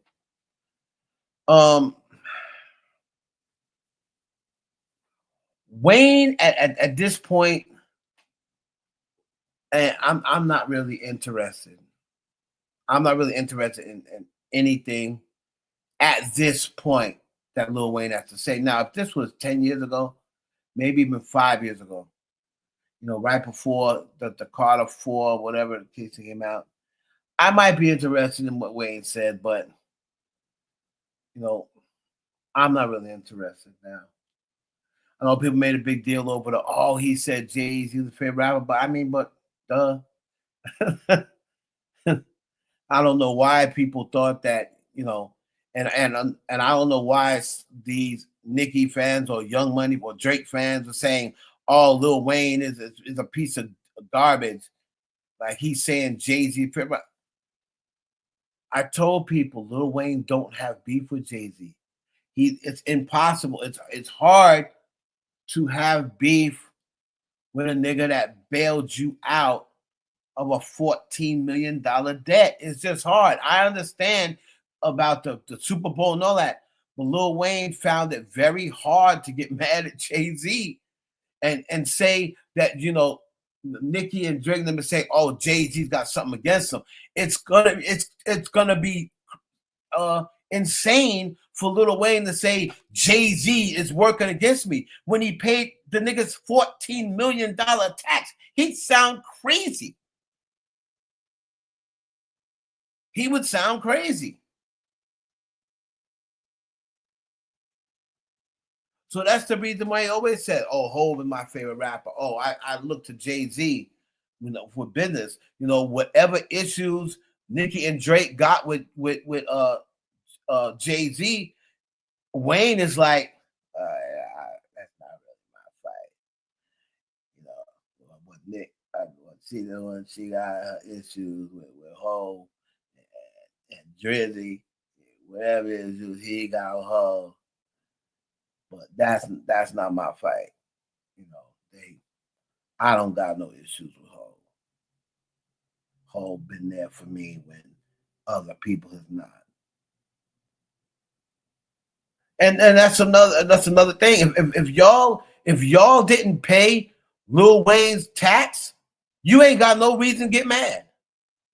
These people out here getting mad that he won't turn on Jay-Z. What, did you pay Lil Wayne's taxes when he needed them paid?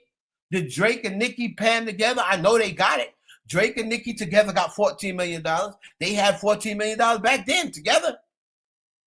Did y'all pool in and say, hey, let's pay for Wayne's tax? He's the one that changed our life. He's the one that signed us. So let's me and Drizzy, we're going to pull together and pay Wayne's tax from him. Did they do that? No, because if they would have did it, Jay-Z wouldn't have to do it. So if you didn't pay that man's taxes, these damn fans or whatever talking, what the hell y'all got to say about Lil Wayne still fucking with Jay-Z? Like you said, it's going to be hard. He can't really say, Jay-Z don't fuck with me. Oh, Jay-Z is trying to sabotage me. If he was trying to sabotage you, he would have just let you drown in that debt. And once he paid for that tax, it's not like he asked for anything back. You didn't have to sign to his label, nothing. Nothing. You know? That'd be kind of hard. That'd be like 50 Cent saying Eminem don't fuck with me. Like, what?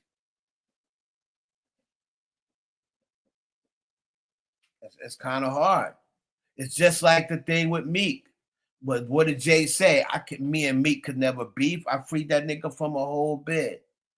Hove did. So that means even if they have issues, Meek Mill is probably never going to speak on Jay-Z because of that. Like, damn, what for Jay-Z? Who knows? I may have went to jail for a long time. I may not never got out until I did my whole bid. So it's going to be hard to say, oh, you trying to sabotage me. Oh, you don't like me. Or I don't like you, nigga. I paid $14 million out of my money, out of my pocket to clear away your taxes. What good did that do me? It didn't do me any good. And you got the nerve to say, I don't like you? Like,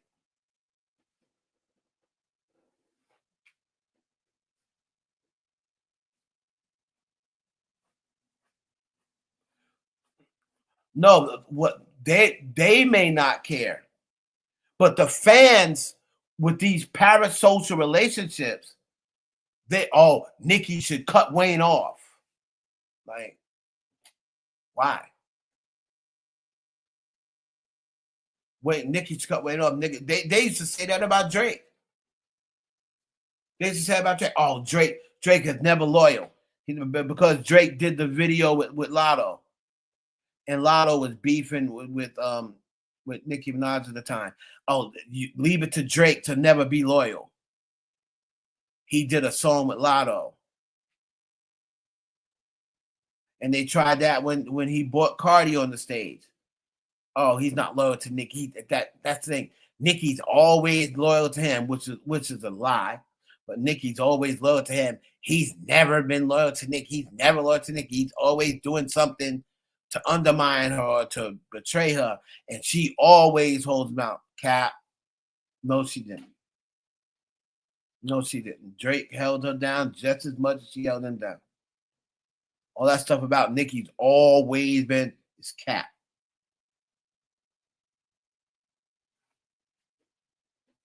It's cap.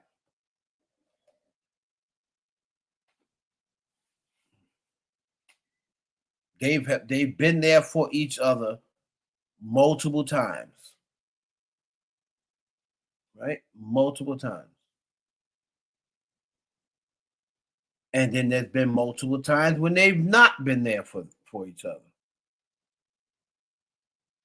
But it's not been no one-sided thing. People try to make that, but I happen to, thank God, I happen to have a memory like an elephant, and I don't forget shit. Most of the time that I just have to Google for the actual date. But I don't really got to Google something to see whether it happened or not, because I got a good memory.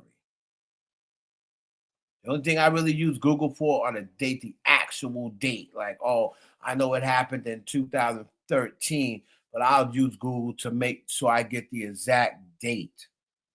That's it. There was never a time where, oh, Nicki was holding Drake down, but Drake wasn't holding her down. That's cap.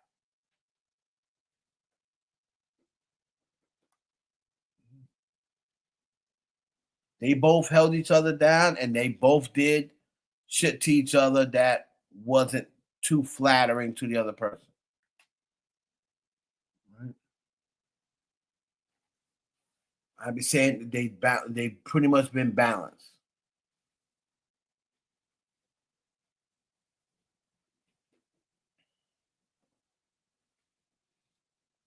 You know, I seriously don't even believe that. That's why when people say, "Oh, Nicki and Drake, they should cut Wayne off," I'm like, they have said Jay-Z their favorite rapper. And so it should not come as a surprise. So just because now they got an issue with Jay-Z, they're gonna say now all of a sudden all those times that you're on camera saying you're obsessed with Jay-Z, or Nicki said, "Oh, it's all about Jay-Z, Jay-Z, Jay-Z." Oh, what he said was the gospel, this, that, and other. So, and Drake saying, "Oh, you know, Hov is kind of like the leader, you know, and you know, we kind of like try." He tells us how to move, and we kind of like move at his direction. You can't act like you never said it. You can't act like you never said it, because it's out there and anybody can find it, right? So I don't know why so many people want them to take back what they said. They was even saying that about Foxy Brown. It's like, so what has Nicki Minaj done for Foxy Brown that's going to make Foxy Brown turn on a nigga who changed her life? Nicki Minaj didn't change Foxy Brown's life. Jay-Z did.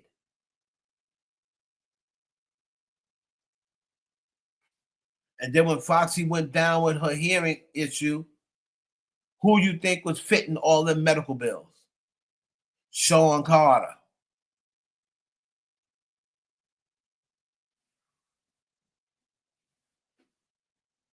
So people aren't going to turn on people like that just because somebody they mess with don't like that person. Like, no one's going to do that.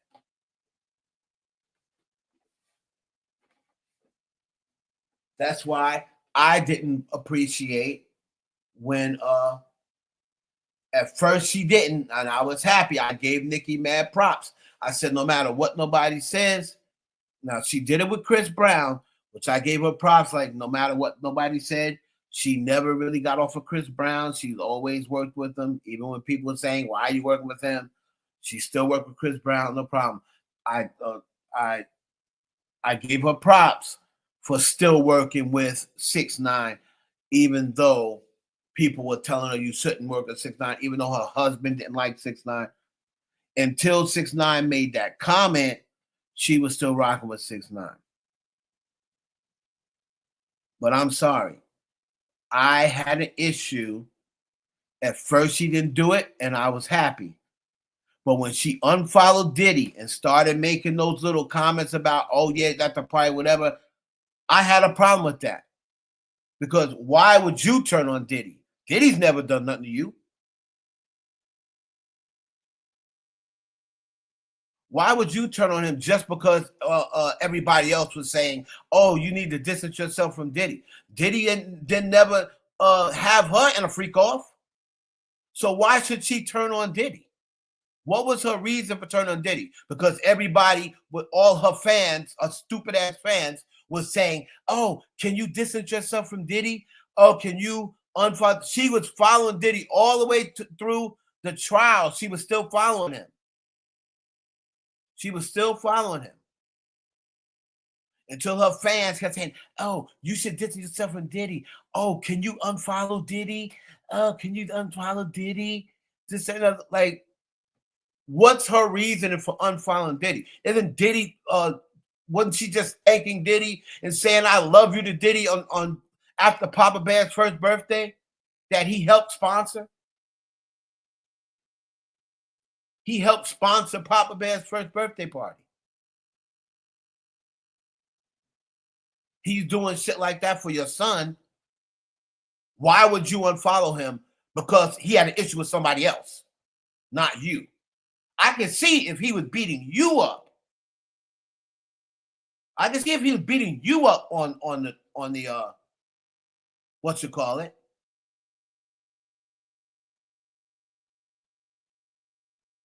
But how are you gonna unfollow Diddy for beating somebody, but you didn't unfollow Chris Brown for beating up Rihanna, who's supposed to be your friend?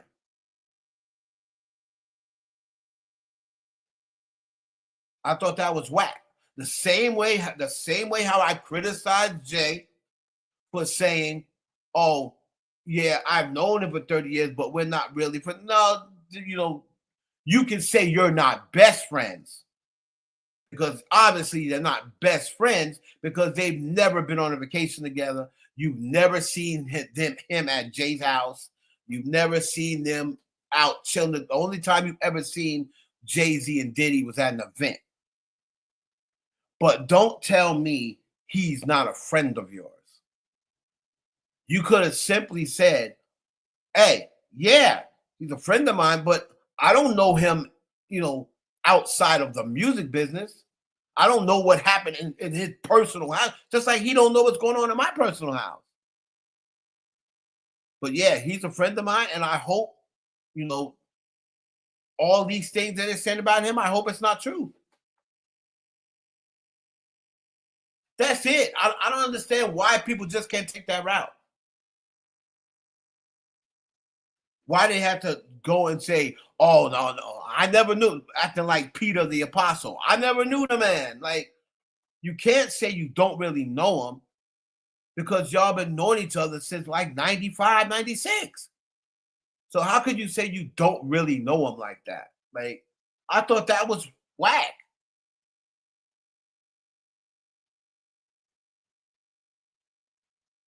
That's why I hope Puffy has learned his lesson. I hope when he comes back, he gives everybody his ass to kiss. Jay-Z, Nicki Minaj, everybody really except Kanye West, who's the only one who went down to the courthouse and said, "Free Diddy." Everybody else that was really wishy-washy.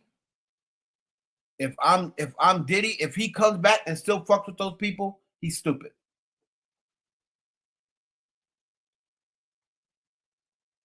The wishy-washy people, 1 minute they're saying this thing, the next minute they're saying something else, next minute they're saying something else. Nah, I'm cutting you off. I'm only fucking with Gina, Carisha, KK. That's the only girls I'm fucking with other than my family. The only dudes I'm fucking with is Kanye West. I ain't fucking with nobody else. Everybody else, I'm gonna have to get new friends. Oh, Stevie J. I'm fucking with Stevie J. Stevie J held me down. Mary J. Blige, I ain't fucking with you no more. I ain't fucking with you no more because you was going around, you didn't say nothing. I think she unfollowed Puff too. You was running around giggling and kikiing with 50 Cent, knowing what 50 Cent was doing to me. No, I ain't fucking with your ass either. With your butt on your back. I ain't fucking with you no more. I fuck with Usher. Usher held Diddy down. I fuck with Usher. You other niggas, French Montana, I made you rich, nigga. I made you rich. But you not gonna hold me down in public because the odds were stacked against me and people were saying these things about me in the media that turned out they all end up having egg on their face because everything that was said about him, from the baby oil to everything else, turned out not to be true. So all them niggas got egg on their face. And I let them know about it. Don't ever ask me if you on fire. Don't ask me to throw water on your ass.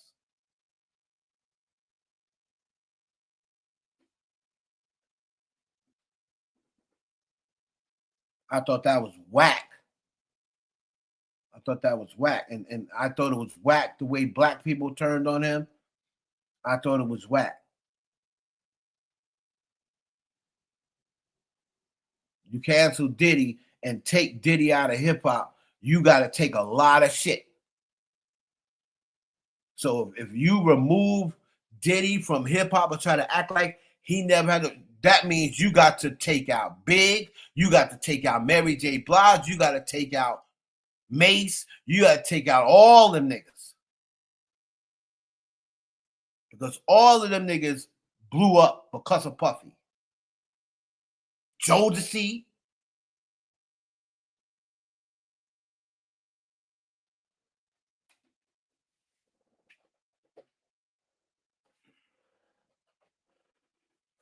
Fuck out of here.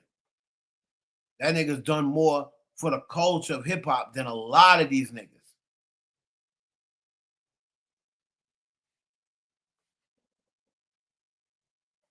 And because he was in a domestic dispute with the only person that should be mad at him is Cassie. All y'all that don't know Puffy and don't know Cassie, what the hell y'all mad for?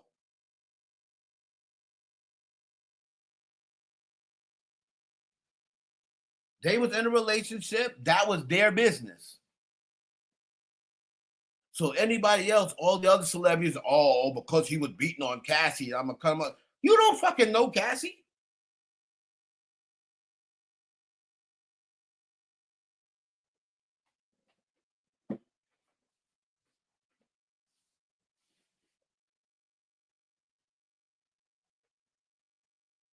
But yeah, I do hope that when Diddy comes home, whenever he comes home, I hope he is making a list and checking it twice. And as much as I love Jay, if I was Diddy, I ain't fucking with Jay.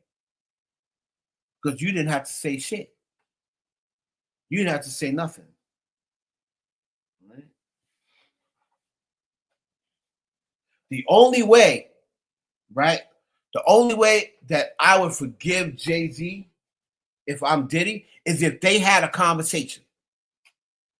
If they had a conversation and he said, yeah, you know, until everything goes low, I'm going to distance myself from you. And if Diddy said, yeah, I think that's a good idea. If Diddy was with it, like I heard he told Young Miami, if he told Jay-Z something similar, then cool, as long as y'all had that understanding. But if Jay-Z just out of nowhere was like, nah, who my friend? Diddy? Nah. He wasn't your good friend because he wasn't invited to your wedding. So if you don't invite somebody to your wedding and that you've been knowing since 95, 96, however long he been knowing Puff, if Puff did not come to Jay-Z's wedding, he wasn't even invited. Plus, I've never seen like Jay on vacation with Puffy, like, or Jay and Beyonce on vacation with Puffy and Cassie, or on vacation with Puffy and Kim Porter. You won't find no pictures like that at all. Every picture between Diddy and Jay-Z was all industry related. You've seen Jay-Z go to Puffy house, but you've never heard Puffy say anything about he went to Jay's house. Now, I'm not saying he didn't.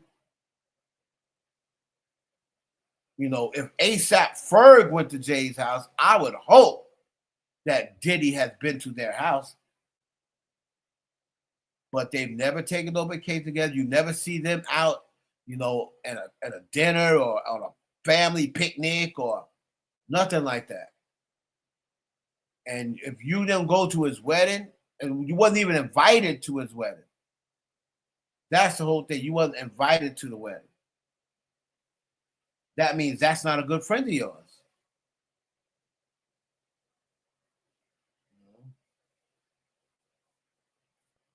But anyway, let me get up out of here, man. Woo! Road hurt. Pause. There's been another installment of the Heaven Hollywood Experience. If y'all could please support me. Cash App is $ Heaven Hollywood.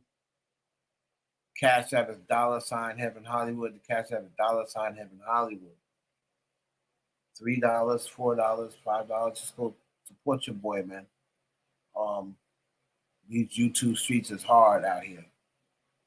Hard out here for a pimp. Right. Let's see what else we got.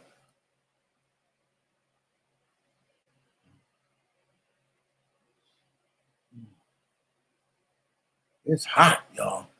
So we done streamed like what? Almost 5 damn hours. Woo!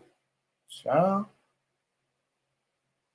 I still ain't going to bed no time soon.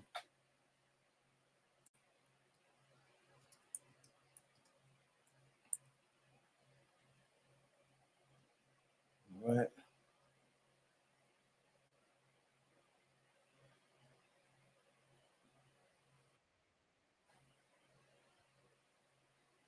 All right, y'all.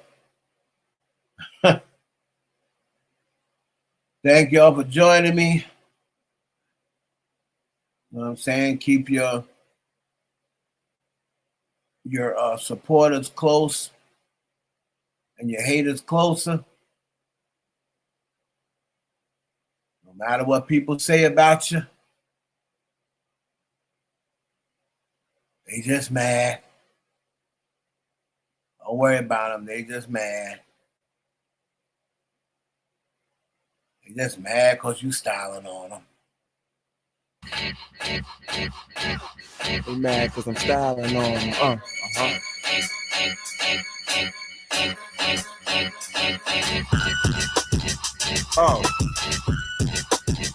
Oh, you mad, huh? Oh no, it's them again. Real talker LI. Real talk, yeah, I nigga. keep it 100 like a Benjamin. So what's the word, y'all?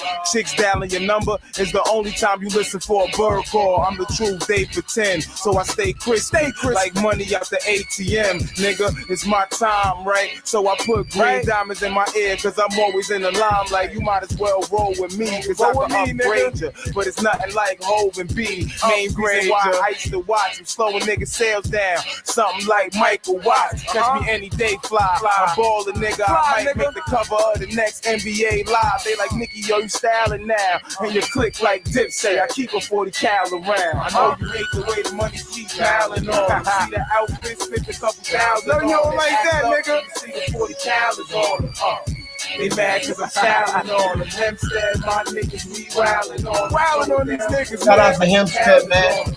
Other niggas rap shit sound. Hempstead, stand up. They mad cause I'm styling. Your dough too low, you need to stack more. A Toronto jersey is the only time you ever see a rap tour. Yeah, we got a problem, homie. Just pop with your bitch. You can smell a condom on me now. Who live is that? Come through in the whip with the same shoe size as Shaq. Think niggas a target. The V should have handicap plates. Cause the whip looking retarded. I don't really mean the floors too much, but niggas get gassed up. And the shit costs too much. Your boy Nicky gon' extort the streets. The stones in the chain blowing white, something like New York police. Got style when it's need to be. But you rappers is actors, putting out albums with DVDs. Never see Nick scramble. They call me Nick's the Dawn, but with the hammer, I'm the real Nick Cannon. I know you hate the way the money keeps piling on. I know you don't like that, nigga. Couple thousand on it. Act up so you see the 40 calories on them. Why? They mad cause I'm styling on them. Hempstead, my niggas, we wildin' on them. Slow it down, you a square like a pound is on them. All these other niggas rap shit sounding boring. What? They mad cause I'm styling on. I show you niggas how to stretch O's, cause I'm known to style. And it's not just the jewelry and the fresh clothes. I let the heat spray. The E's on my jeans are Visa, nigga. Yours stand for a Nietzsche. So come harder, yo. I'm like the money in my pocket, cause we both hard to fold. I show you niggas what cash do. But you can find out I'm still keeping it gangster, just like Fab do. I'm on the run from a sale, so I thought I'd make Fab magazine before Double XL. Man, niggas better stack their chips. The arm like a car crash. See the way I wrap the wrist, I'm still thugging to the casket dip. You would think that my gun rhyme when you hear the ratchet spit. Niggas know what I'm about. My 9 do the chicken noodle soup. I let it rain, then I clear it out. I know you hate the way the money keeps piling on them. See the outfits, spent a couple thousand. Hate me now, nigga. You see the 40 calories on them. Why? They mad cause I'm styling on them. Hempstead, my niggas, we wild. Styling on these niggas, man. Swear like a pound is on them. All these other niggas rap shit sounding boring. What? They mad cause I'm styling on them. Word up, man. It's kind of funny, man.